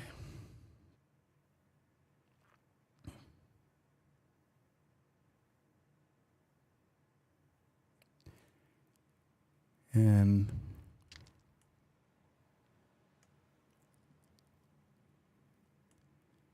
I think we'll name this one Confinement. And we're going to put some jeans on him.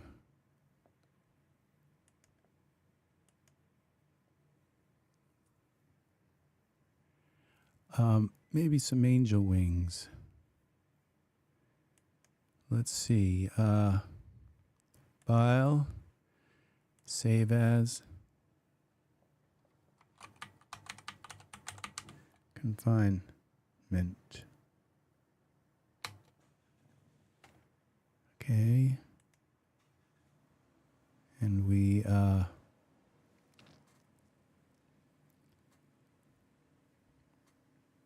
turn this on. Jeans. Art, you have a wonderful night. Thanks for hanging out through my long period of like, I can't find this phase.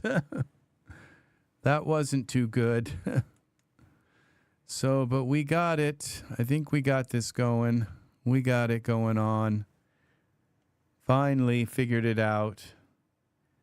We can get rid of the shorts. Okay, I'm not sure that these jeans work either, but we might have to pull them up through the... You have thanks for hanging out as long as you did for 3.5 hours. And Art, you were the first one here tonight. Thank you. Thank you for being here so long, friend. Thank you. You have a wonderful, wonderful evening.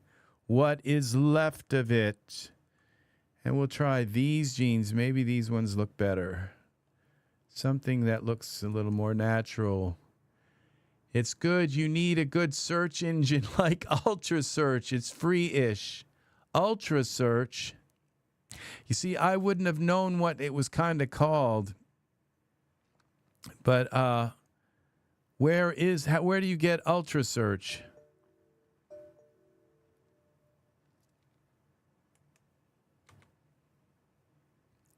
I think those jeans look better.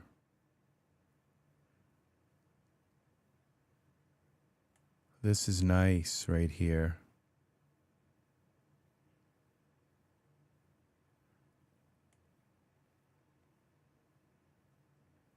Okay, like that. Here we go. That's pretty nice right there.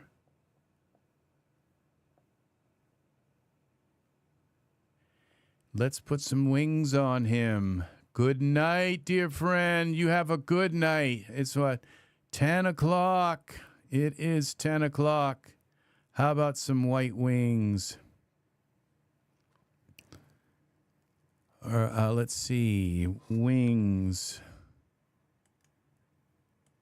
We have... They just fixed the Daz search. So we got... Morning Star. Let's see, Morning Star.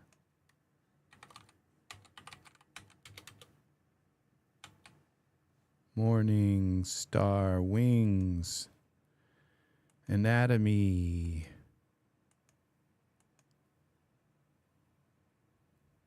Where are the actual, figures?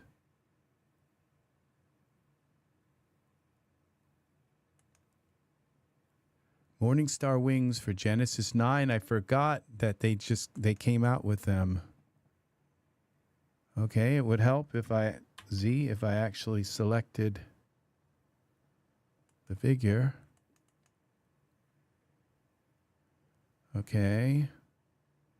Well, there's wings there, but maybe we got to put some materials on them. I don't think I think they're black, and I thought they came in by default as white. Look at that. Let's see where our poses are.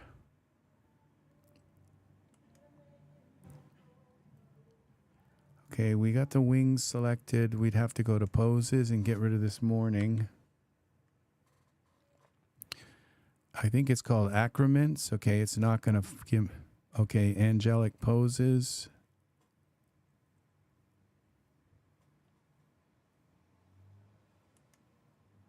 Flight. That's kind of nice.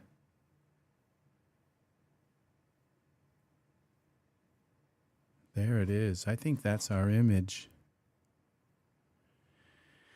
But we got to do, okay, our camera, let's lock the camera. So we're going to get an image out of this after all.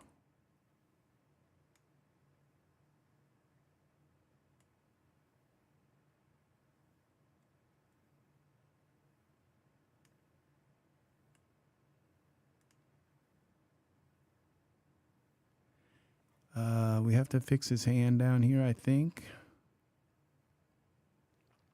Let's save this. Let's lock our camera.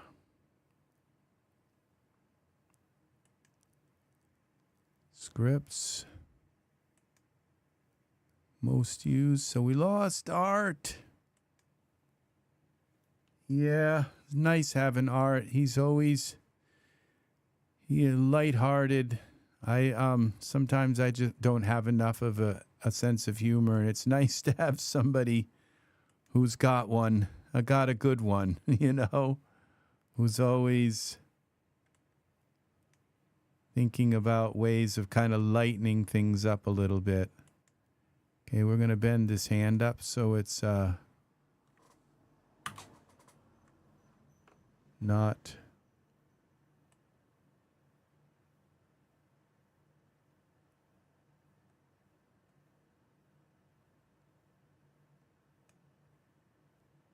Okay, and I think we turn it side to side, like this, and then push it down. I think that kind of works.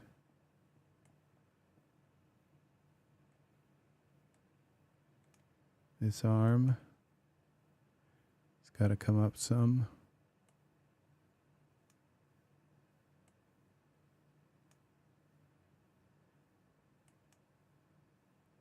Let's just give it a yank here with this.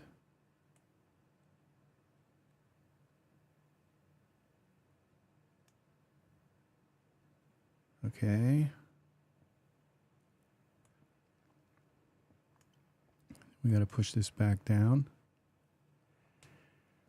You have a video explaining installing Mesh Grabber.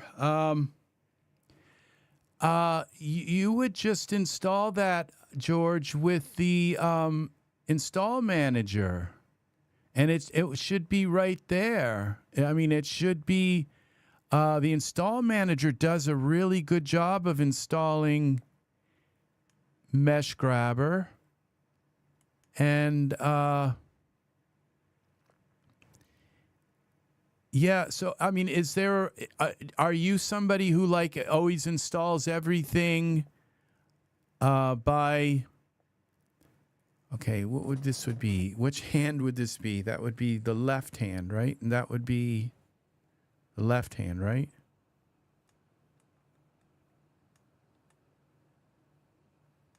Why doesn't that? Oh, I don't have him selected. Yeah, you would just use the Install Manager. Okay, I must have locked him. Script. I think I locked my figure.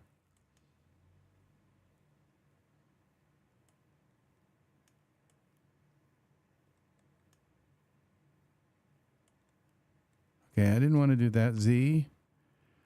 Why is this hand? Okay, there we go.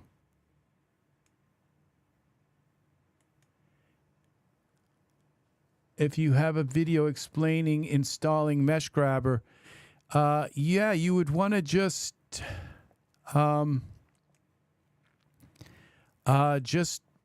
you purchase it, you open the Install Manager, and you let it install it, and that should it will install it perfectly into your. Let's open the Install Manager. It's going to appear right in your Install Manager. Do you install your items that you purchase manually, or do you download them, or do you use the Install Manager? Because the Install Manager puts things where they're supposed to go in general, if you set it up right. The Install Manager, you just have to make sure that the paths are set up from the beginning so that it installs everything into your Daz install directory. And then it should everything you purchase will always just show up here in this ready to download, and then you just select it all. Oh, okay, through Daz Central. Yeah, see that I would now. All right, so you're having. So are you saying that Daz Central didn't install it correctly and it wouldn't work for you?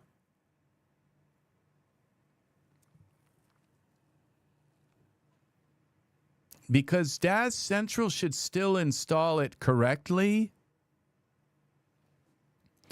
And so you'll see your Mesh Grabber in Daz Central. You just tell it to install like it installs everything else. That you might be just if you're saying, well, I can't find Mesh Grabber. How do I find it? Is that what you're like when you go into Daz, you can't find Mesh Grabber? So you're thinking that it didn't install right, or that it's not there? Is that what it was happening? Because I just need a little more information, and I think I can help you with this.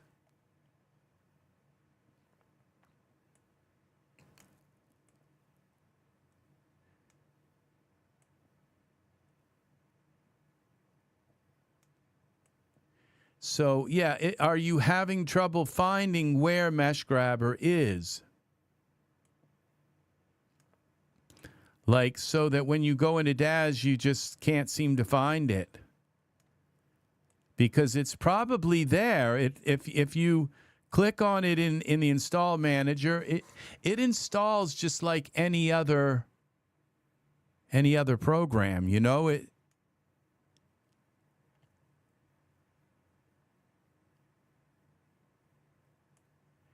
Reinstall Install Manager, install it through Install Manager. You should be able to install it through your Daz Central. I prefer Install Manager. The reason why I like Install Manager is sometimes I'll buy like 50 items, and I don't want to like have to click on them one by one by one by one. And the Install Manager, you can just click on them all and it will go boom, boom, boom, and install boom, boom, boom, and install them all. And sometimes I have to like uninstall all of my stuff and reinstall it. And I have like 10,000 items.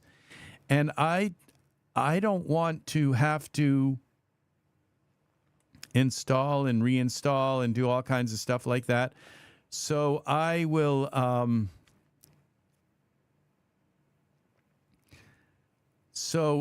and that's the thing is I can just like click all of them and install like 10,000 items and go to bed. And the next morning they'll all be done. You can't do that. I recommend using the Install Manager, but the thing is I would install it with the with your Daz Central first. Okay, install it with the Daz Central first, and then go in, and the way you find Mesh Grabber is you go into your tool settings, okay? This is where it's not, you won't find Mesh Grabber in your content or content library, okay? They're not in there. The Mesh Grabber is in your tool settings, okay? So you go to tool settings and you see where this little bar up at the top here? Well, you click on that and you go to, and you'll see Mesh Grabber here. And then you can also set up an icon for Mesh Grabber to show up here, all right? And then it will, but the thing is it's always here in your, and you click Mesh Grabber and there it is, okay? This is Mesh Grabber, okay? So so I would just go into your Daz Central. My advice is use Daz Central because that's what you've been using for everything else, okay? Because if you install the Install Manager and then try to install Mesh Grabber with that, you could run into problems. Get Mesh Grabber installed first because it's important. That's a very important program, and then mess with the Install Manager. Yeah, well, I think they discontinued upgrading it, but it's still, I think it might still work. I'm not sure about that. I know I've heard the same thing. Yes, Daz has discontinued Central, but I think it might still work for people who use it like all the time, but I'm not positive. But if Daz Central has just stopped working for you, if they just somehow shut it off and won't let things install anymore, then you have to install the Install Manager. And my guess is that the Install Manager would look at Daz and possibly use your Daz libraries and your Daz, your existing Daz. Well, it would probably take all of your paths from the Daz Central. So maybe you wouldn't have to set up all your paths. But in the Daz, you have to go up here and click on this little gear thing and then go to advanced settings. And you have to go to installation, and you have to make sure that that your Daz library path is in the right place. This is the important one down here, is to make sure that your Daz library is going to the right place. And these things should possibly all be set. They should probably be correct. But you have to make sure that your Daz library is here. So once again, you cancel this. You install the Install Manager, okay? Open it up. And then, and here's your ready to download. These are the things that haven't been downloaded yet. These are ready to install. These are things that are ready to install. And what I usually do is I click on this and say, I don't make it delete the package once it's installed. I keep all of those install files on my computer so that if I ever need to install, I don't have to download them all again. They're all in some folder. So you set the folder here of where you want your, you go into your folders here, advanced setup, downloads, and this says where you keep your package archive. Mine is on my H drive, okay, and they're all of them get put in there, and then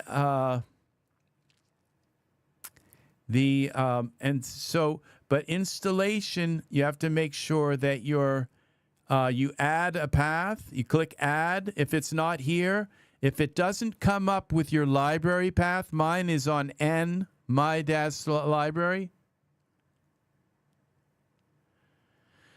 And your videos have been helpful. Thanks again. It sounds like you'll do well, okay?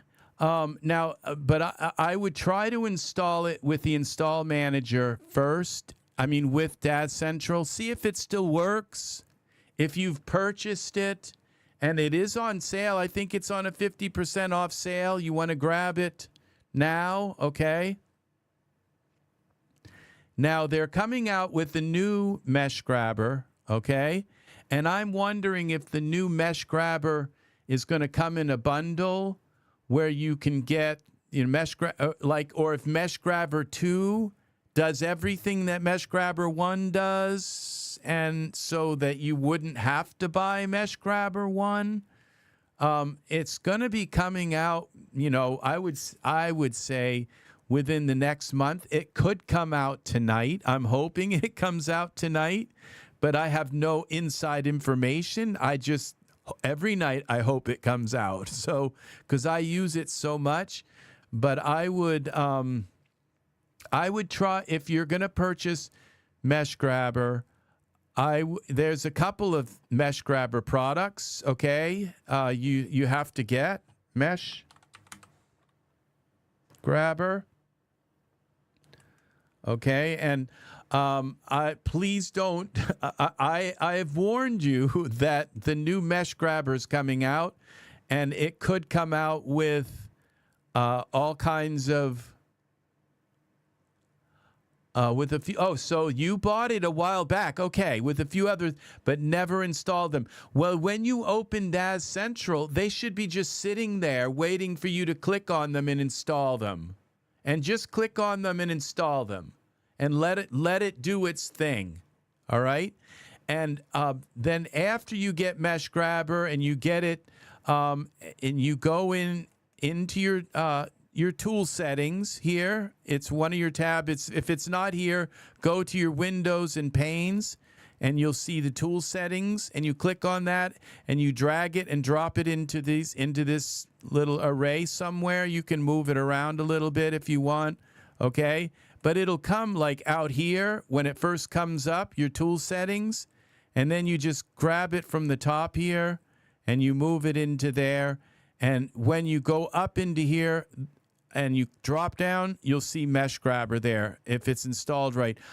I don't know if Mesh Grabber requires a password, like a serial number. You might have to go into your account. Okay, your Daz account, that would be online, and click on your account, click on your image, your image, and then go into your account, and you'll see something that says serial numbers. And Mesh Grabber might have a serial number, it might not. I don't know, because so that if you install it in Daz Central, it'll install right. I'm quite sure it will. If it allows you to still open Daz Central, if it doesn't pop up and say this program's been discontinued, if it allows you to install it, welcome, Mr. J. Welcome. Nice to have you here. Thank you for coming by. So yeah, we're doing a little bit of a talk here with Mesh Grabber. From phase transfer. Okay, good. So then you'd have to go right into your window, into your help, okay, and it would be about installed plugins, okay, and that's where you add it in if it has one of those, okay, and so it might not show up until you put the serial in. I forget if it needs it. I can't open that up, or it would might expose some of my serial numbers. So, but I don't think it does. I think once they're in, they kind of disappear. But you might have to put in a serial number. If not, it should just appear. If it appears here, you don't have to. Okay. So, but I would install the things that you've purchased with Daz Central first, if it will allow it to, and then try to mess with installing your install manager. So I am wonderful. How are you, Mr. J? How are you, friend? We got, okay, is this is it. So this is our image we're working on here, our little angel man. Okay, my hair disappeared because I had Mesh Grabber on. So I think I'm kind of ready for for a, I might have to look at these fingers. They could be going through his foot perspective. I opened them up, but I didn't really look at them up close. No, they are perfect. Look at the quality of that Genesis 9 figure.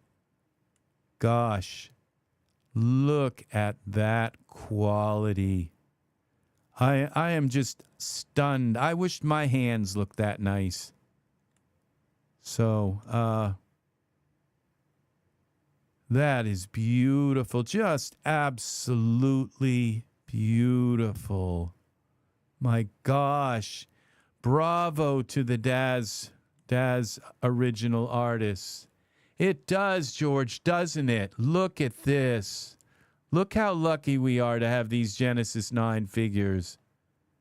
Look at him. His lips are kind of pudgy. I didn't do that intentionally. A lot of artists tried, a lot of, people online, you see them like over-exaggerating that look, like, it's like a little bit too much on the pudgy look. So, but I thought it would look good. So, yeah, I think we got an image here, people. I think we got something going on. So let's try to do, let's set up some rendering stuff. I want to put hair on him, hair on his arms, a little hair on his chest, but I don't think he needs it. So, yeah, I don't think he needs it. He's not a very hairy angel. You can't really see his chest that much. So, but we'll see, because maybe once I render it big, it's going to look like he needs it. So, this is called confinement. Yeah, they're now. So we're going to go to our render settings, and thank you. It's so, thank you for about the pose, and it looks amazing, and thank you, and the nice work, and cool angel. Thank you very much. I'm kind of bummed out that Maxon student license increased their price from 20 euros a year to 74 euros a year. Maxon, yeah. Yeah, you're kidding me? When you're no longer a student, it's like 2,000 a year. Yeah, so my advice is Maxon, they advertise when I'm on Facebook, and I'll see the Maxon, and I always just type in, you're too expensive. Yeah, I don't get a student, thing. I think it's like 2,000 a year, and that's for the lowest tier. And all you're not getting, I don't believe they give you like access to, 10,000 items, to use. So you can go inside and stretch a few cubes, and you can kind of blob things, and you can do all kinds of stuff. But it's like, where's the art like this? You know what I'm saying? If you want art like this, it's very expensive. Yeah, I think you've made a wise decision coming back to Daz. I think you have. The thing is that Daz is very expensive because it's an addiction, and it's and in the next few years, yeah, it's only the software, and you're just, you're stuck with putting like textures on cubes, and, making little sphere volumes and stuff. There's just not much unless you're going to like build something from scratch. It's not fun. It's not, modelers are fun, at first, because you learn about primitives, and you learn about shaders, and you learn about lights and stuff like that. But after that, it's like,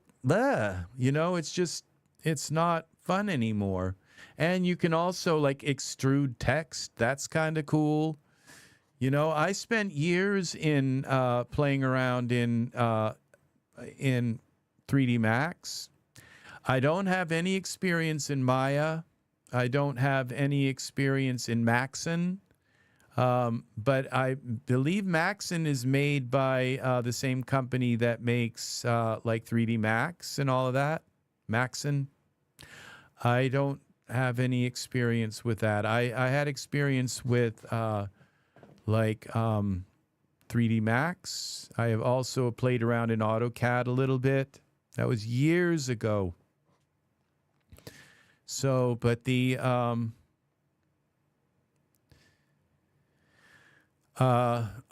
don't. So I think it's the thing is Daz is very expensive. You know, I've spent like probably 20,000-30,000 in Daz, but in the last 5 years. Okay, so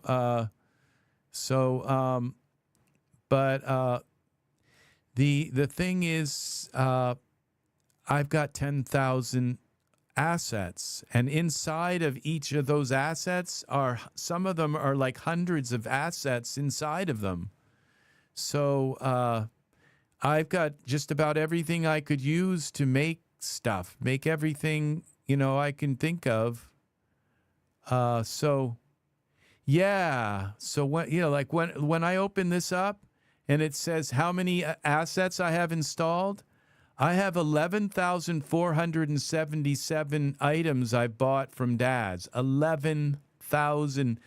And there are people with a lot more than that, okay? But it allows me to, like, to do anything. But, you know, my advice, there's two ways to buy stuff, okay? And I've talked about this in other, yeah, I can use them. You know, I can just like, it's like speaking fluently and, you know, learning a new language or just being able to speak fluently in 3D. But there's two ways to look at the Daz store, okay? You can look at it like I want to buy, I only want to buy what I need when I need it, okay? Or you can say, I'm going to buy everything that's on sale and not buy the expensive stuff. I'm going to buy everything when it's, my advice, okay, is to not buy it when you need it, okay? Like, okay, I need some, this guy's going to be sitting with a straw hat and a piece of grass, and he's going to be sitting in a field. So I'm going to buy the straw hat, I'm going to buy the piece of grass, and I'm going to buy a field, you know. Don't do it that way. What you do is you go to the Daz store and you find and you buy only stuff that's on an 80% sale, okay? Or more, okay? And you go there every day and you check it like several times a day and you just peruse through everything that you can find and you just start buying up. I only work with Genesis 9 figures now. I do use my Genesis 8, like I took his face from a Genesis 8 figure. All right, from several of them. I put them together and I morphed them together from my Genesis 8 figures. But he's Genesis 9 skin, Genesis 9 body. I just morphed his body and his face from Genesis 8 figures. Okay? So, but I would not put a Genesis 8 figure in a scene. I just won't do it anymore because there's too many problems. Their hands don't look realistic. Their skin doesn't look realistic. The clothing, the Genesis things just don't quite work. They're not as nice. The body isn't shaped quite right. The legs are kind of too far apart. You know, there's just certain issues that it has that, and all of the, like the new Omni hair that's come out with it. So yeah, if you're gonna buy into things, start with Genesis 9. Okay, don't buy any Genesis 8 things unless they're on a massive sale. Okay, and like I say, you can still, like, if I go into here, if you watch the last video I did on this stuff, it was done. I showed where I took, like, where in my parameters, it was called something about, like, parameters is in the name of the video. And if you go into your parameters, like, these are all my Genesis 8. These are all my Genesis 8 figures converted to Genesis 9. So I can just put their head on my Genesis 9 figure, the shape, and I can put their body on. So you convert them all, okay? So it's not bad to buy them, but the thing is if you can get, like, Genesis 9 stuff on an 80% sale, always, always, always buy it. Anything Genesis 9, buy it. Anything. Except if you really just don't like the hair, or you just don't, the hair, sometimes you buy hair. But even with that, Genesis 9 hair is so editable in so many ways that you can possibly make it do what you want it to do. So that's so I would go with buying Genesis 9 figures and just look around. Just don't buy anything. It's like, yeah, you can if you want, but don't try to stay away from like a 30% sale. If you have to wait, let's look and see what's going on with Genesis 9 in the shop. All right, so characters, okay? And then we would go categories, humans, and genre. Okay, no, it would be artist, it would be figure. Genesis 9, there's 886, so it says figures. So you got to go down, okay, and you see it's not saying, okay, now you got to go way down and you'll start seeing some big sales on stuff. Save $10. It's not really telling you, okay, it's saying you save 15. Now she's 34. I don't know if these are actually bundles. Okay, 16 for her. You want to wait until these Genesis 9 figures are like $6, okay? And so, like, she's $10, but if you have a bunch of vouchers in your thing, you can get her for $6, okay? And that's the thing. Buy bundles if you can, and then use your vouchers and get 40% off. Yeah, there are a lot of Genesis 9 models right now. Only buy what you really, really like. And I will also say, now with the Daz, and so like I said, buy what's on sale. Don't buy what you need, okay? Because if you buy what you need, you're going to pay top dollar for it, okay? Because it's probably not on sale, and say, well, I got to have a piece of grass, so he's chewing on a piece of wheat or something, so then you end up paying full price for the wheat, okay? So just go and buy what's on massive sales, okay? And all these Genesis 9 figures eventually, and also what you want to do is you want to buy Daz Originals because they have the highest qualities, and they're also the most likely to go on an 80% sale. Because it's one thing, like Daz, when they make it themselves, okay, they can take and sell it for a penny if they want, because there. But when another artist puts something in the store and they call up that artist and they say, well, we want to put your art on an 80% sale, and say, yeah, thousands of people will buy it because it's on an 80% sale, but you're going to lose, other artists might say, I don't feel comfortable about selling my art, 80% off.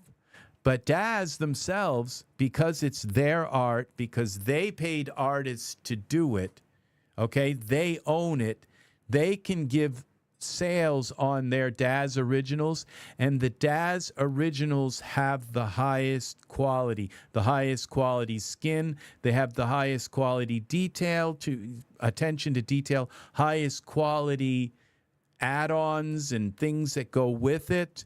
And so the bundles, so anything that's Daz original is going to be, like, I can just go through here, and as we go down through, I just find a Daz. I think I've got them all turned off. So it's like I bought like all the Daz originals, and a lot of them, okay? Not all of them, but I bought a lot of Daz originals. Hide items I own, okay? So you just go through here. This guy, Thomas, he's a Daz original. You go in here, see it says Daz Original, okay? That's half off right now, okay? He's half off the price, but you'd want to buy the bundle. You have to decide, do you want to buy female stuff? I buy male stuff, but but other people buy female stuff. You buy what you want to buy, okay? But buy. Look for the Daz original stuff that's like 80% off, okay? So if we go way down here, you might find some stuff on some massive sales.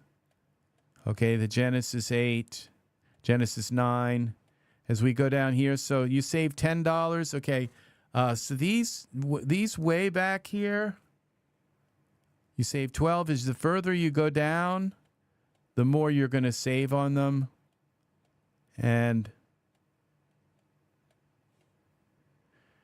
so these are $12. Okay, let's see. As we go down through here, the further down we go, the more they're marked off. Okay, the older they are, the more you save on them. Okay, this figures $9. Let's see. Let's find some more Daz originals. This guy, I don't know. I think he might be Daz original, but this guy might be Daz original also, but I'm not sure. But those are what you want to buy. This Walter, I think he is a Daz original also. But let's go down through and... So, and what you might want to consider also are these bundles, okay? So I think we can go here and we can look through this and go to modifiers, human, creatures, animals. All right, bundles. Let's try bundles. Bundle. Let's try Joey bundle, okay? So we've got bundles here. This bundle right here is it's $97 for this bundle, and it says but it's normally $199. You get a bunch of stuff with it. This is brand new. This isn't very big sale. That's about half off, okay? But I bought this bundle a couple of days ago, and I paid $49 for it, okay? So it's normally $200. So I got it for like 79% off. I remember it was like 79% off. I don't buy things unless they're 80% off, okay? And this isn't showing, okay, that many bundles here, but I think it's because I've got Genesis 9 selected. But this is, and I would go with the Pro bundles, so because they have more stuff. And just start yourself off with a nice bundle of something from Daz, because like I said, Daz can take because they own the stuff, they can sell it. Like if they want to give it a bundle to you, I've bought bundles for like $200 bundles before for like $5 because that kind of sale, like they say, if you buy something new, then you can pick up one of these bundles for like $5. So you buy something new and you get like some hair and you pay, you know, maybe $15 for it. But then you get an entire bundle with a whole bunch of stuff with it for $5. So you just have to look at the store. You have to learn the store. You have to learn all of this. All right, now look at these. 79% off for the Snow Queen. This is this is the starter bundle, but you want to get the pro bundle. Okay, so let's click on her or him. Okay, and then let's go. This says this product. It says it says that this product includes the following thing. It usually shows you where the pro bundle is also. Let's try bundle. Let's just try bundle, okay? And, okay, these, now it's telling you how much they're off. This is 51% off. 51% off's not that good, okay? So 72 for the Zach Pro bundle, okay, that's 72% off. That was when that first came out. It's $194 for that bundle, okay? And so if you have these tokens, okay, like if you have a bunch, I think I've got about 7 tokens lined up. So 8 tokens gives you another 45% off. So that means that I could get this Zach bundle if I put it in my cart. Anything I put in my cart, I can get 45% off because I've got 8 tokens. And the tokens like pile up. So if you spend like, I think, you know, like $50, you get like 8 tokens for it. And then next time you buy something, you get it 45% off. So 45% off 54. I could get this Zach bundle, which I already own this, but it's 72% off for the Pro bundle. Let's take a look at this bundle and what you get.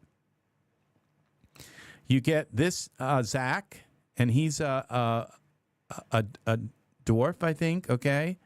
And then you get these tattoos you can put on any Genesis. This is a Genesis 9 figure, all right? You get this Zach skin, okay? You get this really high-quality skin. You get this really cool hair that looks really good on warriors and stuff.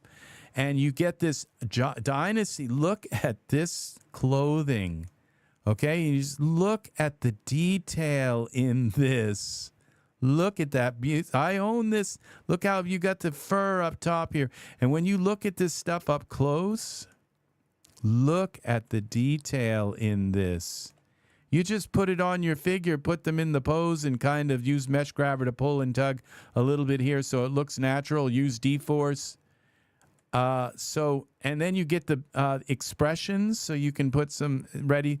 You get this outfit. You get this rockin' cool hair. You get this awesome beard for barbarians. You get a classic motorcycle, and you get all of that for $26. And you want to make sure that you buy a Daz membership.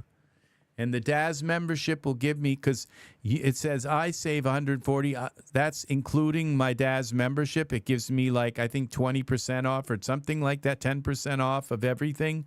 So the Daz membership, you wait until it goes on sale. Do not buy the Daz membership for full price. You buy the Daz membership when it's at least 50% off. And Art was really good to give me a heads up, because I bought my membership. I think I paid like $20 for my Daz membership, and it's normally like $70. So I think it was more than 50% off. So yeah. And look at his skin. Just look at how amazing his skin is. These figures are just ready to go. They're ready to go. And now they're not doing the hair like this. I don't think this isn't strand-based, but they're doing all the hair in strand-based now. So, Yeah, look at this. This is just so that's what you want to do with is you got to learn the Daz store, and you don't buy things unless they're 80% off. That's just or more, but 80%. So right now this is 72% off. Okay, and if I put this bundle in my cart, okay, I have 7 tokens. That's another 45%. So I can get this for like close to 85% off. Okay? That is how you shop. All right? That's how you shop. You use your you get your Daz, and you get a couple of coupons every month. You can throw them in and this is a Daz original. You got to make sure I'm not saying don't buy other stuff, but I'm just saying that Daz can take their stuff and just like womp the price way down, okay? Where I think they're a little bit more, they're a little worried about doing that when it's a third party who's like put their stuff in the store and say, like, yeah, we're gonna sell all your stuff this month. We're gonna feature you this month and sell everything in your store for like 80-90% off or something. You say, oh great, I guess, so that's, and look at this. You get this outlaw suit. Look at this cool suit. Just look how nice that. And you don't have to use the camo. You got all kinds of other options. You got the gray camo. You got black. You got the torn jeans look with the skull on the back. That's cool. You got the torn jeans with this. Ain't nobody care. So that's perfect grammar. Okay. And you gets this kind of so redneck attire, I guess. So, yeah, and you get some the rogue poses. You get some poses with this. You get these cool motorcycles. So, and you get this beard and the rocking hair. And I think this rocking hair may come with a beard also. Let's see. The hair, no, it just comes with the hair. Look everything over. Learn the story. Learn it inside out. Learn it inside out. And then, and it will become an addiction. But you know what? There are much worse addictions in this world. Gambling, you just throw your money and you never win kind of thing. This way you got something to show for it. You can use it over and over and over in your scenes. You can use it anytime. So I've done a bunch of scenes with this, with this very light setup and this little window here and all. So I don't know why that finger still looks like it's going through his foot. The index finger doesn't look right, but no, well, it could be lifted up a tiny bit. Just a tiny bit. Bend. I can't tell which way it's going.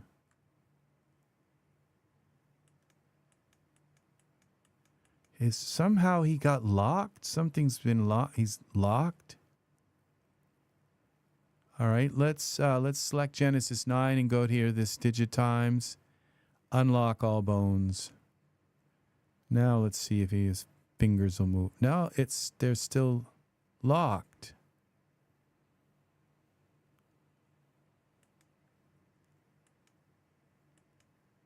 Oh, lock all bones. Unlock all bones. All right, now let's see if we can move this finger. Well, let's look at it sideways. Okay, it's just a little bit there. Let's see. Okay, it's moving now. All right, just don't want it. Okay, this finger here. This foot is going through. So we could lift the whole guy up just a tiny bit. Why? Oh, that was a lot.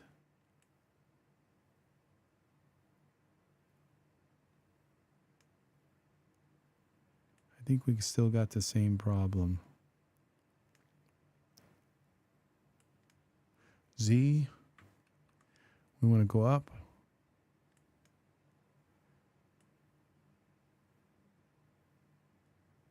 Okay, I think that kind of works. His wings are going through the ground, but you can't see that in the back. Is this foot going through? Yeah, it is. Kind of bend that out a little bit.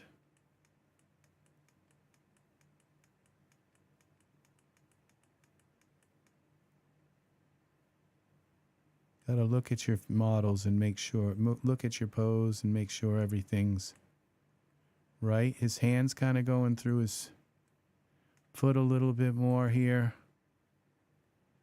And I think the way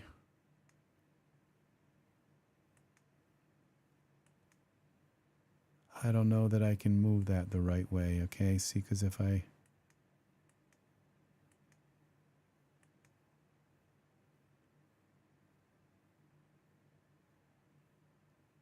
we take the shoulder and we bend that up. No, that didn't work.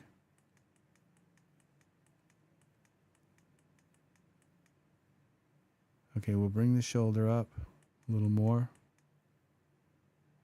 Okay, bring it down. Yeah, I guess I'm going to leave that. I don't know what to do other than maybe just grab it and yank it up. And if I grab it with this bone and just pull it up, I could pull his hand away from here, and I don't want to mess with that again. So let's make sure he still looks right. Be right back, my man. I need to drive to get some groceries. Thanks for the tip. Have a very wonderful day. You too, Mr. J. Mr. J, you have a wonderful day. Okay, and so I've messed this up, this leg up. It's no longer sitting on the floor. So what I've got to do, okay, we'll go back to the perspective mode so I can grab a hold of this leg. We're just going to twist it. Twist it. And that's what we do here. We go back to our camera mode and twist this way.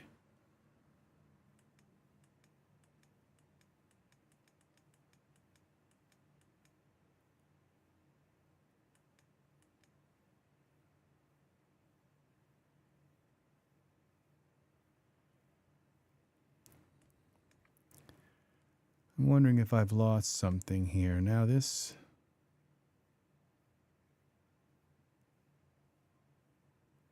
I think this is fine.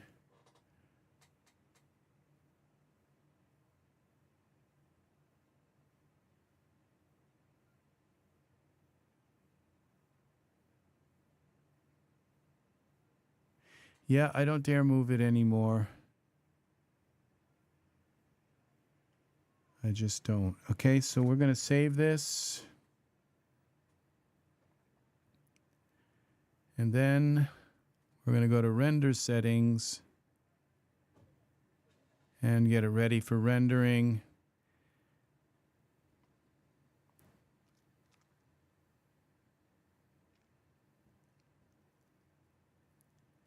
Confinement. I think we needed some chains laying here. He's not going to be chained, but there'll be, let's see if we can find like a pile of chains.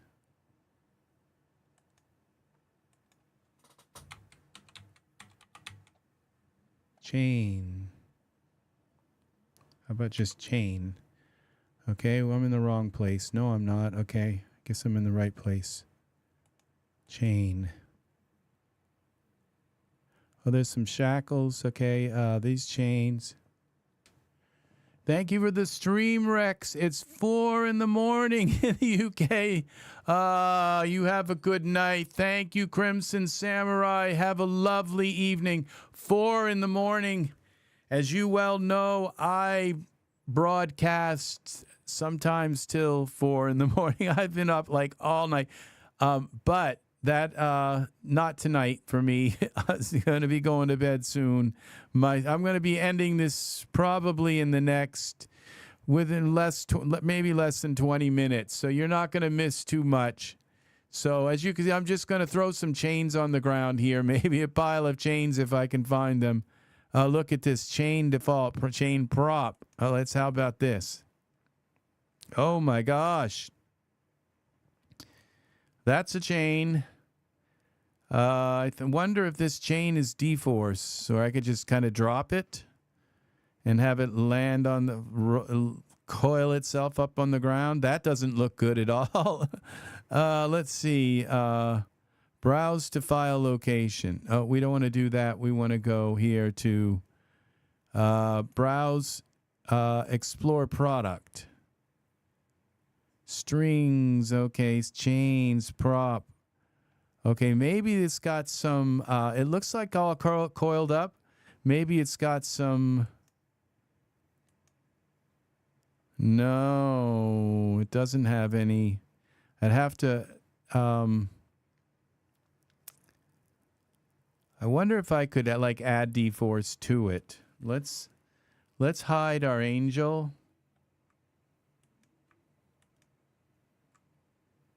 I wonder what happened if I added dForce to this chain and dropped it. Chain. Okay. Edit. Object.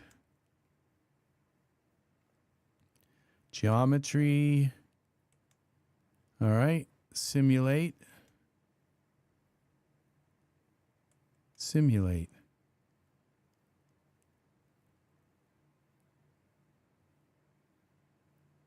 Nope.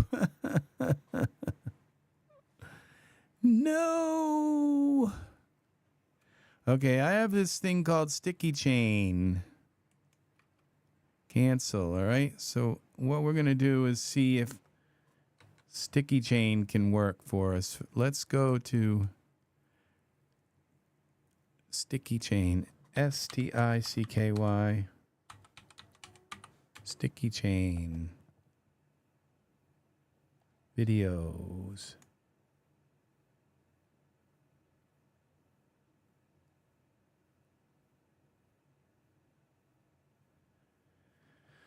Oh, they didn't put it in. Why isn't... Oh, let's try sticky chain.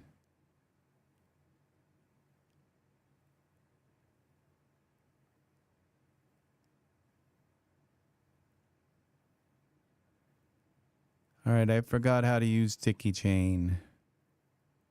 Okay, if I go back here to all, and there was the Daz thing. Okay, this sticky chain plugin for Daz. I think there's a video here. Yes, it is. Sticky chain.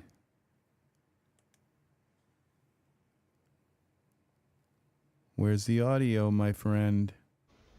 Here we go. Welcome to the demonstration of the Sticky Chain plugin for Daz Studio 4. What I'll do is demonstrate basic creation and basic movement. Once you've got the Sticky Chain plugin installed, you'll find that under Create, there's a new menu item, New Sticky Chain. You can use that to create a new sticky chain in your scene. You can see here that we've got a new sticky chain, and it is in the scene at the origin. I'll just move it up to show you that basically it doesn't actually have any presence as far as services, rendering, or visibility. If we click somewhere else, the sticky chain disappears. The sticky chain is really just a tool for posing a sequence of nodes. That sequence of nodes needs to be in a hierarchical parent-child arrangement. The Sticky Chain plugin itself does not include any chains at all. It is designed to work with other products. For our demonstration, what we'll do is actually use a simple chain built out of primitives. So we'll go into Sticky Chain Promo Demo 1. So what I've done here is simply added to my scene a sequence of primitive cubes. So if I expand all, you can see here they're arranged in a parent-child arrangement, starting in the blue as a parent and ending in the yellow. Now I could create just a simple sticky chain and then set up the parameters, but you can get a head start by selecting the yellow as the end node and the blue as the root node, and then clicking the new sticky chain. So you can do it either a right click there, or you can come up to create and use a click there. So we've now created a new sticky chain, now scene. Okay, that's enough for my brain to do here. Okay, so we're going to go back to Smart Content, and we're going to click on the chain. Okay, and we're going to add, edit, okay, create, new sticky chain. All right, where's that sticky chain? Okay, he pulled it up in the air like that. Then we select our chain, and we go, what was it? Right click, was it here? Sticky chain. New sticky chain. All right, I think we're that far. So let's put it up a little bit. As I said, it's got no visible prisms. For the purposes of this demonstration, what I'll do is I'll actually attach it to a sphere, a green sphere in this case. So if I show my green sphere, that's there. So this will show you where the sticky chain is at any time. So I'll just parent that to the green sphere. So now, basically... All right, we'll do that, and we can always hide it. But let's take and put a little primitive in here. Sphere, we're going to go segments. We'll go 10. Sides, 10. Okay, that's a little too big, but that's all right. We'll scale it down. 9. Scale it down. Oops, that was a chain. Let's scale the sphere down. All right, and then we're gonna parent the sticky. Okay, we got 2 sticky chains. We didn't want that. Delete. I did something wrong. Okay, so said create new sticky chain, and then we take the sphere and we parent the sticky chain to the sphere.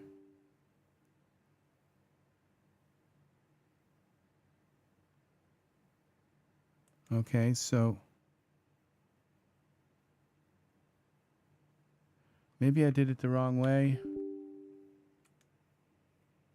Okay, sphere.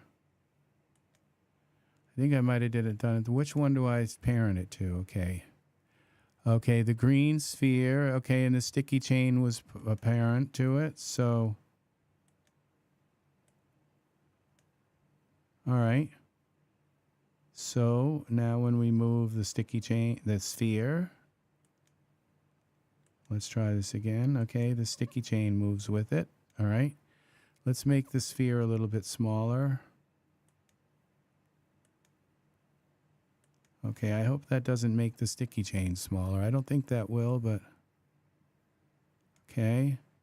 I don't know what I'm doing. All right, let's see. It's now parent to the green sphere. Now, it's not co-located with the green sphere at the moment. There is some utilities available in the sticky chain options, and one of those is jump to parent. So what this will do is actually move the location of the... Okay, so let's jump the sphere. I think mine is pretty close to it, but let's just do it anyway. Sticky chain options here, so... Sticky chain. Enable, okay, I don't see that. Oh, maybe I'm looking the wrong place here. Sphere, sticky chain, okay.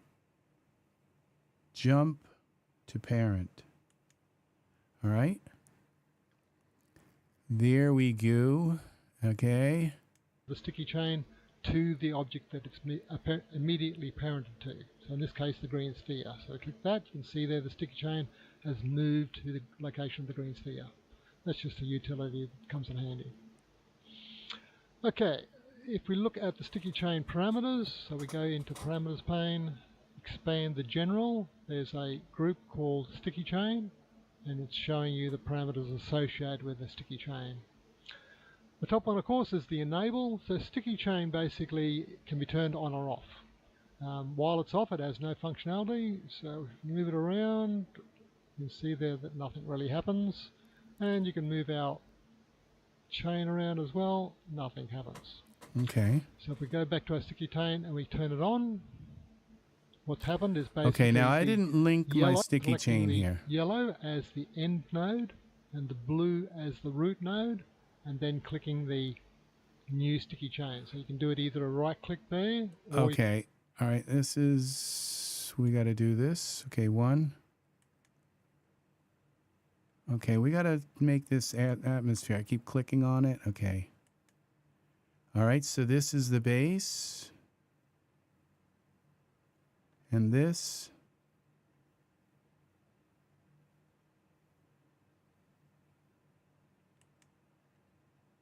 is, how many of these are there? Like just 150. Okay. There's probably a way to expand all, but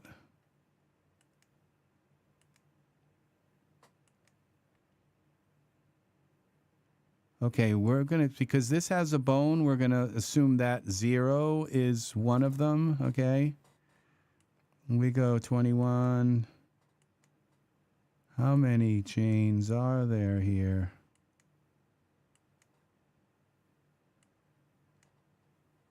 I don't know if sticky chain's going to do what I need to do.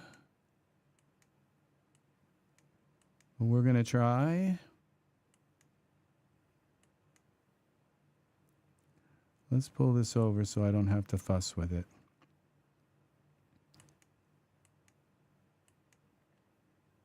Okay.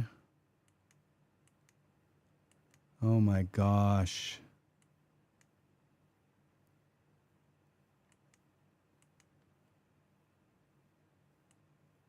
I think there's something that says expand or something maybe. Expand all. And that just expanded everything. Okay, but where's my chain?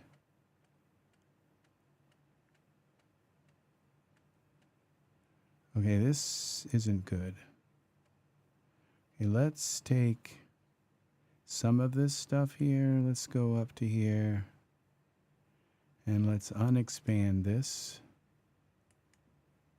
Okay, there's our chain. And tip. Okay, so we hold control, I think it is. We select the base and select the tip.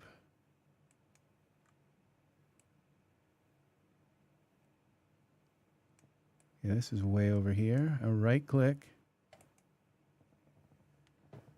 Fit chain to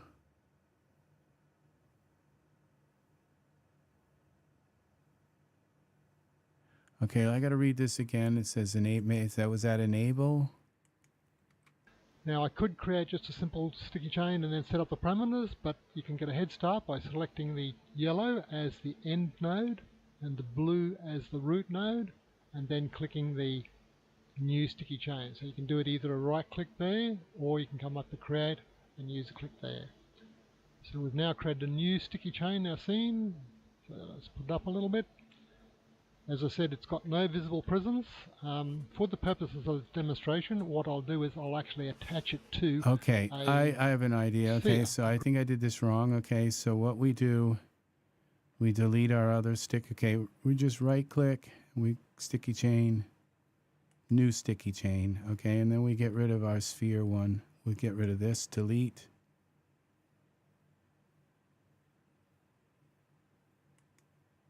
And then we put this in here like that. And then we right click on the sticky chain, jump to parent, okay. Now we're caught up. Green sphere in this case. So if I show my green sphere, that's there. So this will show you where the sticky chain is at any time. So I'll just parent that to the green sphere. So now basically it's now parented to the green sphere. Now it's not co-located with the green sphere at the moment. There is some utilities available in sticky chain options, and one of those is jump to parent. So what this will do is actually move the location of the sticky chain to the object that it's immediately parented to. So in this case, the green sphere. So I click that, you can see there the sticky chain has moved to the location of the green sphere.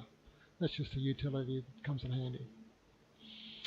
Okay, if we look at the sticky chain parameters, so we go into parameters pane, expand the general, there's a group called sticky chain, and it's showing you the parameters associated with the sticky chain. The top one, of course. Okay, let's find those. So we got the sticky chain. We go to parameters. And I don't see any. Okay, enable. Okay, there was some sticky chain. Okay, enable. Well, it's not working.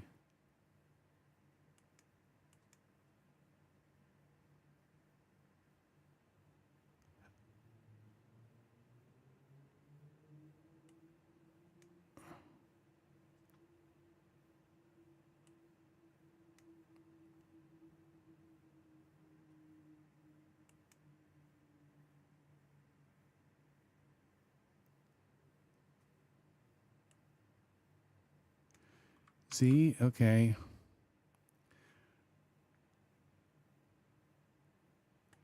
Well, I did something wrong. Let's delete the sticky chain. Sphere. Okay, let's try selecting those again. Go up here, select the base. And down here, we select tip. Make sure they're both selected. No? Okay, maybe. No, that didn't work. Which one did I did something wrong here. Tip.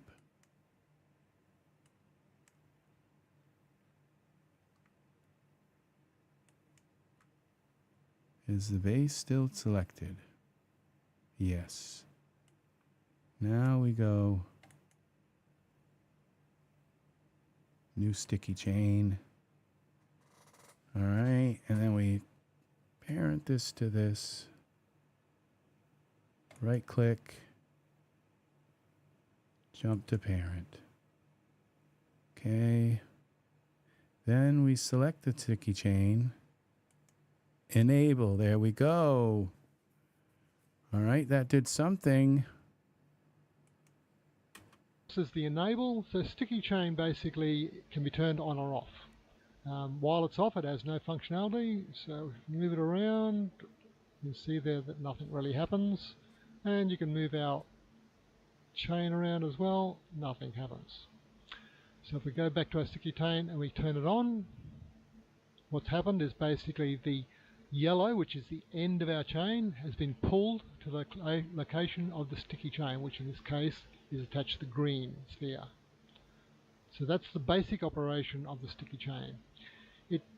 While the actual sticky chain is turned on, the yellow sphere, the end of the chain, or the yellow cube at the end of the chain, will actually try and follow the sticky chain's location. So I pull it there, and it's probably easier if I pull the green sphere that's parented to, makes it more visual. So if I click the green sphere and I pull that, change its location, you can see there that this location of the yellow end, chain end, moves to match that location of the sticky chain. So if we just move that a little bit, you can see that it does it in 3 dimensions. The other feature is basically if the root chain, the root node is moved, the sticky chain will also update. So if I move it now, you can see there that the sticky chain is still trying to push basically that end node, the yellow cube. Okay, let's see if we can do something with this. Okay.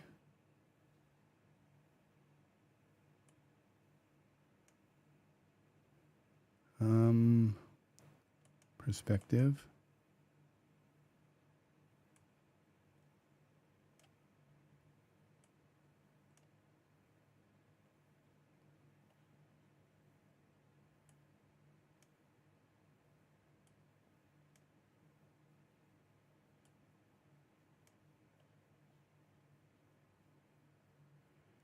I don't know that this is going to work.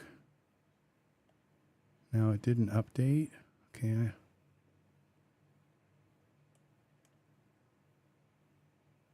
That time it didn't update.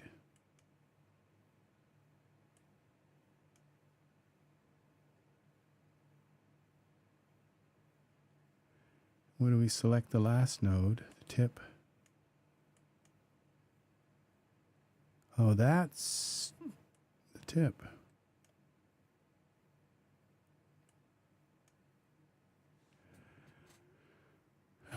That's not working. Oh, that's the tip. That's where the sticky chain is supposed to be. Okay.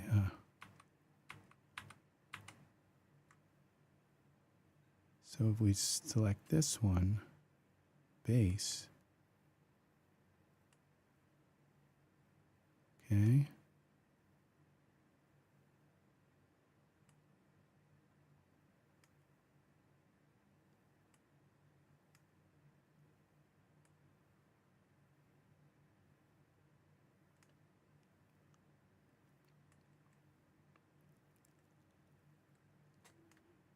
Okay.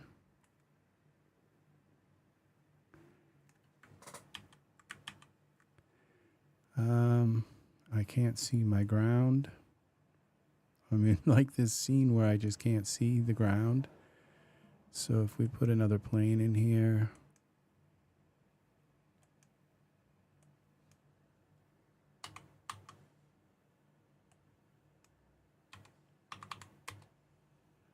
And lift it up, maybe I can see that a little better.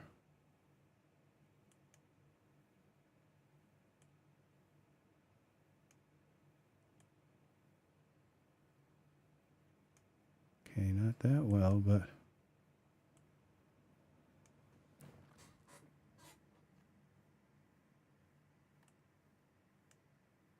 okay, so it's not.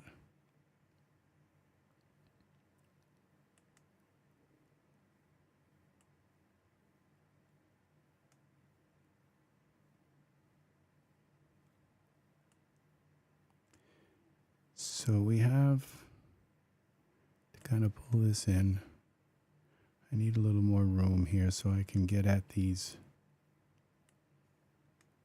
So this is the tip.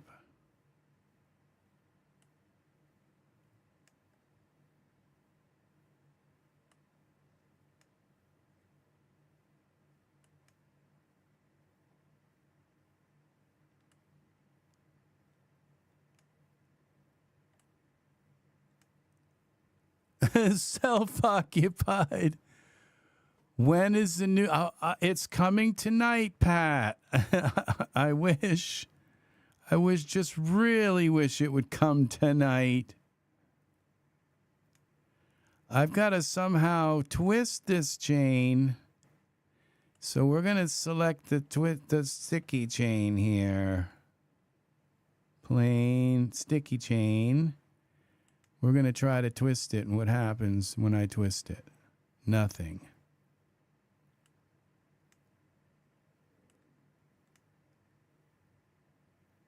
Okay, this isn't this isn't working.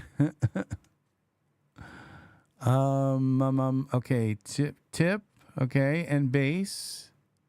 Those are the end rotation. World space. Let's try that.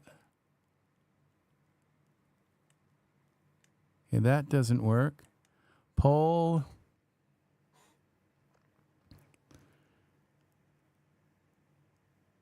Skip twist node chain. Cancel.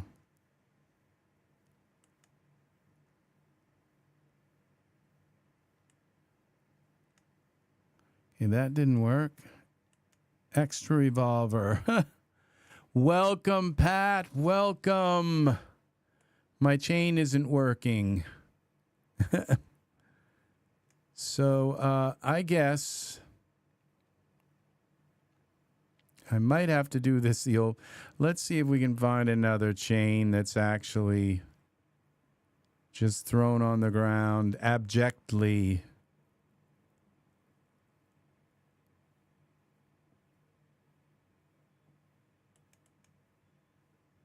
Let's see what this looks like.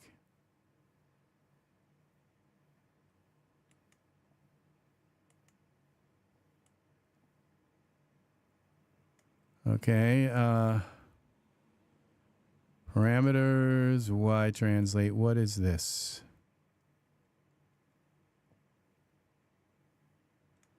Okay, maybe I've got an idea.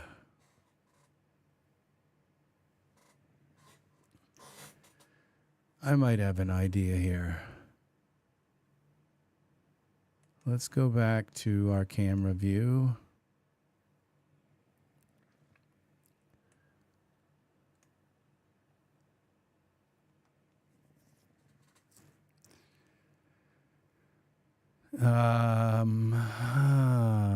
Scene. The sticky chain. Where is the root?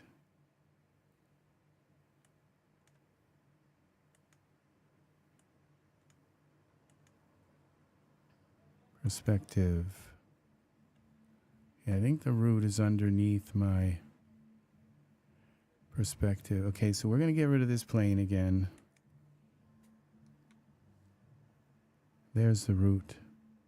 What if we take this last base? Which one is this? Okay, the base. And we move this over to here.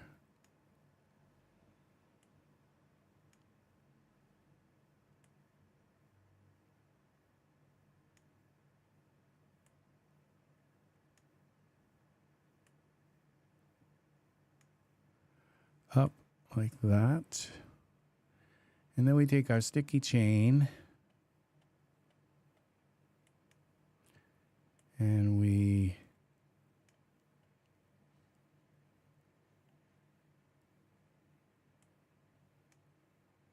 well, it's not moving. Okay, we might Z. That's okay.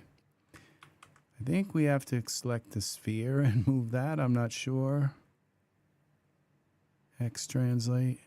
No, that's the sphere. Oh, okay. That's, I see. I have to select with the tip. Okay, that's the tip. We move the tip over this way. Okay, I've done, I think I corrupted my stick because I got this extra revolver on. Oh, it's been turned off. Okay. Enable sticky chain. Where's the sticky chain?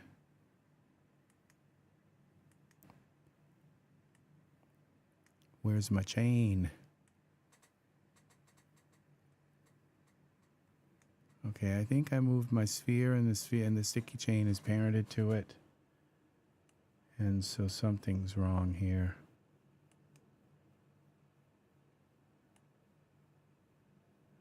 I think the chain, it's here, but I just can't see it. Oh, there's the chain. It's under. Which one are we selecting here? Tip.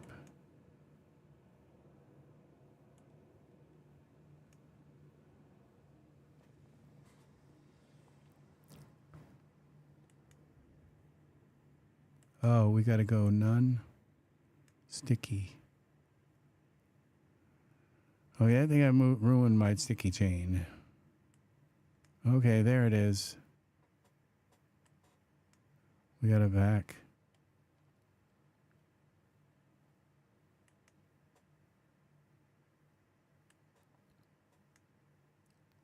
All right, let's put our angel back in the scene. Okay, we, scene, well, okay, where's that, what happened to it? Let's go up. Turn the angel back on. go back to our camera. Okay, okay, so if we parent the sphere to this, okay, root.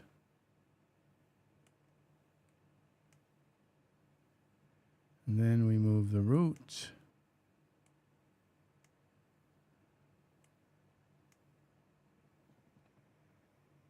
That's not working right.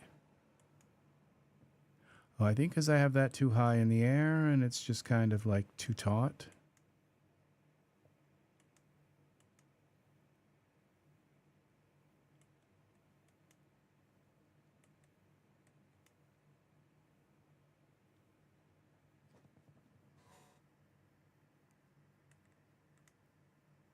Okay, I think my sticky chain's turned off again.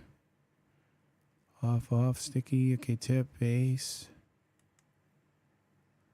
Cancel.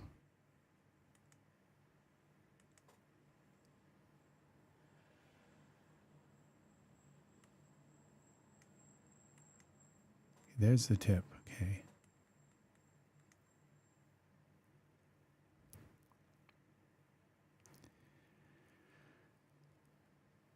This is not working.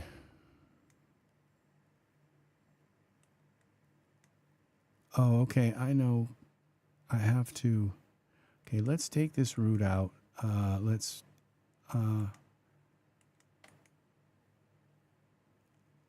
unparent sphere.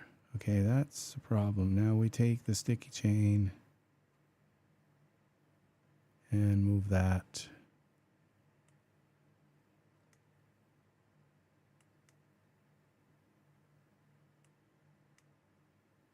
It's not moving. Okay, sticky chain. Let's try this again. Sticky chain.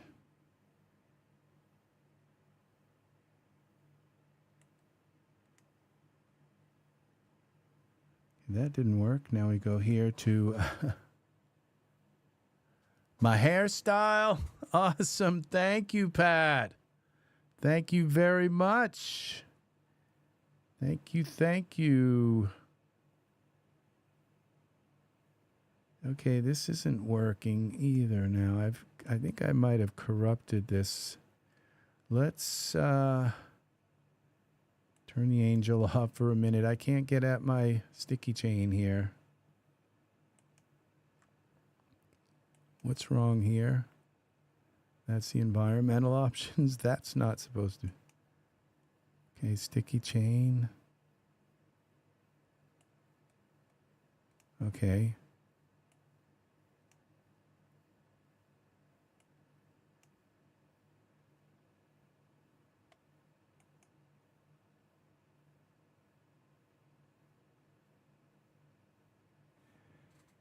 Chain, tip, sticky chain, parent.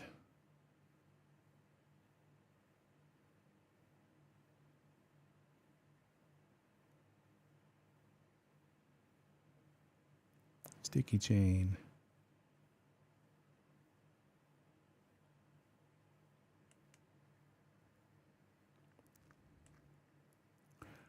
Okay, this.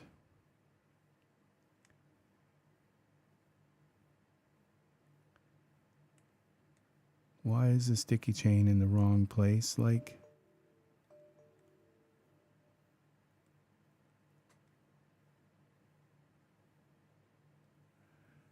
okay, we're going to go to our last tip. Now, see, this is in the wrong place. It's like way up in the air. It's supposed to be down there. Oh, yeah, I've done something. I messed this up. So we're going to take out and get rid of the sticky chain. We're going to try this again. I might have done this wrong. Like, I don't know. So he selected this one.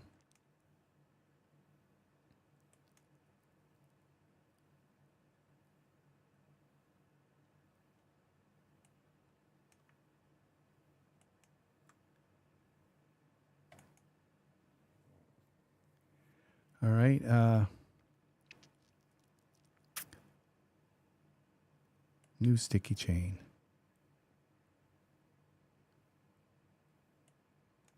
All right, so we select the sticky chain. Okay, Z.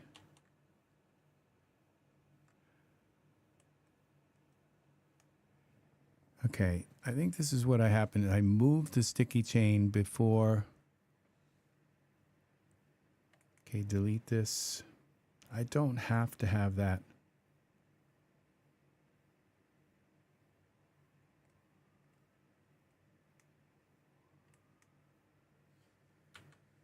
Delete the sticky chain again. Try it one more time. We'll select this up here. Base. We come down here. Hold the shift really well. Tip. Okay. Chain. All right. Create new sticky chain. Now when we select the sticky chain, it should be at the tip. Okay. Then we enable the sticky chain. Now when we move this, it doesn't move with it.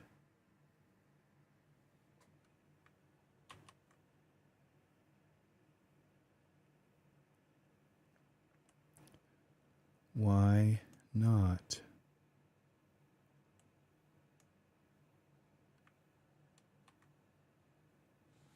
Oh, it says it's off.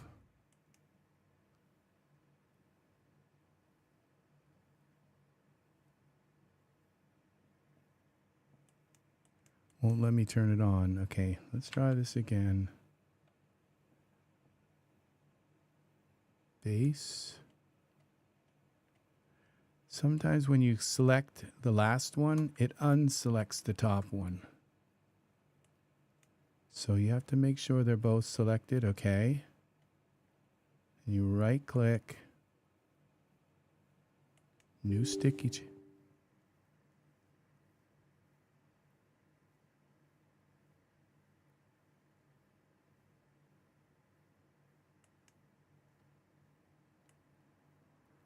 Okay, we're going to take this out. We're going to get rid of the chain again. I might have corrupted that. Get rid of the sticky chain. Let's get rid of the sphere. We're going to keep the root thing here. Let's turn on our Genesis 9 figure. Okay, let's turn him off for a moment. Let's move this root thing out of the way so I can actually get at it. Because he's like sitting on it.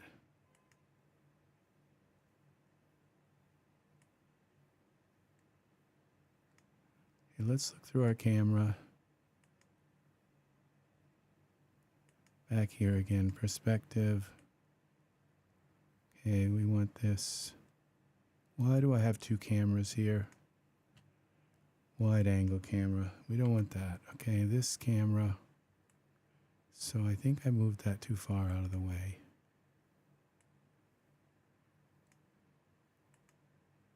Camera. Yeah, okay.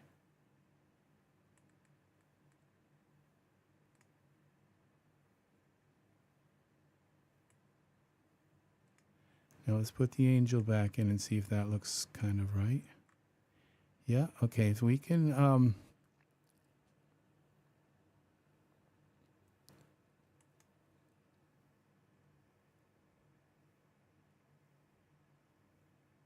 rust, okay. Now we have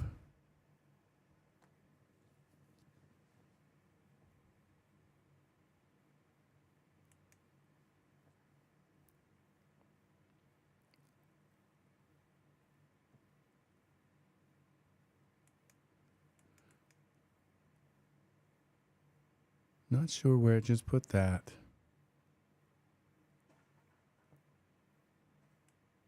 It like disappeared for a moment.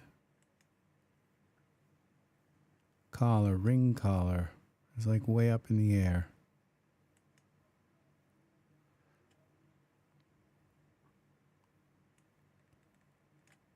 I don't know if that's supposed to go around their neck or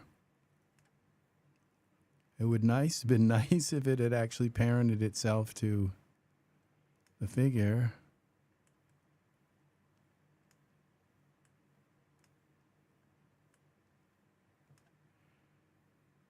Does that look like a neck thing?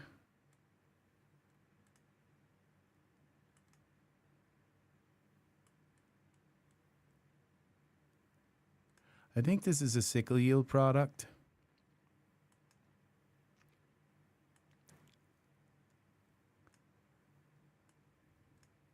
Just hold still. We're almost done.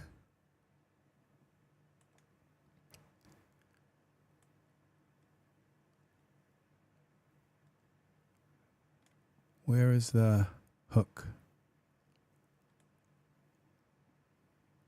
Okay, the hook is on that side. Okay, there's the hook. You gotta rotate it until the hook is there. And which side do I want?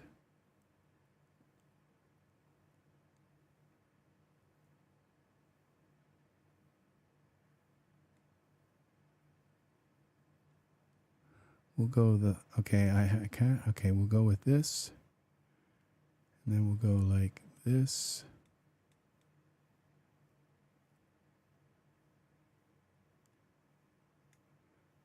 Go down.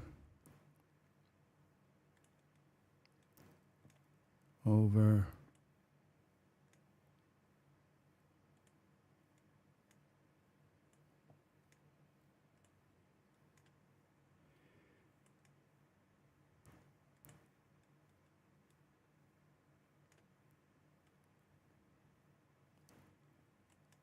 Looks like a neck thing.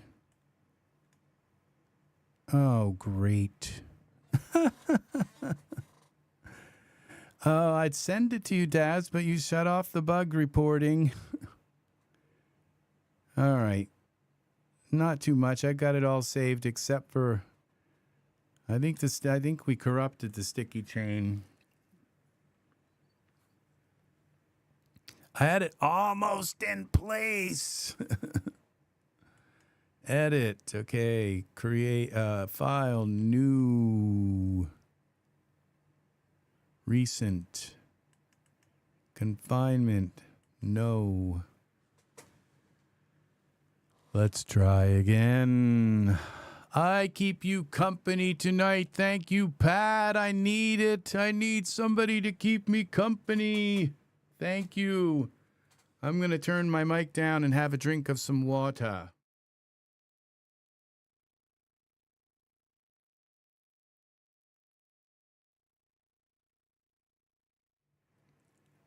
I don't think you need me gulping in your ear. Okay.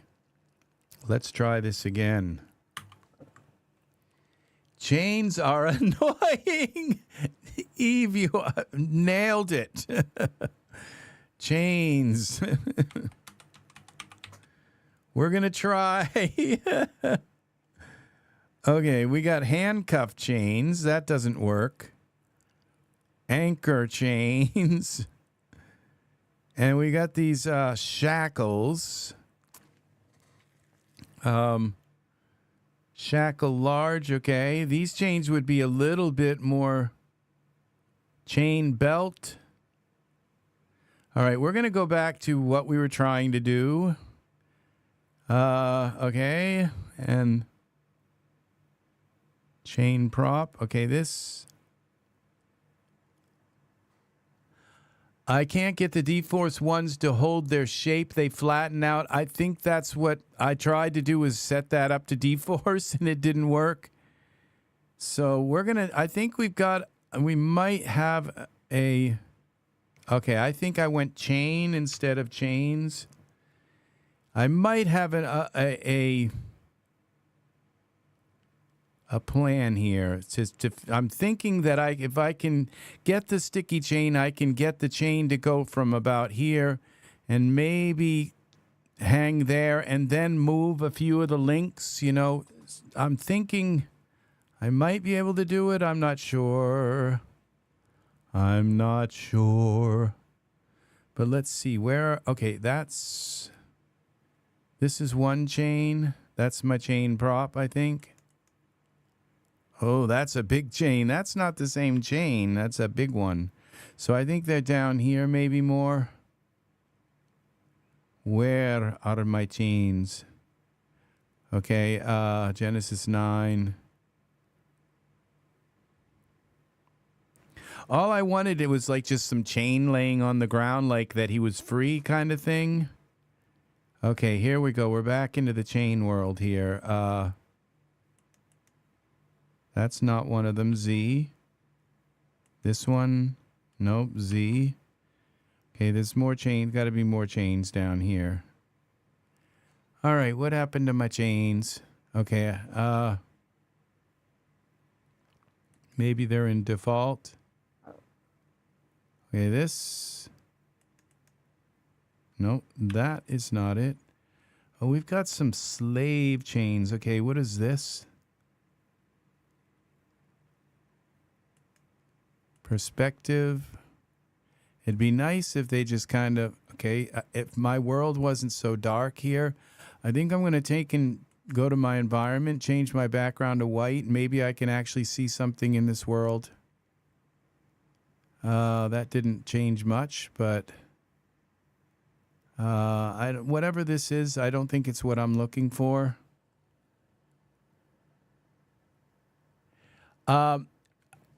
Eve Thomas is, I bought Thomas for, I went into, I've been like bragging about him like for this whole, like on and off for this whole, I bought him and I love it. The hair is amazing. Okay, this is one chain, okay? That's the one chain.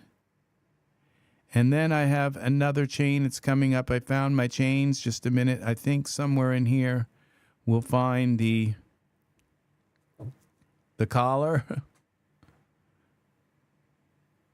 Where's the collar? His skin is amazing. His hands are amazing. I think he does. I think his hands are even better than Nathan's. And I think his skin is better than Nathan's. He's a Daz original. And as you well know, Daz makes the best skin and the best figures. And so I'm recommending him. What I bought him and I kept thinking, because I ended up paying like $50, $49 for it, but it was 60 something. And then when I added, I think actually I only had 20% off, but it brought it down. It brought it down to, well, that's some chains. Thank you very much, Pat. Thank you. It brought it down to like 49. But if you have more tokens, if you have like right now, I've got 7 sitting in there. That would have been a lot better. But the thing is that he's worth it. The hair, this guy, he's using the hair that one of the hairs that comes with this. Okay, let me just show you. We'll go to my camera and I'll turn the black background back to black. Check out this hair. This is nice hair. You can't see it that well, but it looks pretty good on him now without the chain going through his head here. But scene, chain. Where's my chain here? Chain base. Turn off the chain. Let's go here to the hair. Oh, you bought the hair? Oh, okay. So now that if you go and buy the I don't think you'll get a discount on it if you bought the hair. Both hairs that came with it are nice. They are both of them are amazing. Look at this hair. So, yeah, this is amazing. It's not perfect. Just a few angles like straight on. It's not that great, but you just turn him a little bit and all of a sudden, boom, this hair really works. So thank you very much. I think we got a good scene going here. If I can get the chain around his neck and like that little pad piece there. I've kind of lost a bunch of stuff here. I had a collar, and I had a bottom piece. We got a ball and chain.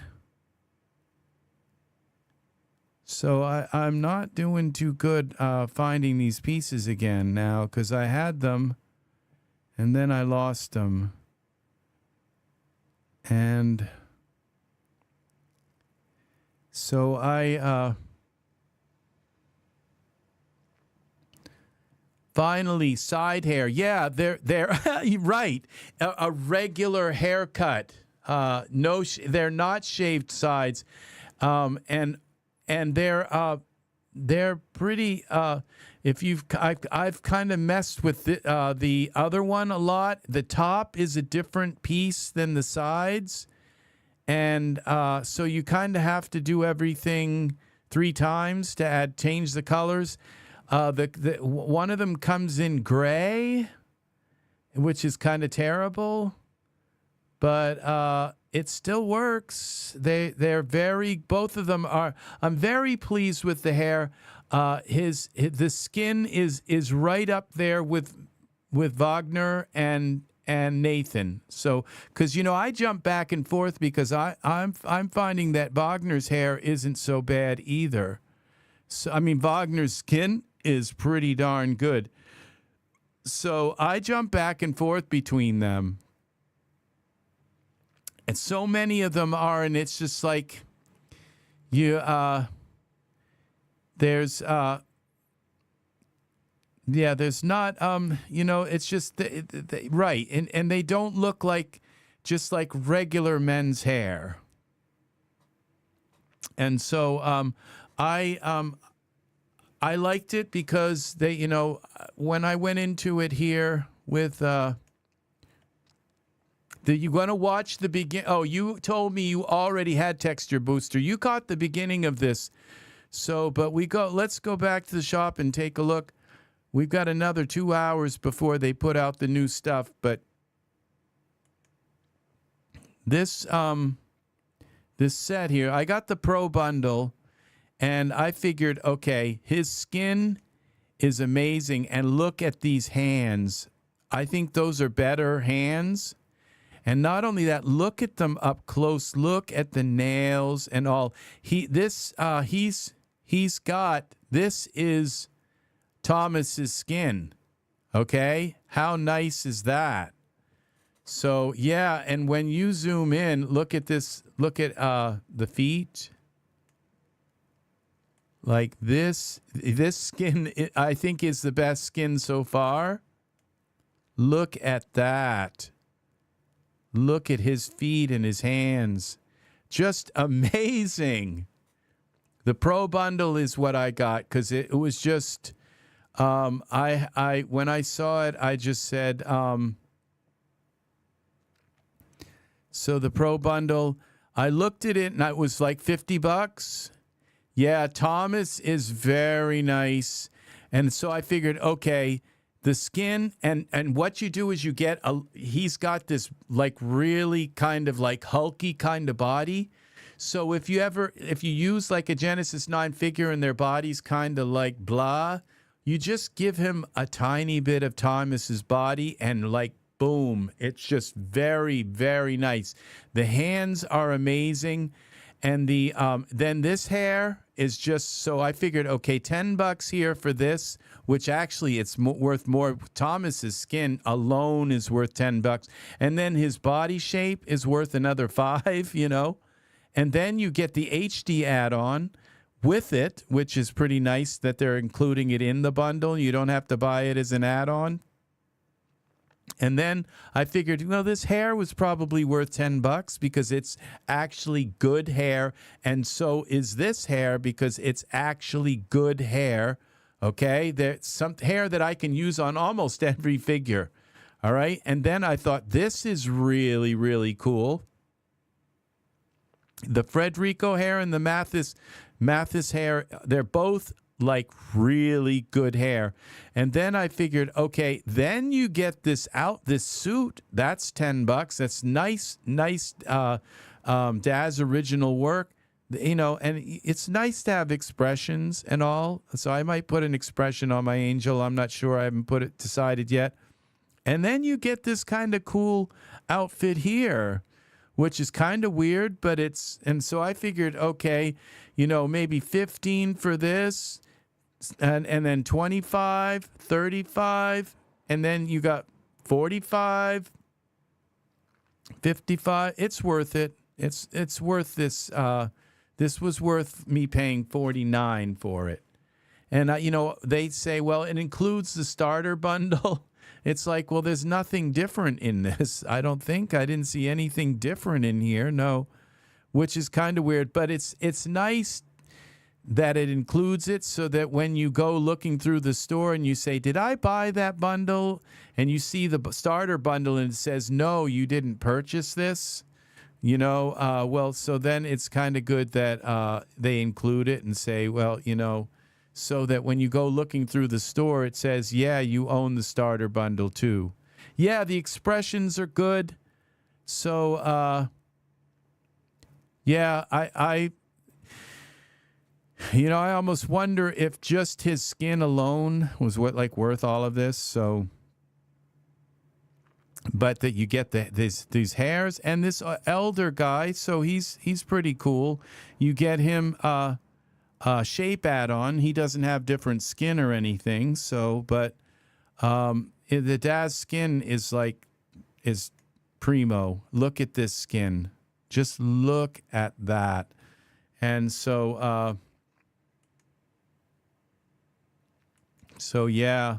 And look how nice he looks in here. So I can't find my let's try shackles.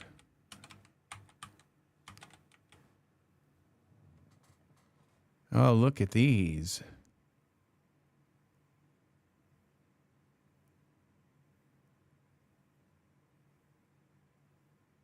Well, it'll give me a shackle. I kind of like I wonder if this will work where I just click on him and there it is.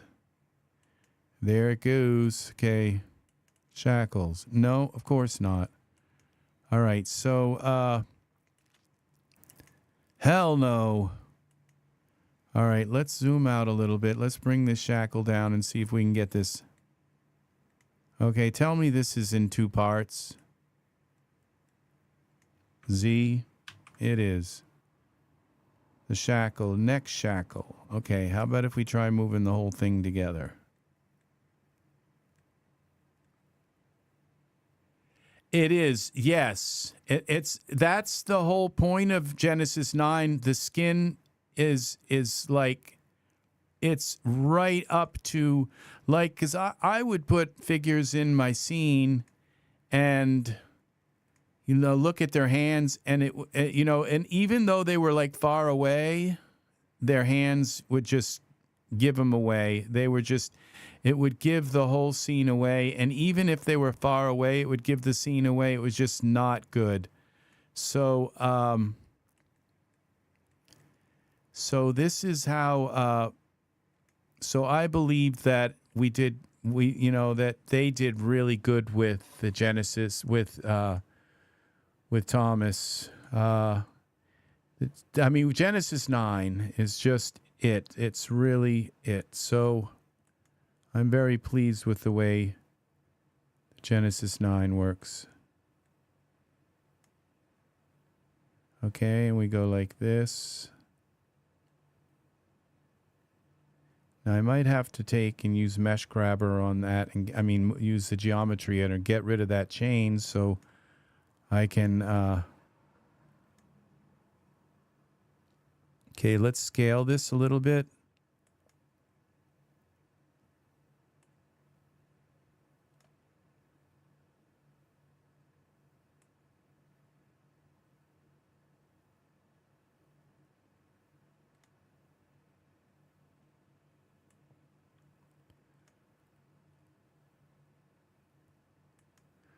Okay, we got to get in a little closer and see what's happening here. All right, we move the shackle down a little more.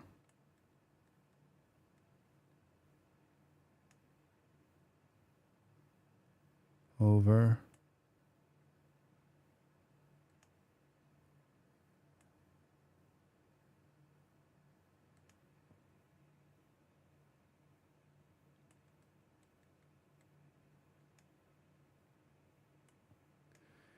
And there we have it.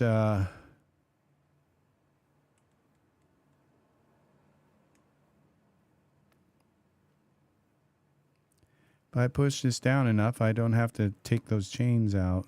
I can just kind of hide them.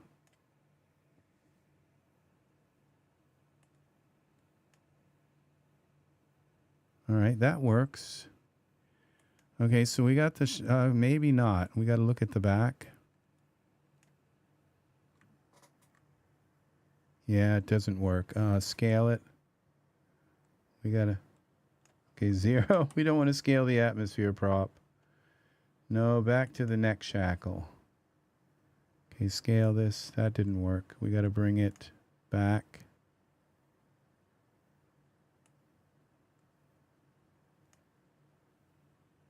Okay. Okay. We could use mesh grabber on this, but and just kind of shape it the way I need it to go, but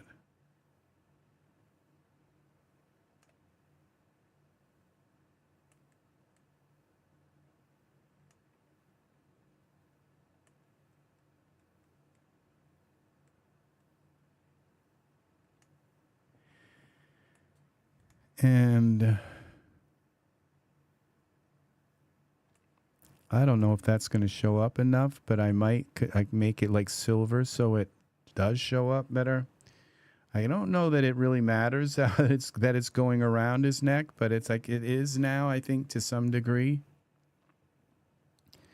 All right, now we have another chain in here, I think, or did I delete it? Okay, no, there's my chain. Okay, so what I'm going to do is I'm going to attach one end. Now, there's a program that allows you to attach things. Another thing, it's kind of... okay, I have my chain turned off. This scene is so hard to see. Everything is like black. And I'm going to try turning on. Let's turn off the atmosphere.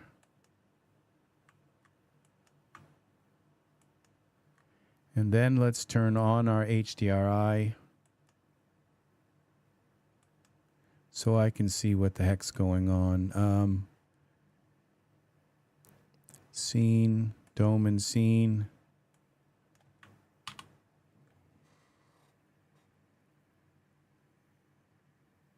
Okay. That's a little better.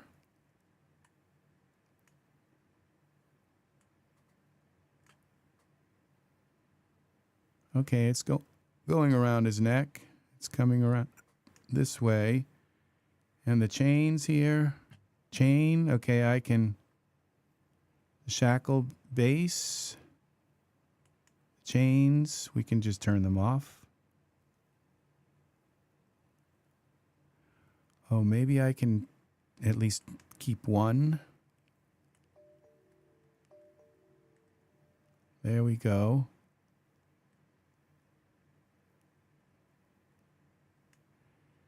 We'll see about it, and then we turn off the other chains. No, we can only turn on. Okay, that was a chain base.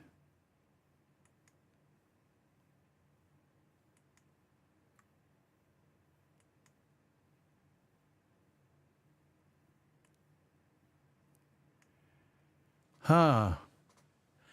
Have a good night, Serenity's Gate. Thanks for hanging out with me, buddy. You take care. It's been very nice having you here. Very nice. I think I'm going to just hide this whole chain base. You have a wonderful rest of your evening. Okay, that's part of that. I think, how far does this chain base go down? Thank you. You've been here so long, friend. Thank you very much for hanging out. Very nice. There we go. And now we got to move this up a little bit. The shackle. Yeah, I'm going to be here. I'm going to be shackled to this for a while until I get it right. And it's going through his Adam's apple here. We're going to scale this out a little bit more. And maybe we can just bring it ahead a tiny bit and still make it. Yeah, we can bring it ahead. Okay, some more. It might be more, like, actually be visible if it's kind of dangling down a little bit. And try some of this.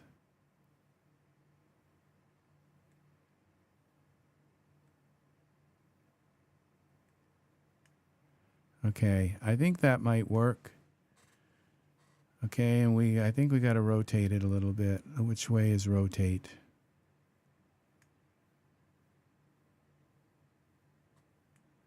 Okay, maybe. Okay, I think if the chain came down this way, so if I turn this like this, then the chain would kind of hang down through, maybe go through there. Okay, let's find our chain. Let's close that up. Find our chain. Okay, the chain's turned off. Let's turn it on. Okay. And now let's move it around. Maybe I'll just try to move it like the hard way. Okay, I think this is the bottom of it. All right, so what we got to do is bring the chain up here.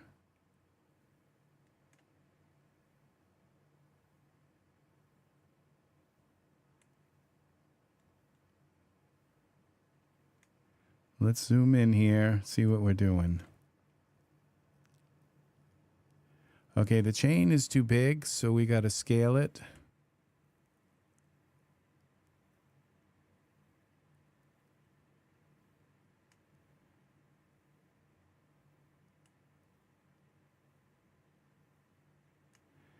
All right, and then we got to rotate it like this. No, like this.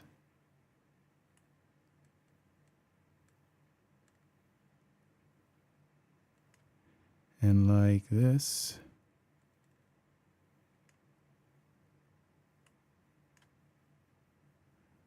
Okay. And like this. And rotate it again.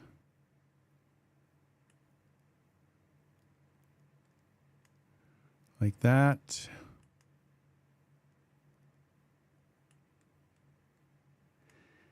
This will be nice because I might actually get 2 or 3 likes in the gallery.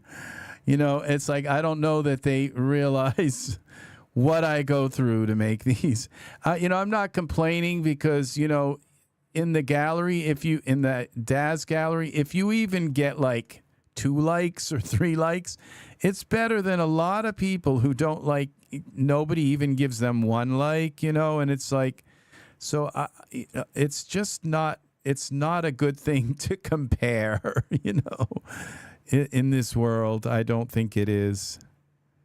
So, but you have that propensity to want to kind of compare, but, you know, and it's kind of a little bit of a, it's a hardcore scene, you know. So you don't see chained angels every day, you know. There we go. He's latched. He ain't flying away. Well, he'd fly away with the chain and all, and until we now with all the AI stuff. Yeah, it is. It is. But you know, the people aren't liking the AI stuff, so We're kind of lucky there. Now, there's a thing where I can... Okay, now I think if I click this chain here...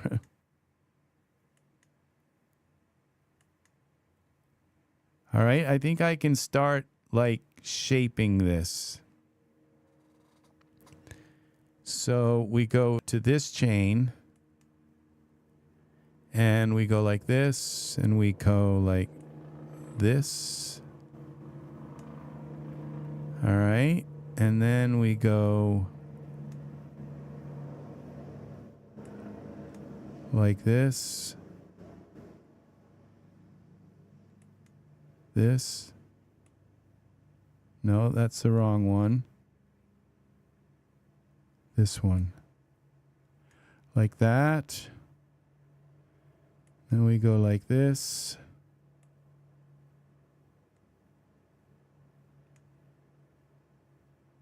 And then, or should I bring the chain in around in front of his leg? I think if I bring it down in front of his leg, it might be better. So it's more visible. Okay, so Z. Okay, we go like this.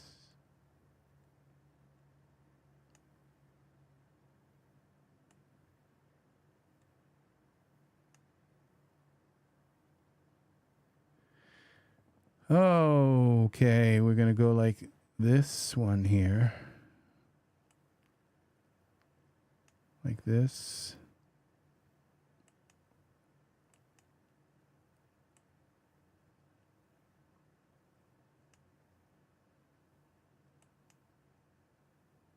Like this. See, this is what I was trying to avoid by using sticky chain.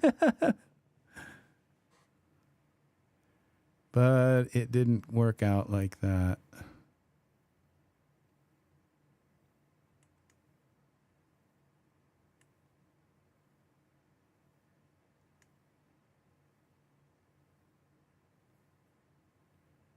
Okay, see, once you like move, you can't go back, because if I move this, it'll move the whole chain, you see?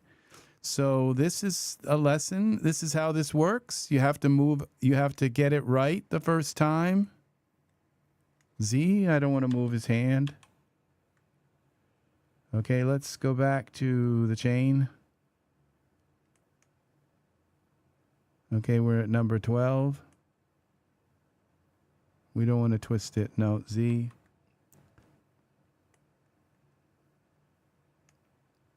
All right, I think we did something there.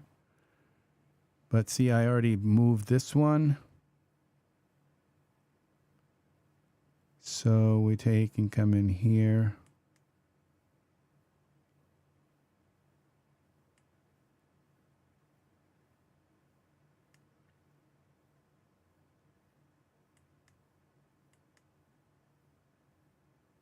And we go like this.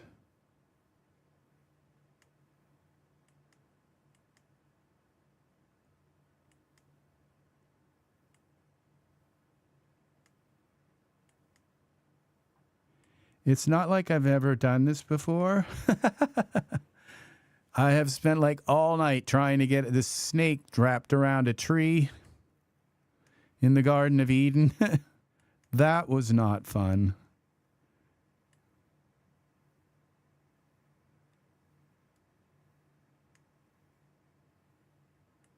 Okay, so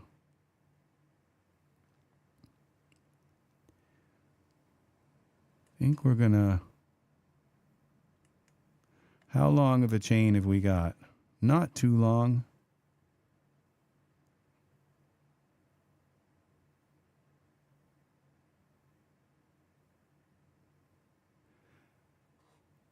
You too. That's funny. That's funny. Yeah.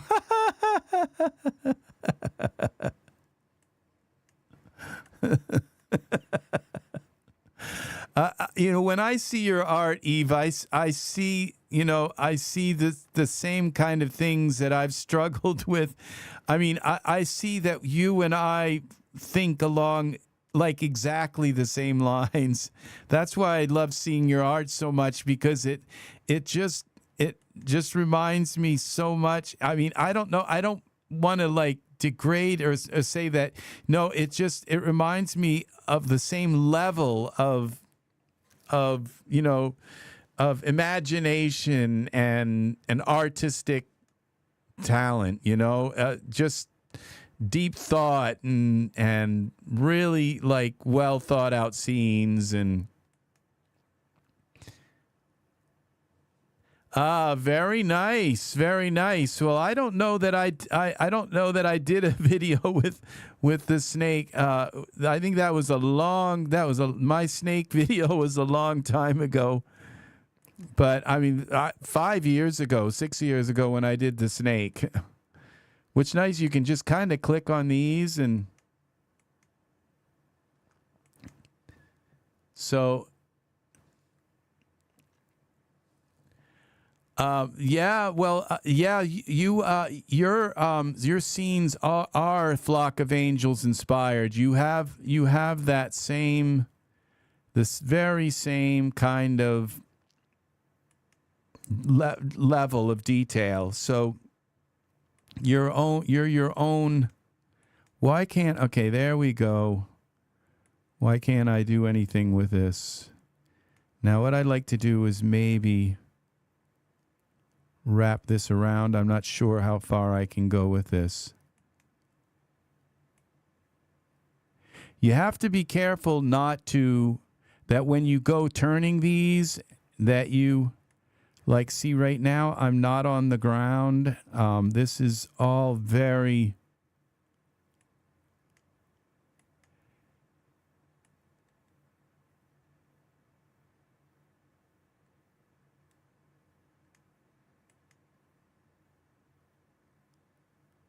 very difficult to do.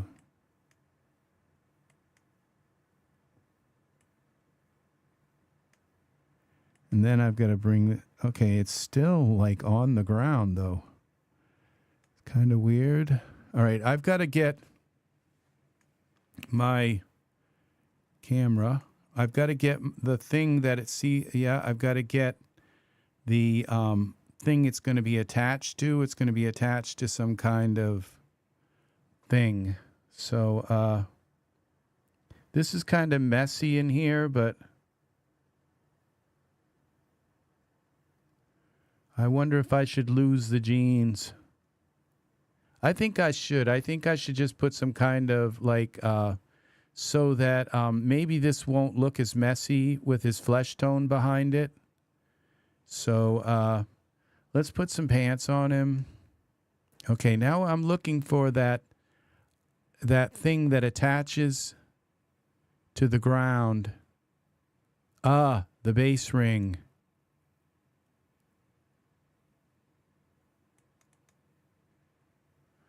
And I don't want to think where that thing is right now. Here, let's go. Base ring. All right. We got to turn that.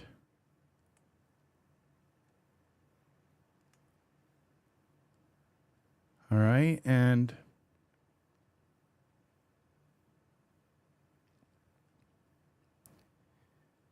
how are we gonna put that in there? All right, I think if okay, we got the base ring kind of in place. So if we take this, we don't want the ground. Okay, we want these things. Okay, and kind of bring that back and up like this.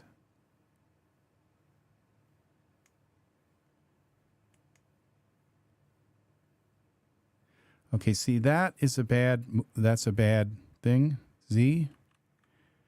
Okay, this is a bad turn, Z. You've got to make them very gradual, like click this and bend that one, then bend the next one.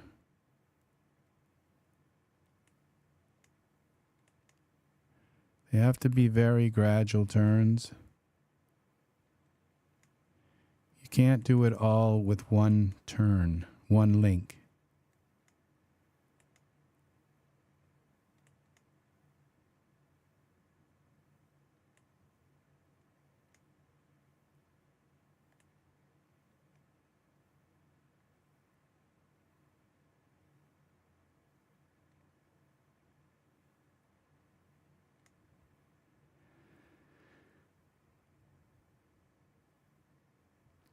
I don't know if I can turn this quick enough, fast. Oh, I can't really see what I'm doing. Okay, this has got to come up.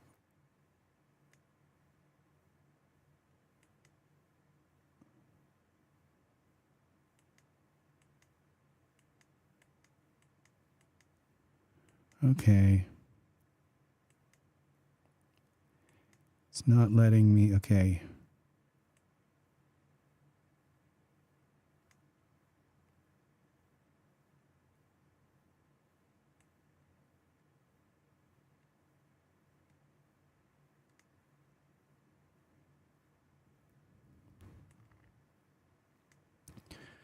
Okay, these chains are kind of like twisted now, and so now they're not like moving, you know, along an XYZ kind of path.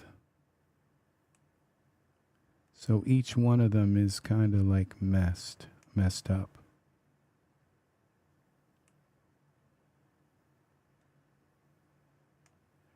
So it's like, okay, it's way up in the air like this.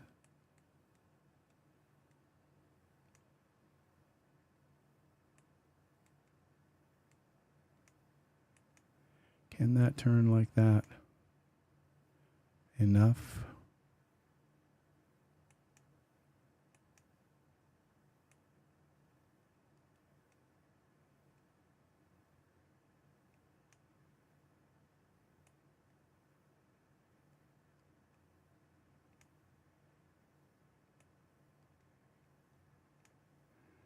These chains look terrible. They look like they're not that bad.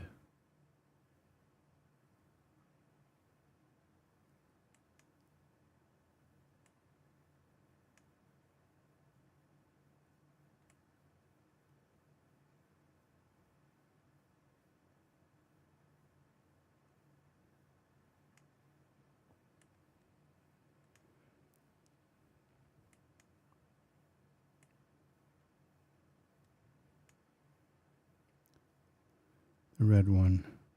No, it's the blue one.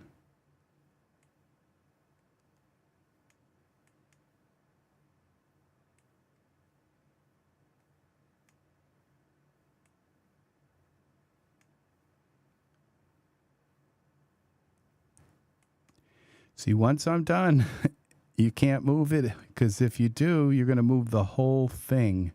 Like, see how it's moving the whole end?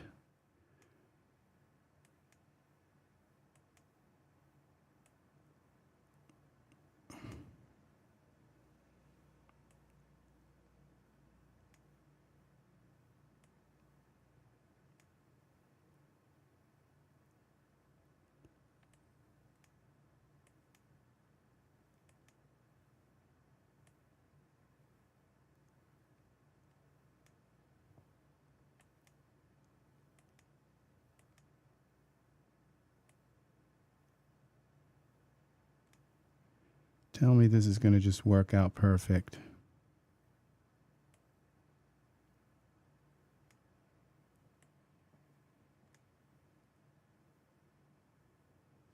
This is where I need sticky chain.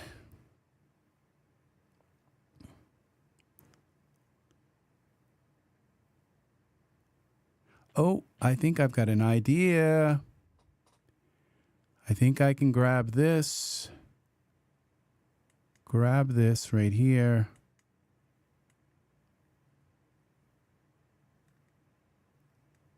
Just kind of pull that in. I can move this around just like horse reins.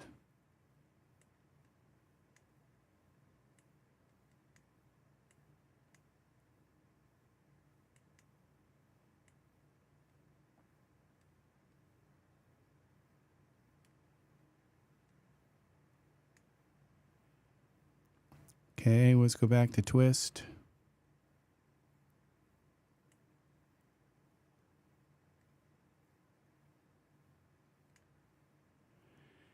And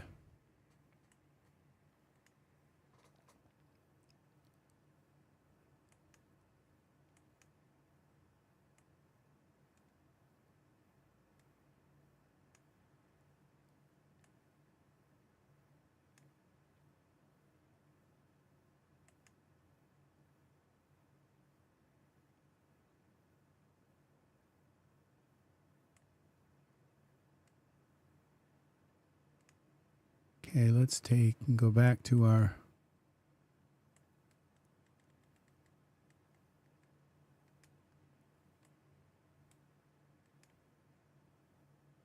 pull tool.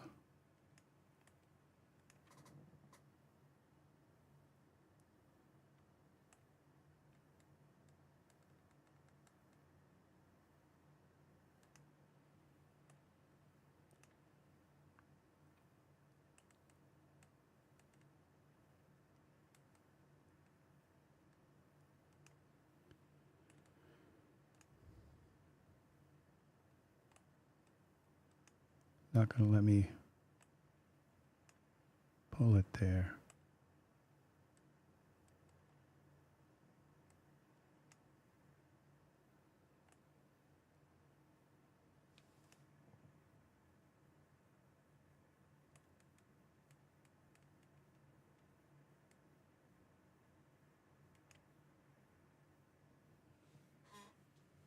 Okay, now there's a way to lock this chain, I think.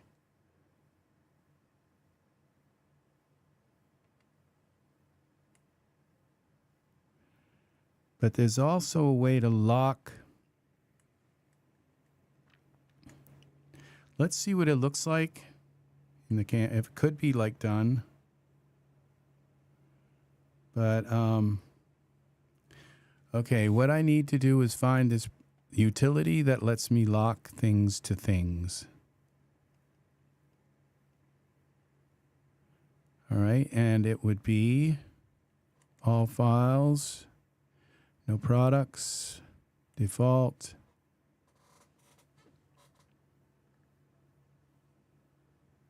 Do you guys know what that's called? It's a utility that lets you lock like one thing to another. Let's see, default, it would be in utilities. I got the hiccups now. Utilities, just a minute.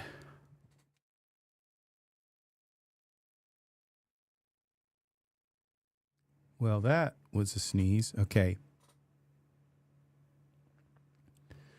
Help me out, people. Control. Okay.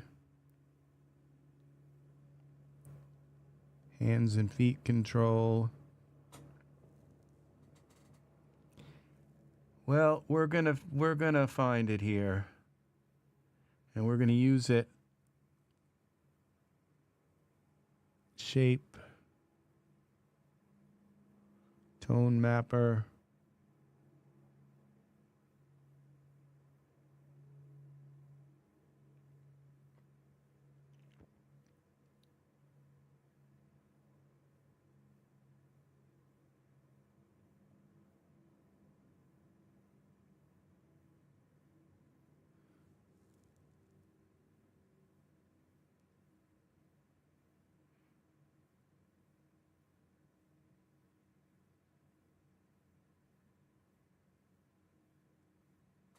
Because if I could lock the other end and lock that to this, then I could kind of drag it around and move it and not have the ends detach. Magic pose, okay, here it is. Let's see, magic, icon, bro.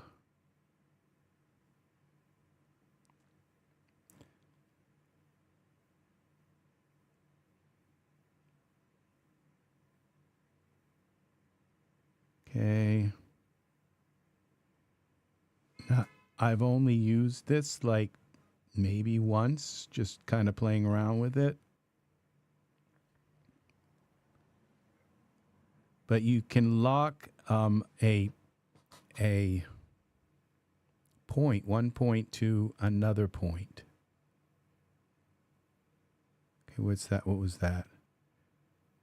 Okay, that's not it.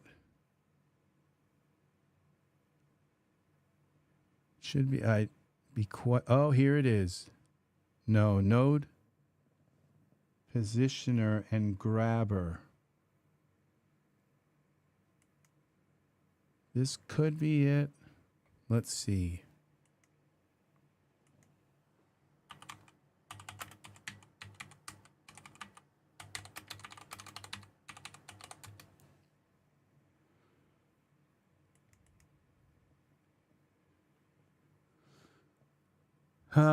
Is this it? All right, trying to work with position nodes accurately because you lose the selection and display when you select a node to position. Then the node position and grabber is either strip contains one main script. Positioning of nodes that are not selected, very helpful when working with, okay, full control over visible viewports while scripting, reply. That's not it. Okay, let's keep going. UBR portrait. Oh no, okay. Face to face, this is it, I think. Yeah, see how they're all touching? Okay, face to face and virtual origins.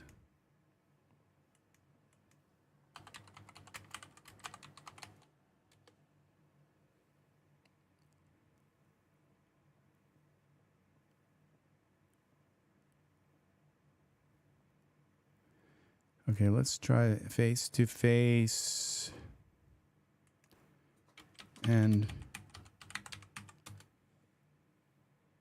here it is. It's $9. Faces to be moved. Okay, let's see. Virtual is to set is a set of tools allowing you to easily automatically translate props or figures in your scene so that the exact faces you want on these nodes come in contact with the exact faces you want on another node, called the target faces, resulting in a face-to-face operation. These nodes can also automatically be translated so their selected faces can reach any location and any coordinates in your scene. There's no need to initially have a target mesh. Okay. Full documentation. Okay. Activate face-to-face selection. Create a target. Okay.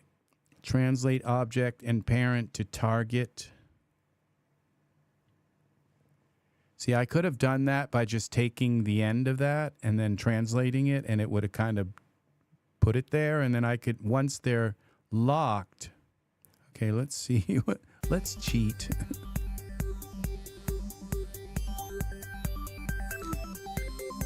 Automatically.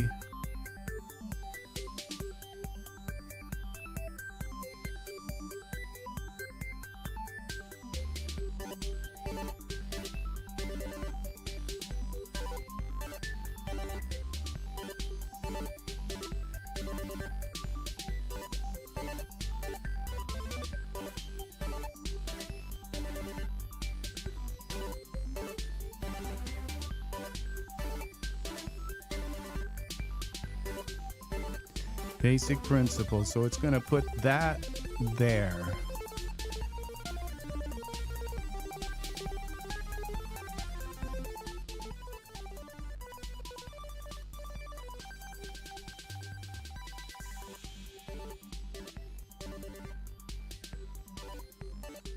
You just created a target, selected cone.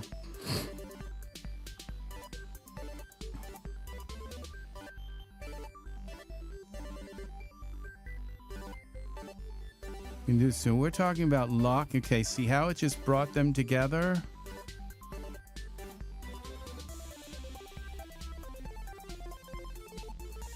I think there's a way to lock it.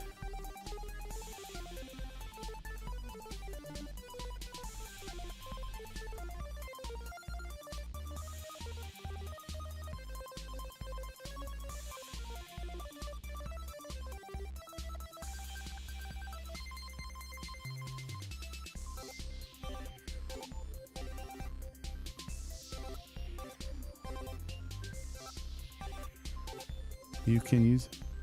See, now you can move it, and it's kind of like locked.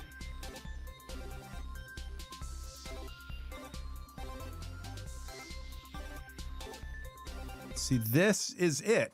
This is what I need to do. All right, now if I go back here, I can't stand how those pop up. It's like, okay. Escape. Pause. All right, so let's go here. Utilities, okay. Active face selection. Create a target.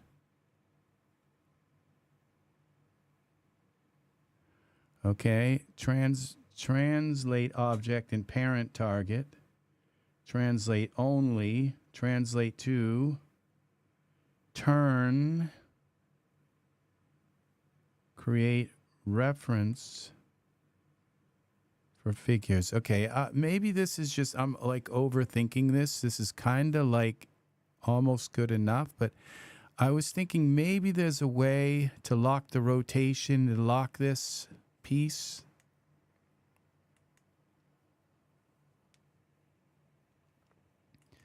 Let's see. Now I know you can lock bones, but I'm not sure that I can lock this piece.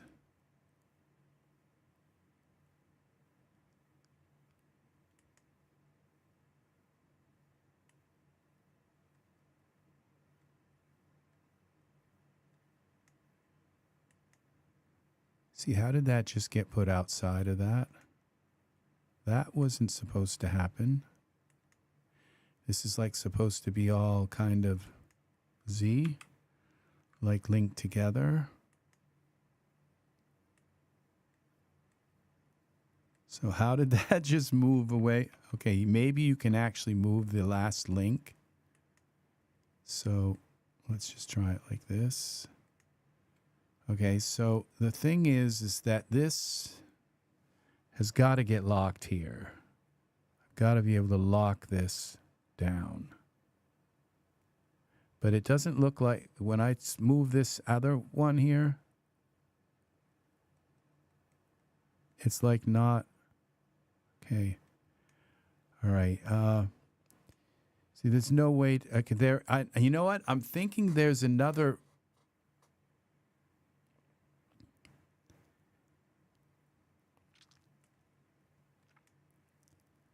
That there's another thing where you're able to like reverse it and have like the chain reverse.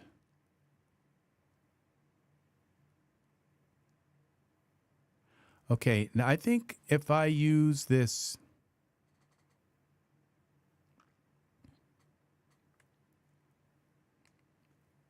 sticky chain, and if I put the sticky chain here, that if I move these chains, that the sticky chain will hold it in place. Let's try that. Let's select these two chains again and add a sticky chain and see what happens again. I'm going to save this because, or what if I just try and, what if I just leave it like it's kind of okay? Let's just see what it looks like from the camera view. We'll go to the camera view. Now let's turn back off. Let's see if I can get my scene back.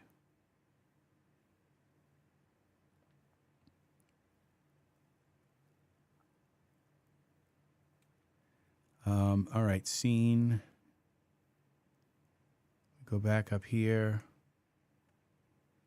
We turn back on our, okay, the spotlight is gone. The distant light is gone. We're not using them. Atmosphere prop, we're going to turn that back on. And then we turn back on our environment. Okay, the backdrop is still there. Will we turn off our environment?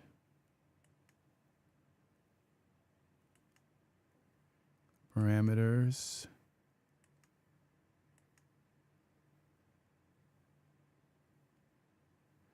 See, that doesn't look very good.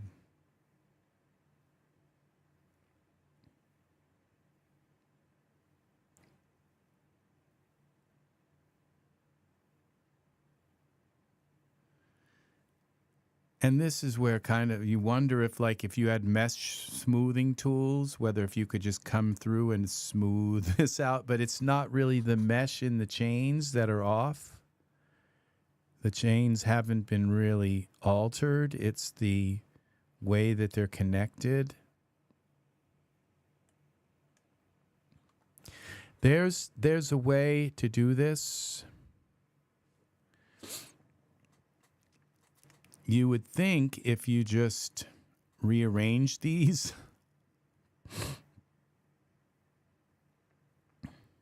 that you could go backwards with them. Like if you just started moving them up, like you made, this is a lot to rearrange. But if you took the tip and put it at the top and then moved them down, you would think that would change the orientation of how they. All right, let's go back to this.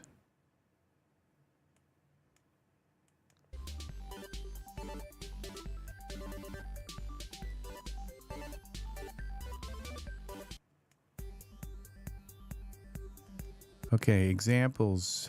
Please go away. Move a figure to another figure. Just a moment.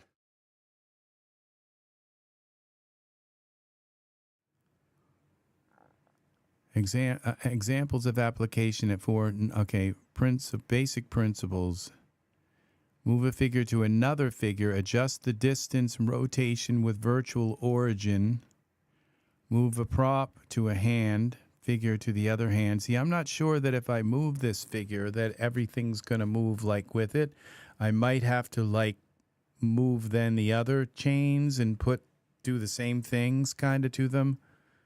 Hand to wall or feet to, see, think about this in like when if you can attach your figure's hand to like something, then if you move that figure around, that hand is going to stay right there. And that's a way to kind of, so this is an amazing program, okay? Because it allows you to like grip something and then move your figure around and their hand is going to just stay right there kind of thing, okay? So you can like grip onto something and move the figure and their hand is going to stay right in that place. This is an important program this is an important thing to learn how to use. And so again, look at what we're talking. We're talking again V3Digitimes. Okay, so this has been like a mass. This is not like a shoddy kind of program, even though the video's a little bit kind of weird. But they kind of skimped out on the video. I would rather have had, I think Aisha to have like, she's got a beautiful accent. It's sometimes a little difficult to understand, but it's still better than this is right now. So a virtual origin on the center of a selected face of your mesh. So this is exactly what I need so that when I move that stuff, it will not move that last one. It will stay in place, and all of the other ones will just kind of align. And it seems as though all I'd have to do is maybe do one, the last one. And then I could just have freedom to kind of go through. Okay, activate face selection. All right, so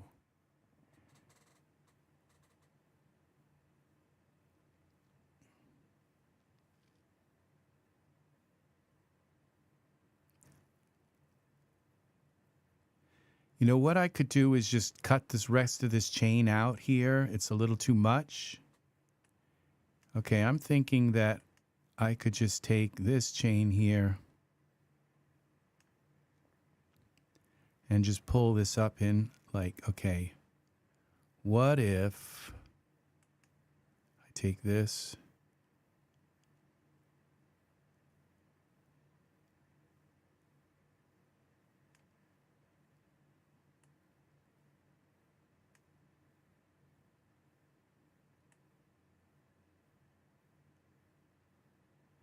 And then just hide the rest of the chains.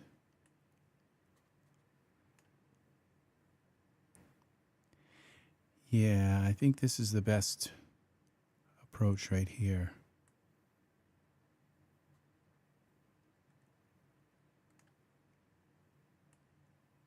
And then I don't have that crinkly looking mess.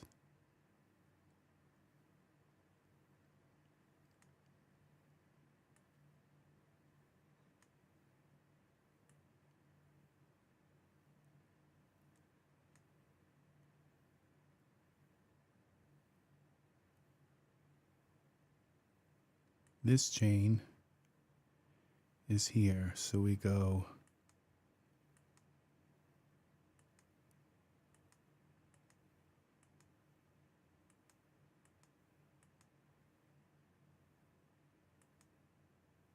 what did I do here? Get back here. Okay.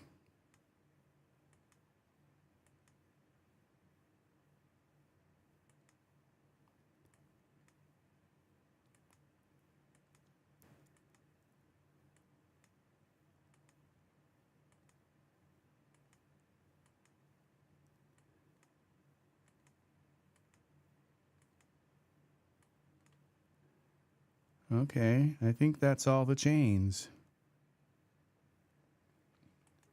Let's go back to our camera view. There we go. I think that works right there.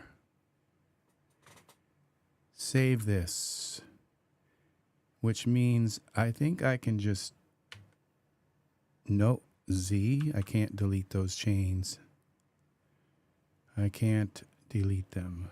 And there might be a way to like unparent them, then delete them, but they appear to be part of a family of chains. All right, now I want to take and take off the jeans and see what he looks like with some kind of tunic. I think I've got to put on some kind of, we'll find some kind of, all right,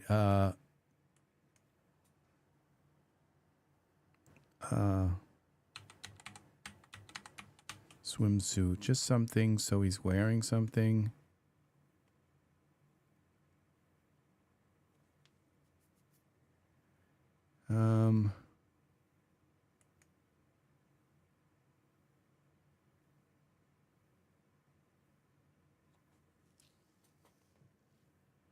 Oh, we got to select him.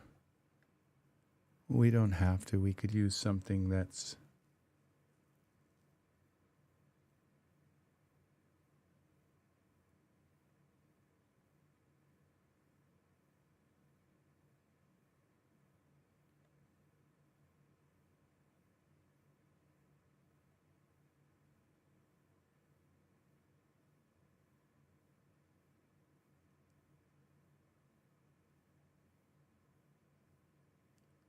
Let's try trunks.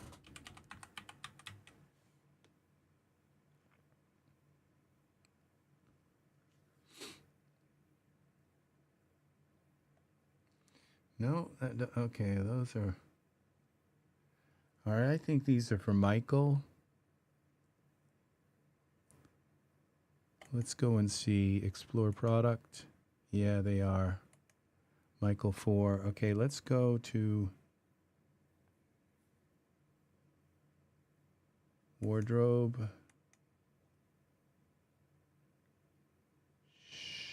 Shorts, skirts, shirts, swimwear.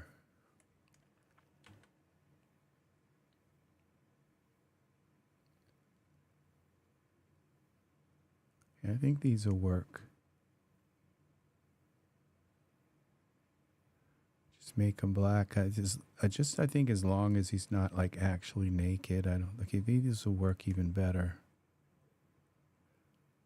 No, this will be better.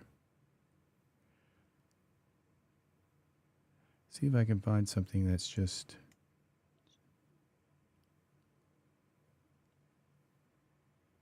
Genesis 2. I think that's for the male.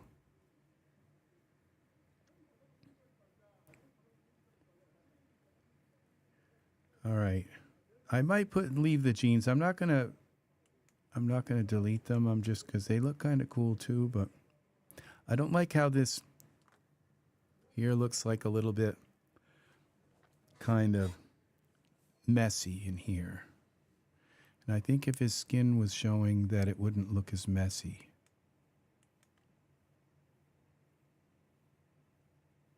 Construction worker jeans.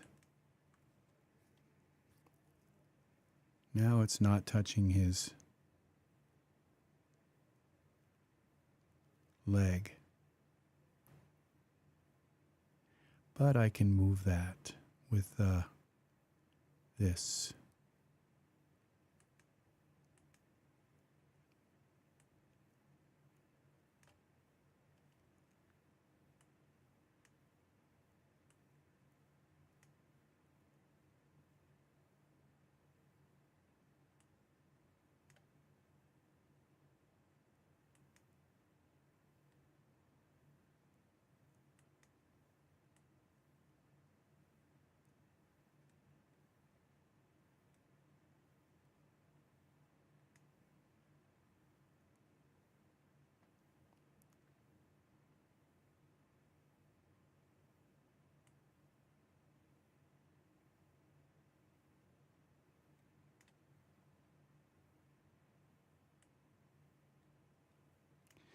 Z.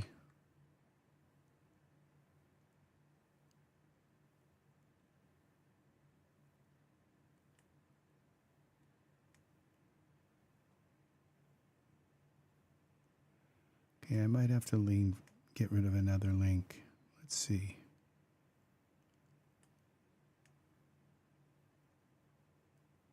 It looks like that's actually linked up in there.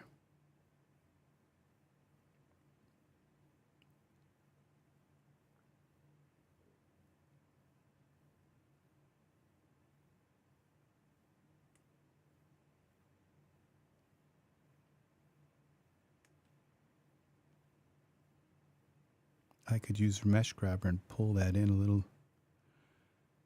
but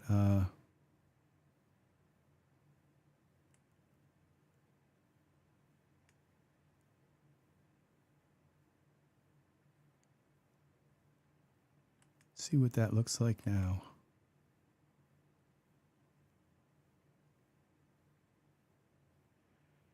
Back to the perspective view. This has got to come up more.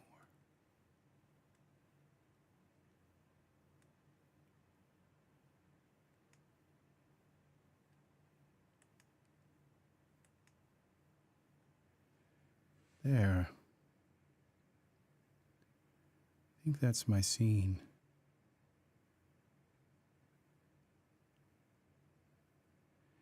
Now I've got to look at this. I probably should have done this in the first place, but Gotta see if this is actually on the ground. It is. Okay, and we got down a little bit more. And I'm going to use Mesh Grabber.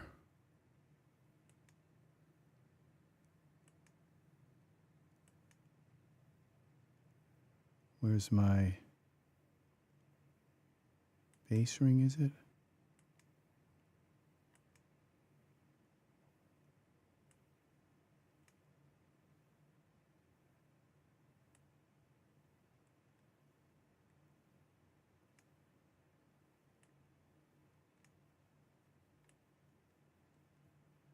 Okay, I got to make this much smaller. 2.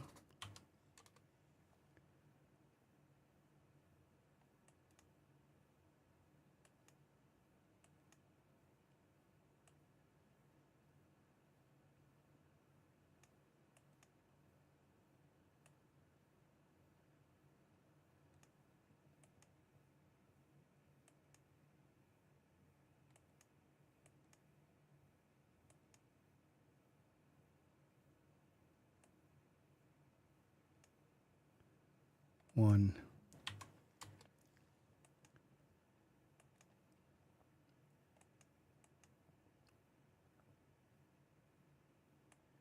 Here we go. I need to do a whole tutorial on that product.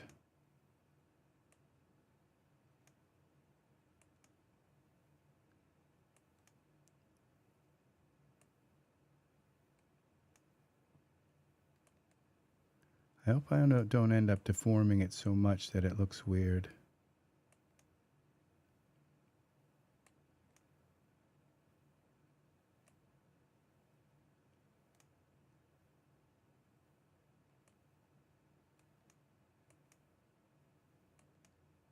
I think I have. I could just put another one in the scene, but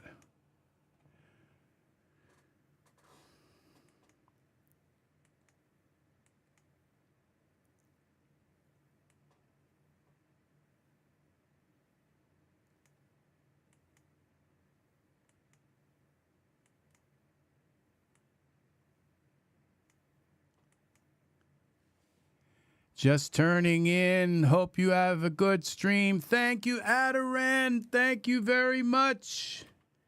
That's very nice. I don't know if you've been live here, but it's very nice to have you here. Very, very nice. Thank you for hanging as long as you have. It's very, very cool having you here. I think that's going to do that. You have a lovely evening. We have, I think we have our angel. I think our angel is done. We got to get his hair back. Take care. Thank you very, very much for hanging in and watching as long as you have been able to. It's very nice. Very much appreciate the views. People have been so wonderful lately. Watching my videos when even when they're not when I'm not here, they've been watching them. That's just so nice. See, this doesn't look so messy now. I don't know where this shadow's coming from, but this shadow might be one of those like to the Fluidos liquid simulation. I thought about that today, okay? I have to do some... I thought when I did Fluidos that I went through the entire manual, but now that I think of it, we did fire, we did smoke, we did water, but I didn't do like a waterfall, And so then all of a sudden I thought, how did I miss that? I didn't, it wasn't something that I don't know how much it was covered in the manual, because when I did my Fluidos video, I went through the whole manual, I thought. I did the whole thing. it right from beginning to end. So it explains the sinks in the, that there are sinks and drains, I guess. And you put one sink in and you put the drain in and then the water comes in and, but I don't know that there was an example of that, of like, oh, there were actually, now that I think of it, it came with a ton of examples, but I don't know that they actually explained that in the sinks and drain thing. So now that you can see he's wearing something there, that works. So you have a good night. And you take care, and thank you very much for watching. And I have that. I'm going to write down Fluidos again.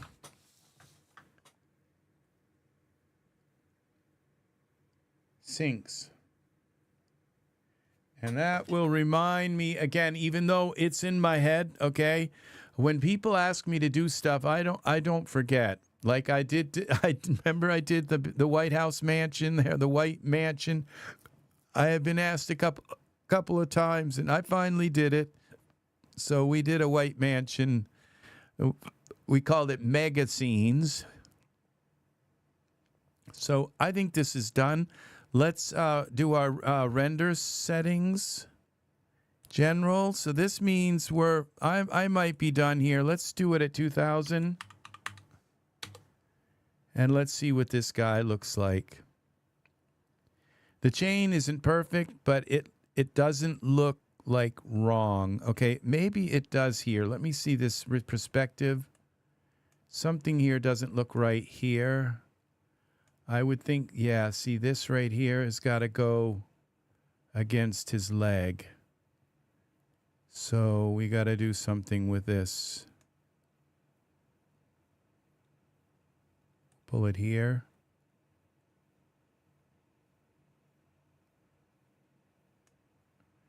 I hope I didn't just like detach it from his neck.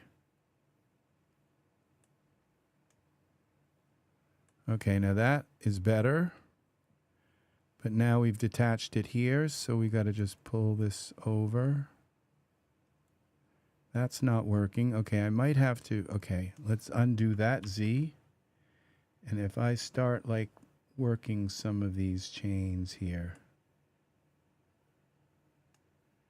Let's see how we can do this. So have a wonderful night. Have a wonderful sleep. We will see you soon. Again, hopefully soon.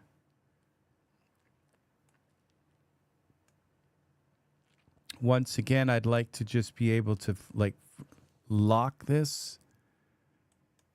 And I know there's a way to lock these, but you can lock the legs and stuff, but okay, what I'm going to do is I'm going to bend this one here. We're going to rotate this one out. I know if I rotate this, those will stay right where they are. Okay, I've got to rotate this one out like this. There we go. Then I should be able to bend this down. Then I think I can pull that in without yanking too much on this. I could always move that plate. Now I can't see where the end chain is.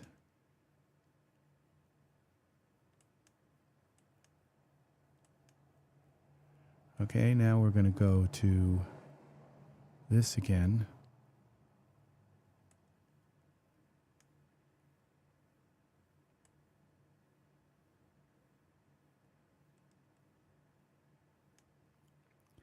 Now I think my chain is too long again.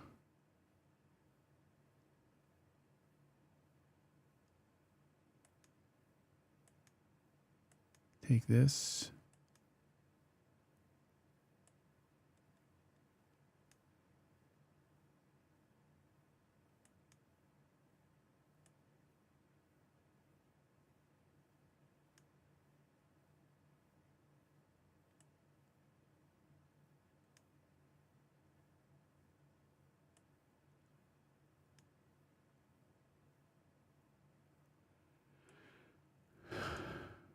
This is so difficult with the shadows and the fog. And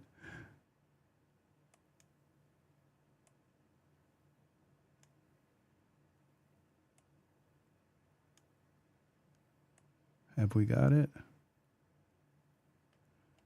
I think sometimes I kind of get lucky. It's like when I do my sewing machine, it's like I'm blind as a bat, but I can kind of get it. Now this chain here looks like it's twisted in a weird way. So if we twist this like that,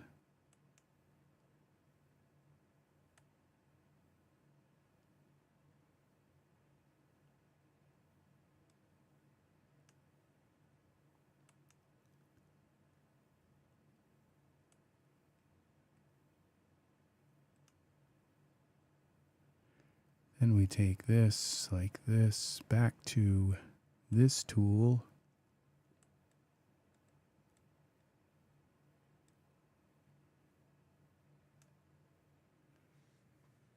That may actually be better than the other one, the way it was. It looks like it's hanging down over its leg now. We've got a couple of little crinks in there. That doesn't quite look right.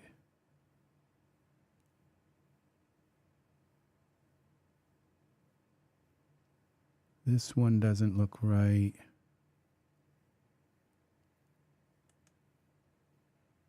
Perspective.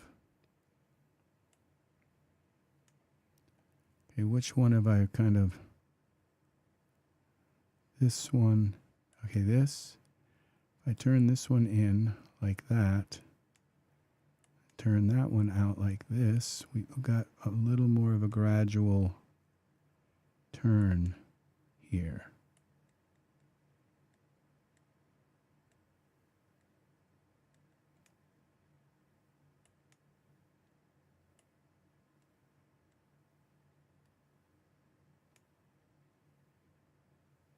Wow.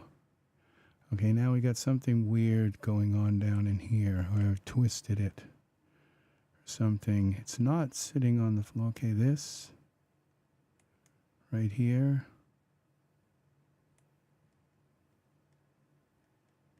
It's got to come down.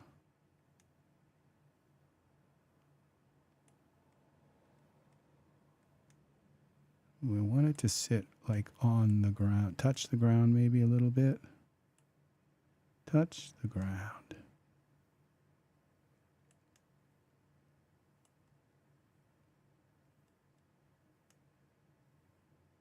And this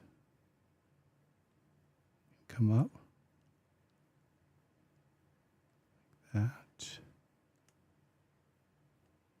And we got a little bit of a crunch or something going on here. This goes back.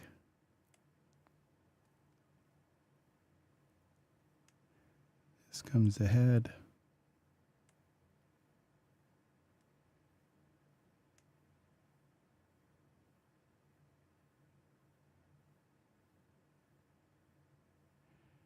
This one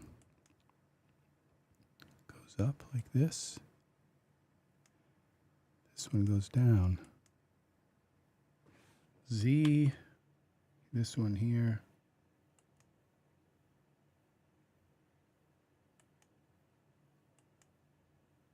Goes down.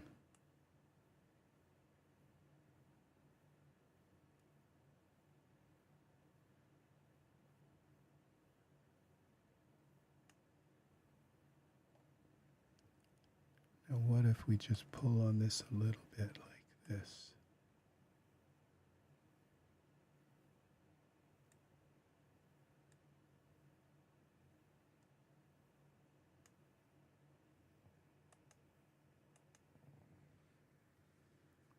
That looks a little better. Save this. What if we take this and turn it a little bit?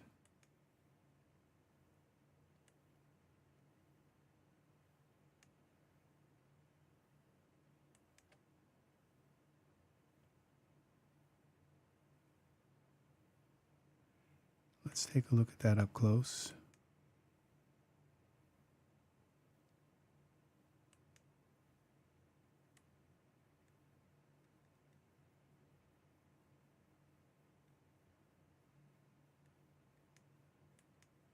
Pull this away.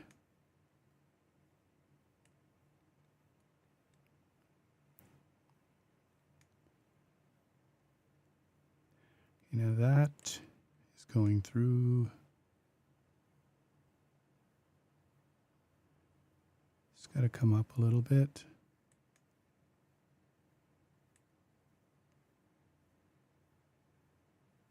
It's going into the ground.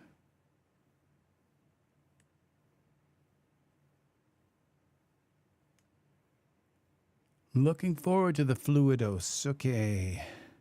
I am too. I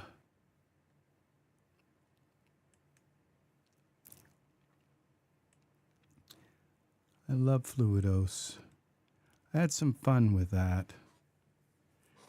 It's funny, these tutorials kind of mark my life. Okay, now this.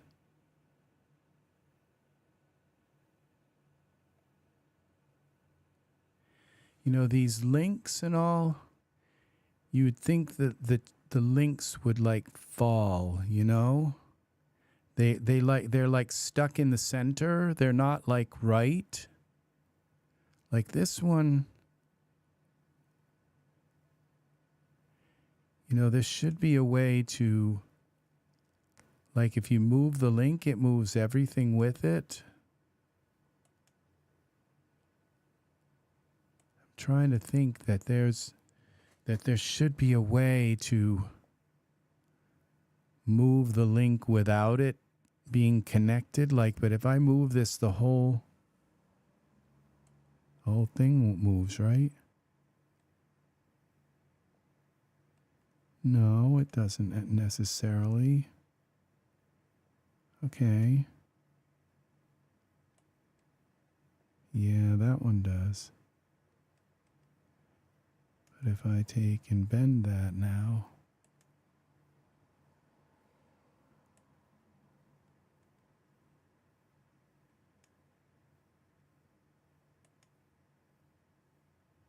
okay, that kind of worked. Now see, this one looks like it's got the same problem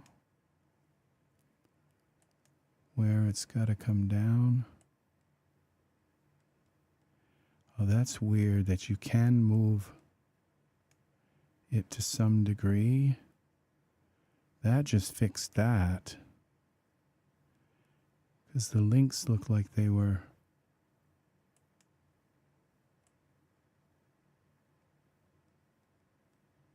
So if I take that and push it down, and then I can take this and, well, I don't necessarily have to.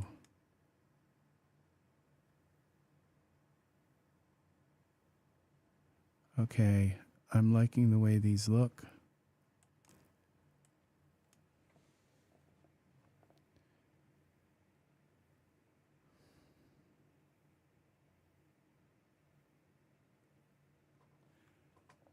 I don't think people are going to say, oh, that chain looks so fake. But they might, you know. So, I wish there were kind of like little rivets here. Like there's got to be something holding it to the ground. It's like adhesive tape, you know. I don't know. But there should be like 4 little rivets around the edge here. I could use little cylinders to kind of put something here to make it look like it's fastened. Or what we could do is take the chain color. Okay, surfaces, chain, copy surface. Then we come here to our base ring.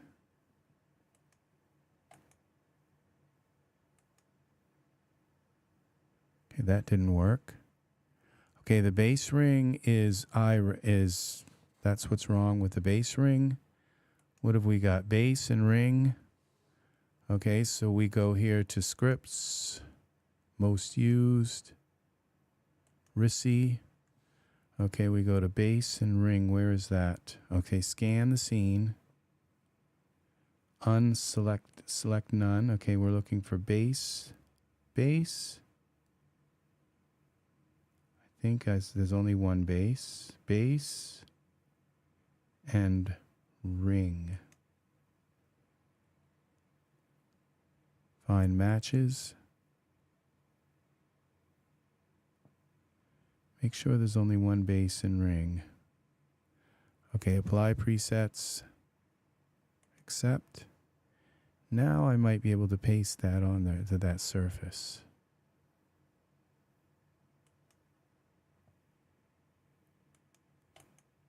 Paste. There we go. Now we have some kind of like silver, but I'm not really liking that silver.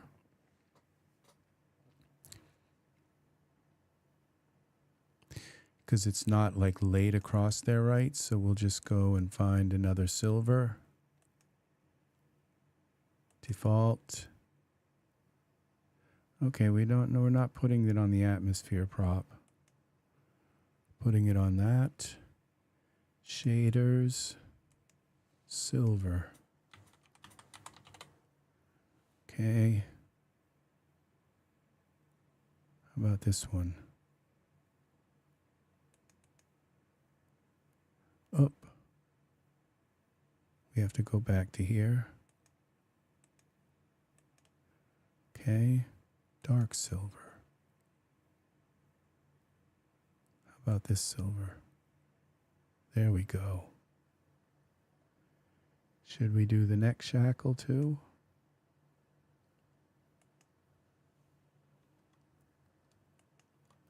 The neck shackle might be again, so we have the same problem here. Chain, latch, lock, pin, shackle.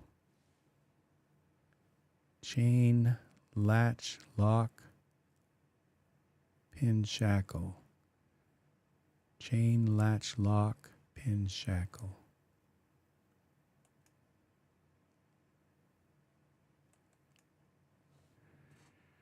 Okay, we take those off. Chain, shackle, chain, pin, chain, latch, lock, pin, pin, where's pin? Chain, latch, latch, latch, chain. Okay, find matches, apply. All right, and now we can make that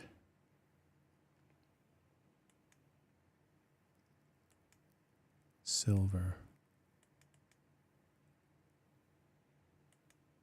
That just made it kind of disappear. We gotta find a better silver, something that stands out better. Where is that? Neck shackle. All right, that silver didn't work. Up.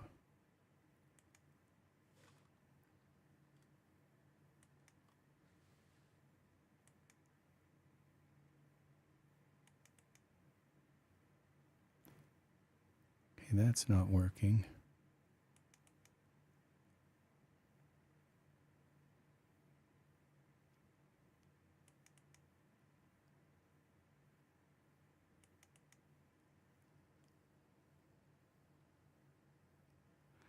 Got to get up close and see what's happening here with this.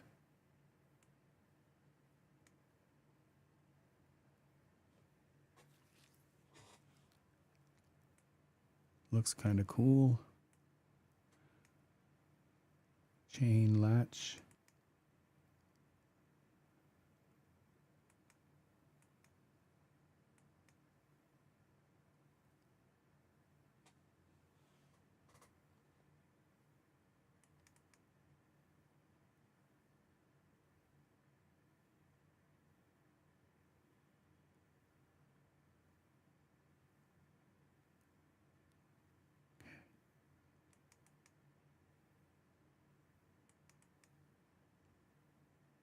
Okay, that's kind of sticking out a little bit, but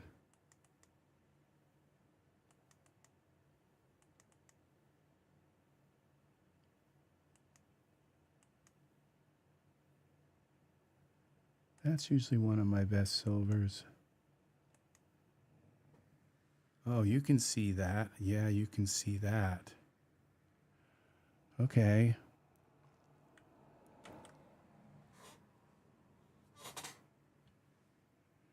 Silver chains. Something doesn't look right in here. If I get moving this, if I move it there, we're going to have like massive changes to do. But let's just see what it is.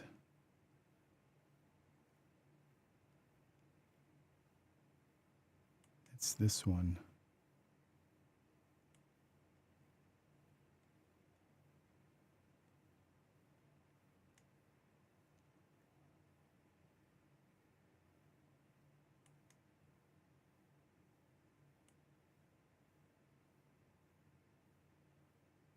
A little bit there.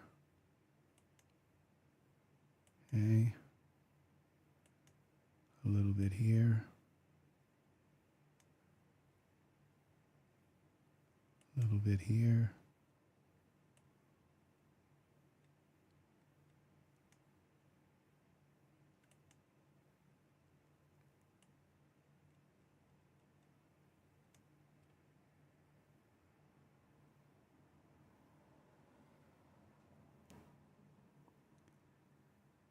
Then we take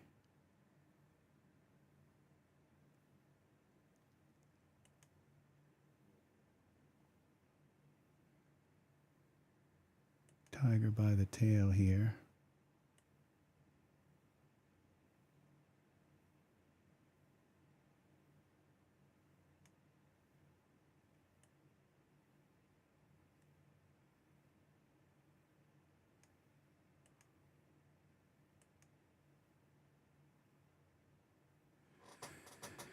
I just wish there was a way I could just kind of brush along this and smoothen it out. And it doesn't work like that. I think it's done. I just want to look at this latch here and make sure it's not really kind of, that I really lined it in here.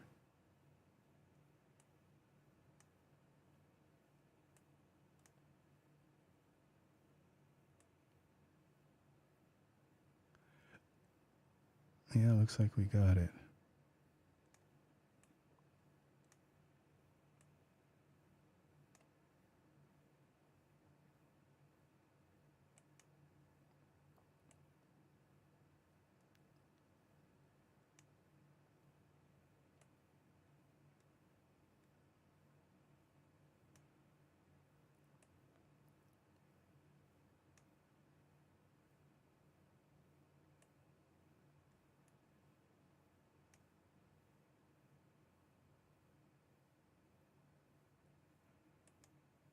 Camera.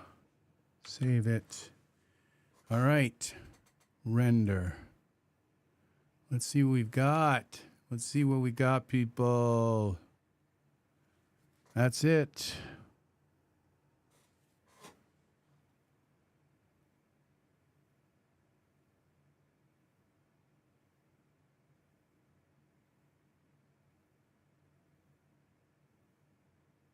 I think we're going to leave it right there. Okay, this foot's got to be bent down a little bit, I think, just a bit. Would you like to cancel this? Yes.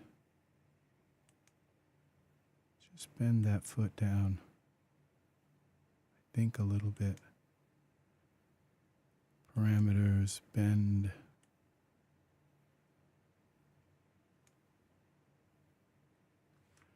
Save that. Looks like his toe's doing something weird.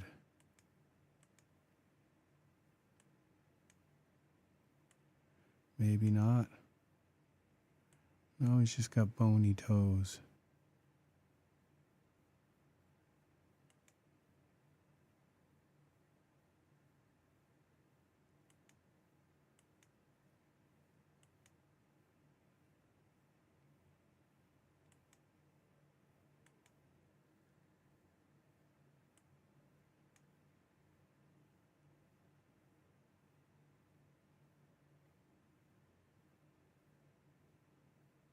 Okay, his toes are going a little bit into the ground, but that you can't really see that. All right. I thought I deleted the wide angle camera. Where is it?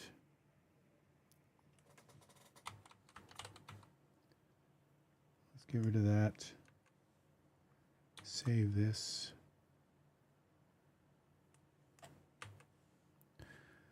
Okay, save it again. Let's see. What do we got?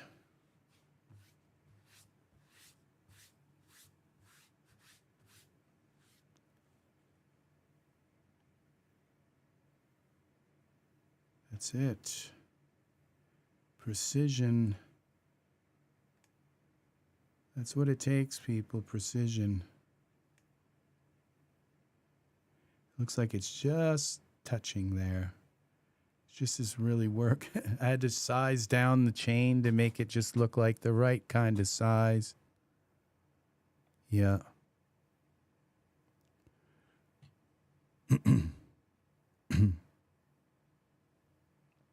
Looks like they're just laying there. These bend, all of these bend right, you know, like kind of right. This looks a little weird here, but I'm not going to change anything. It looks like this might have wanted to like hang down, like it's a little more here, come down. But his neck collar kind of twists. If it had been like here, it would have come across here, but the neck collar kind of twists. So I'm leaving it.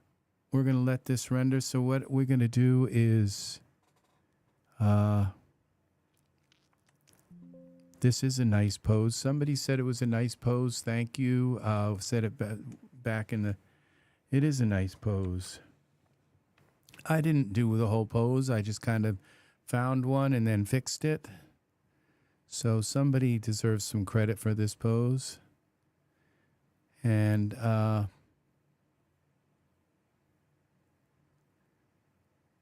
now there's another thing. Okay, we're gonna now go to our render settings. Just make sure all this is all set. It's off. Render quality's high, and we're gonna set this up to 4,000. All right, we're gonna 16:9. Save it again, and this is gonna do it for us, people. We're gonna render this really big. This is where we're gonna see all of my little errors. But let's see how it looks, if we've got any. Get to see this up close. Look, I love this part. How is it? It's just the lights are dancing around in this scene. Look at this. A little something funky going on with the pants. They may not actually be. I think I'm going to take the pants and put like a black linen instead of this like plastic polyester. I don't know what it is. We're going to make the pants black linen. Close this. All right. Now, everyday worker jeans can go. The jeans are gone. And these are the bikini style. All right, so we go back here. And we go to surfaces. That's why you render it big, so you can look and see that your pants... See, I don't like that I haven't liked that little shiny edge. And if I make it into linen, it will, like, absorb the light rather than reflect it. Linen. Okay, we're going to go to editor, select them. I don't want it to have... What I could do is pick like a... I have some really... I love linen in Daz. Daz, the linen is just amazing. Now we have... I could like pick a white linen and then that's... Could pick a light white linen and turn it black. Be easy to turn it black, but these are my Egyptian linens.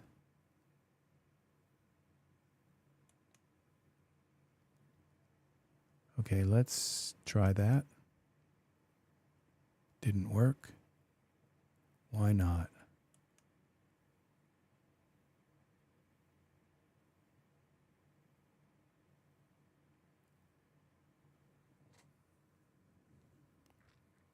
It did work. It put the linen there, but... Oh, glossy color. It did work. We just still have the glossy color.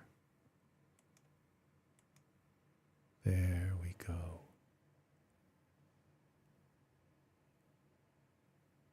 Now we have linen. Save that. I wonder if I made them white. Let's see, white linen.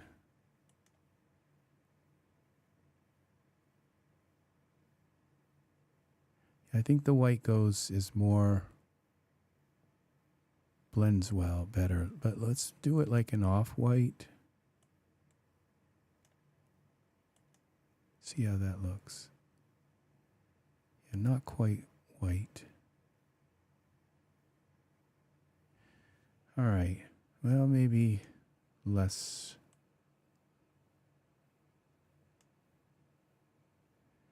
No, I think we got to go white because there's something about purity here. White, at least biblically, is the whiter the white, the more pure someone is. And their garments are like, there's a scripture that says whiter than a fuller can make it. And I don't know that people really know what a fuller is. Like in ancient times, I think maybe a fuller was somebody in, Elizabethan times, but what was a person who made like white garments way back in the 1st century? They don't really know what their title was, but a white garment maker. But,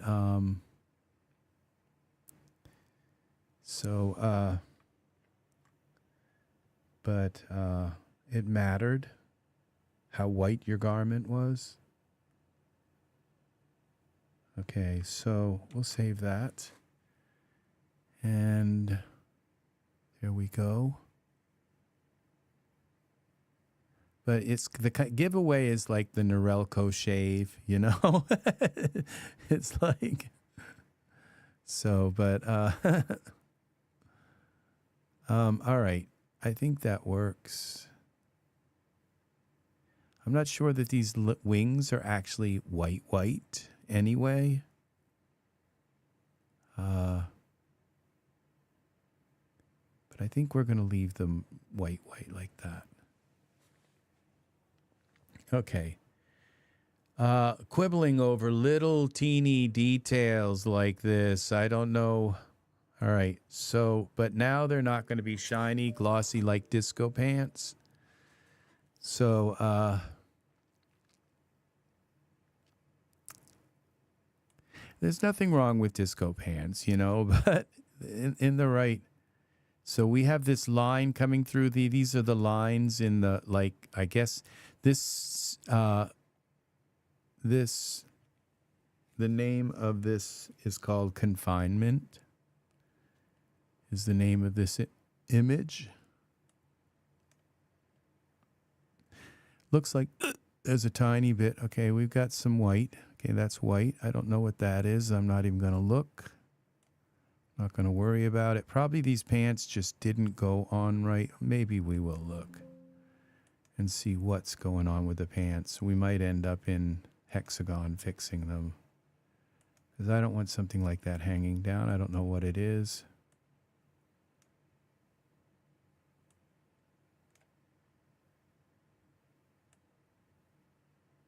Oh, that's his wings. Okay. See the linen here? I think I'd like to make that linen a little finer. So we'll go here with bikini. We got them selected. We'll go with 2. And we'll go with the vertical tiles, 2. Okay. Yep. Back to the camera. So that's the wing. Save this again. The wing's okay. And now we go. And that, I believe, people, is going to do it. I think we're going to let this render and render and render until this gets it, just reticulates. All these little teeny specks are gone. Look at that skin. Just amazing. It's just so nice to work with the Genesis 9 figures. They did everything right. You know, I wrote them a private letter and sent it in. And it's like with the Genesis 8 figures, it's like I said the hands are terrible and the necks have lizard skin. And, and I said we need higher quality, figures. These are horrible. So they did it. They came through. Look what they gave us. Look at this. So the hand, look at these hands. Just they did it. I want to cry. This is it's so nice working with this. Now it looks like there's these little lines here. I wonder if I give my figure a tiny little bit more sub D, if I can get rid of these lines. I don't like them. Let's see what happens when there is a higher sub D you can go with this, I think. I'll make sure this is saved. Save this. Surface, sub D. Look, the sub D displacement. Okay, where is the sub D? It's up here.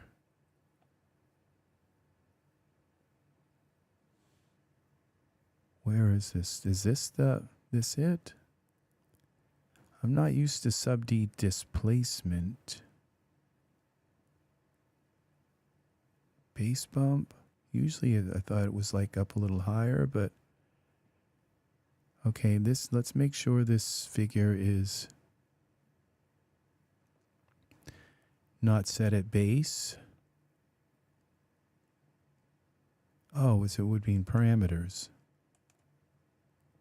In the wrong place. Okay, sub D level. Let's go to 2. His pose still looks fine. And what if now we go make sure he's high resolution.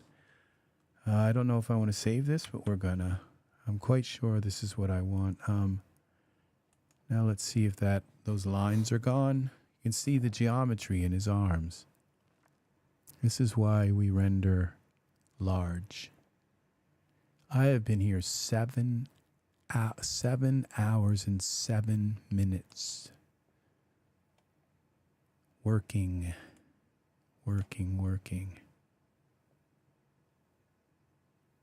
No, I'm still seeing it here. Still seeing these striations.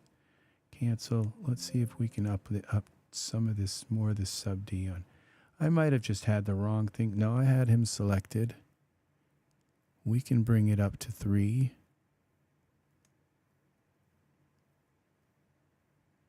That brought it up to 5. Can I bring that down to 4?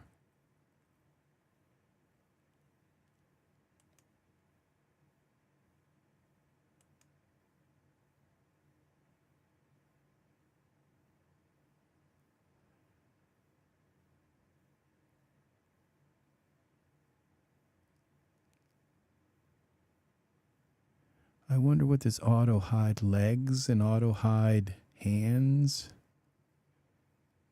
That's kind of interesting.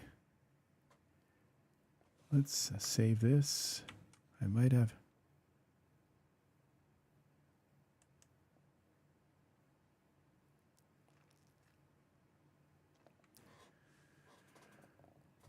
rounded edges.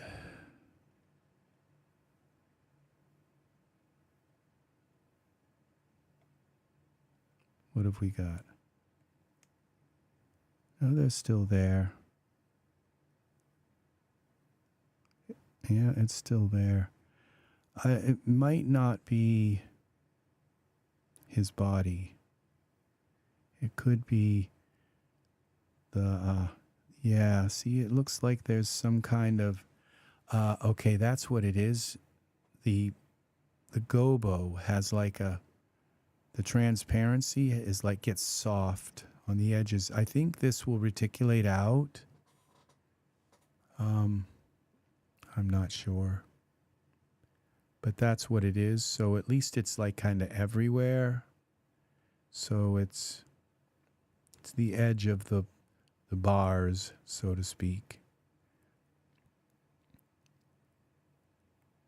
So I think we've got it. We just softened him up, so he's got the best geometry possible. I don't think he needs like some kind of like snarling look or like I gotta get out, you know, or kind of thing. I don't want to. I just think he's gonna look into the camera like this. So I'm not big on expressions, giving my characters hardcore expressions. I think one of the things that maybe the Genesis 9 characters aren't quite there yet is their teeth. But, you know, the Genesis 8 and 8.1 were like worse, much worse. They did a lot with the mouth for Genesis 9. But that was the first thing I noticed about Genesis 9, were that the teeth still kind of had some issues. So, but this is it.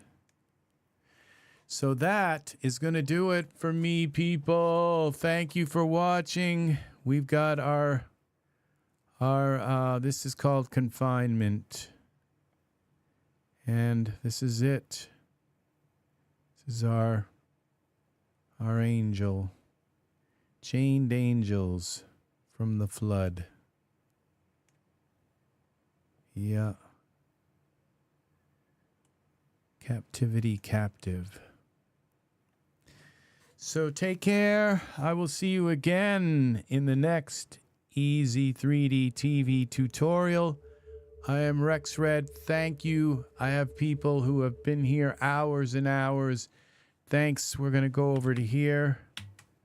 And we will play a little bit of this. And I'm going to go over to this computer.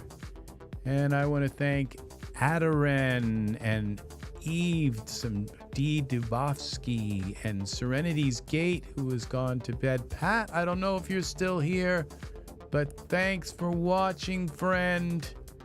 And then we have, let's see, Crimson Samurai was here. Mr. J was here as well. And we had George Clark, who was here with his looking amazing comment.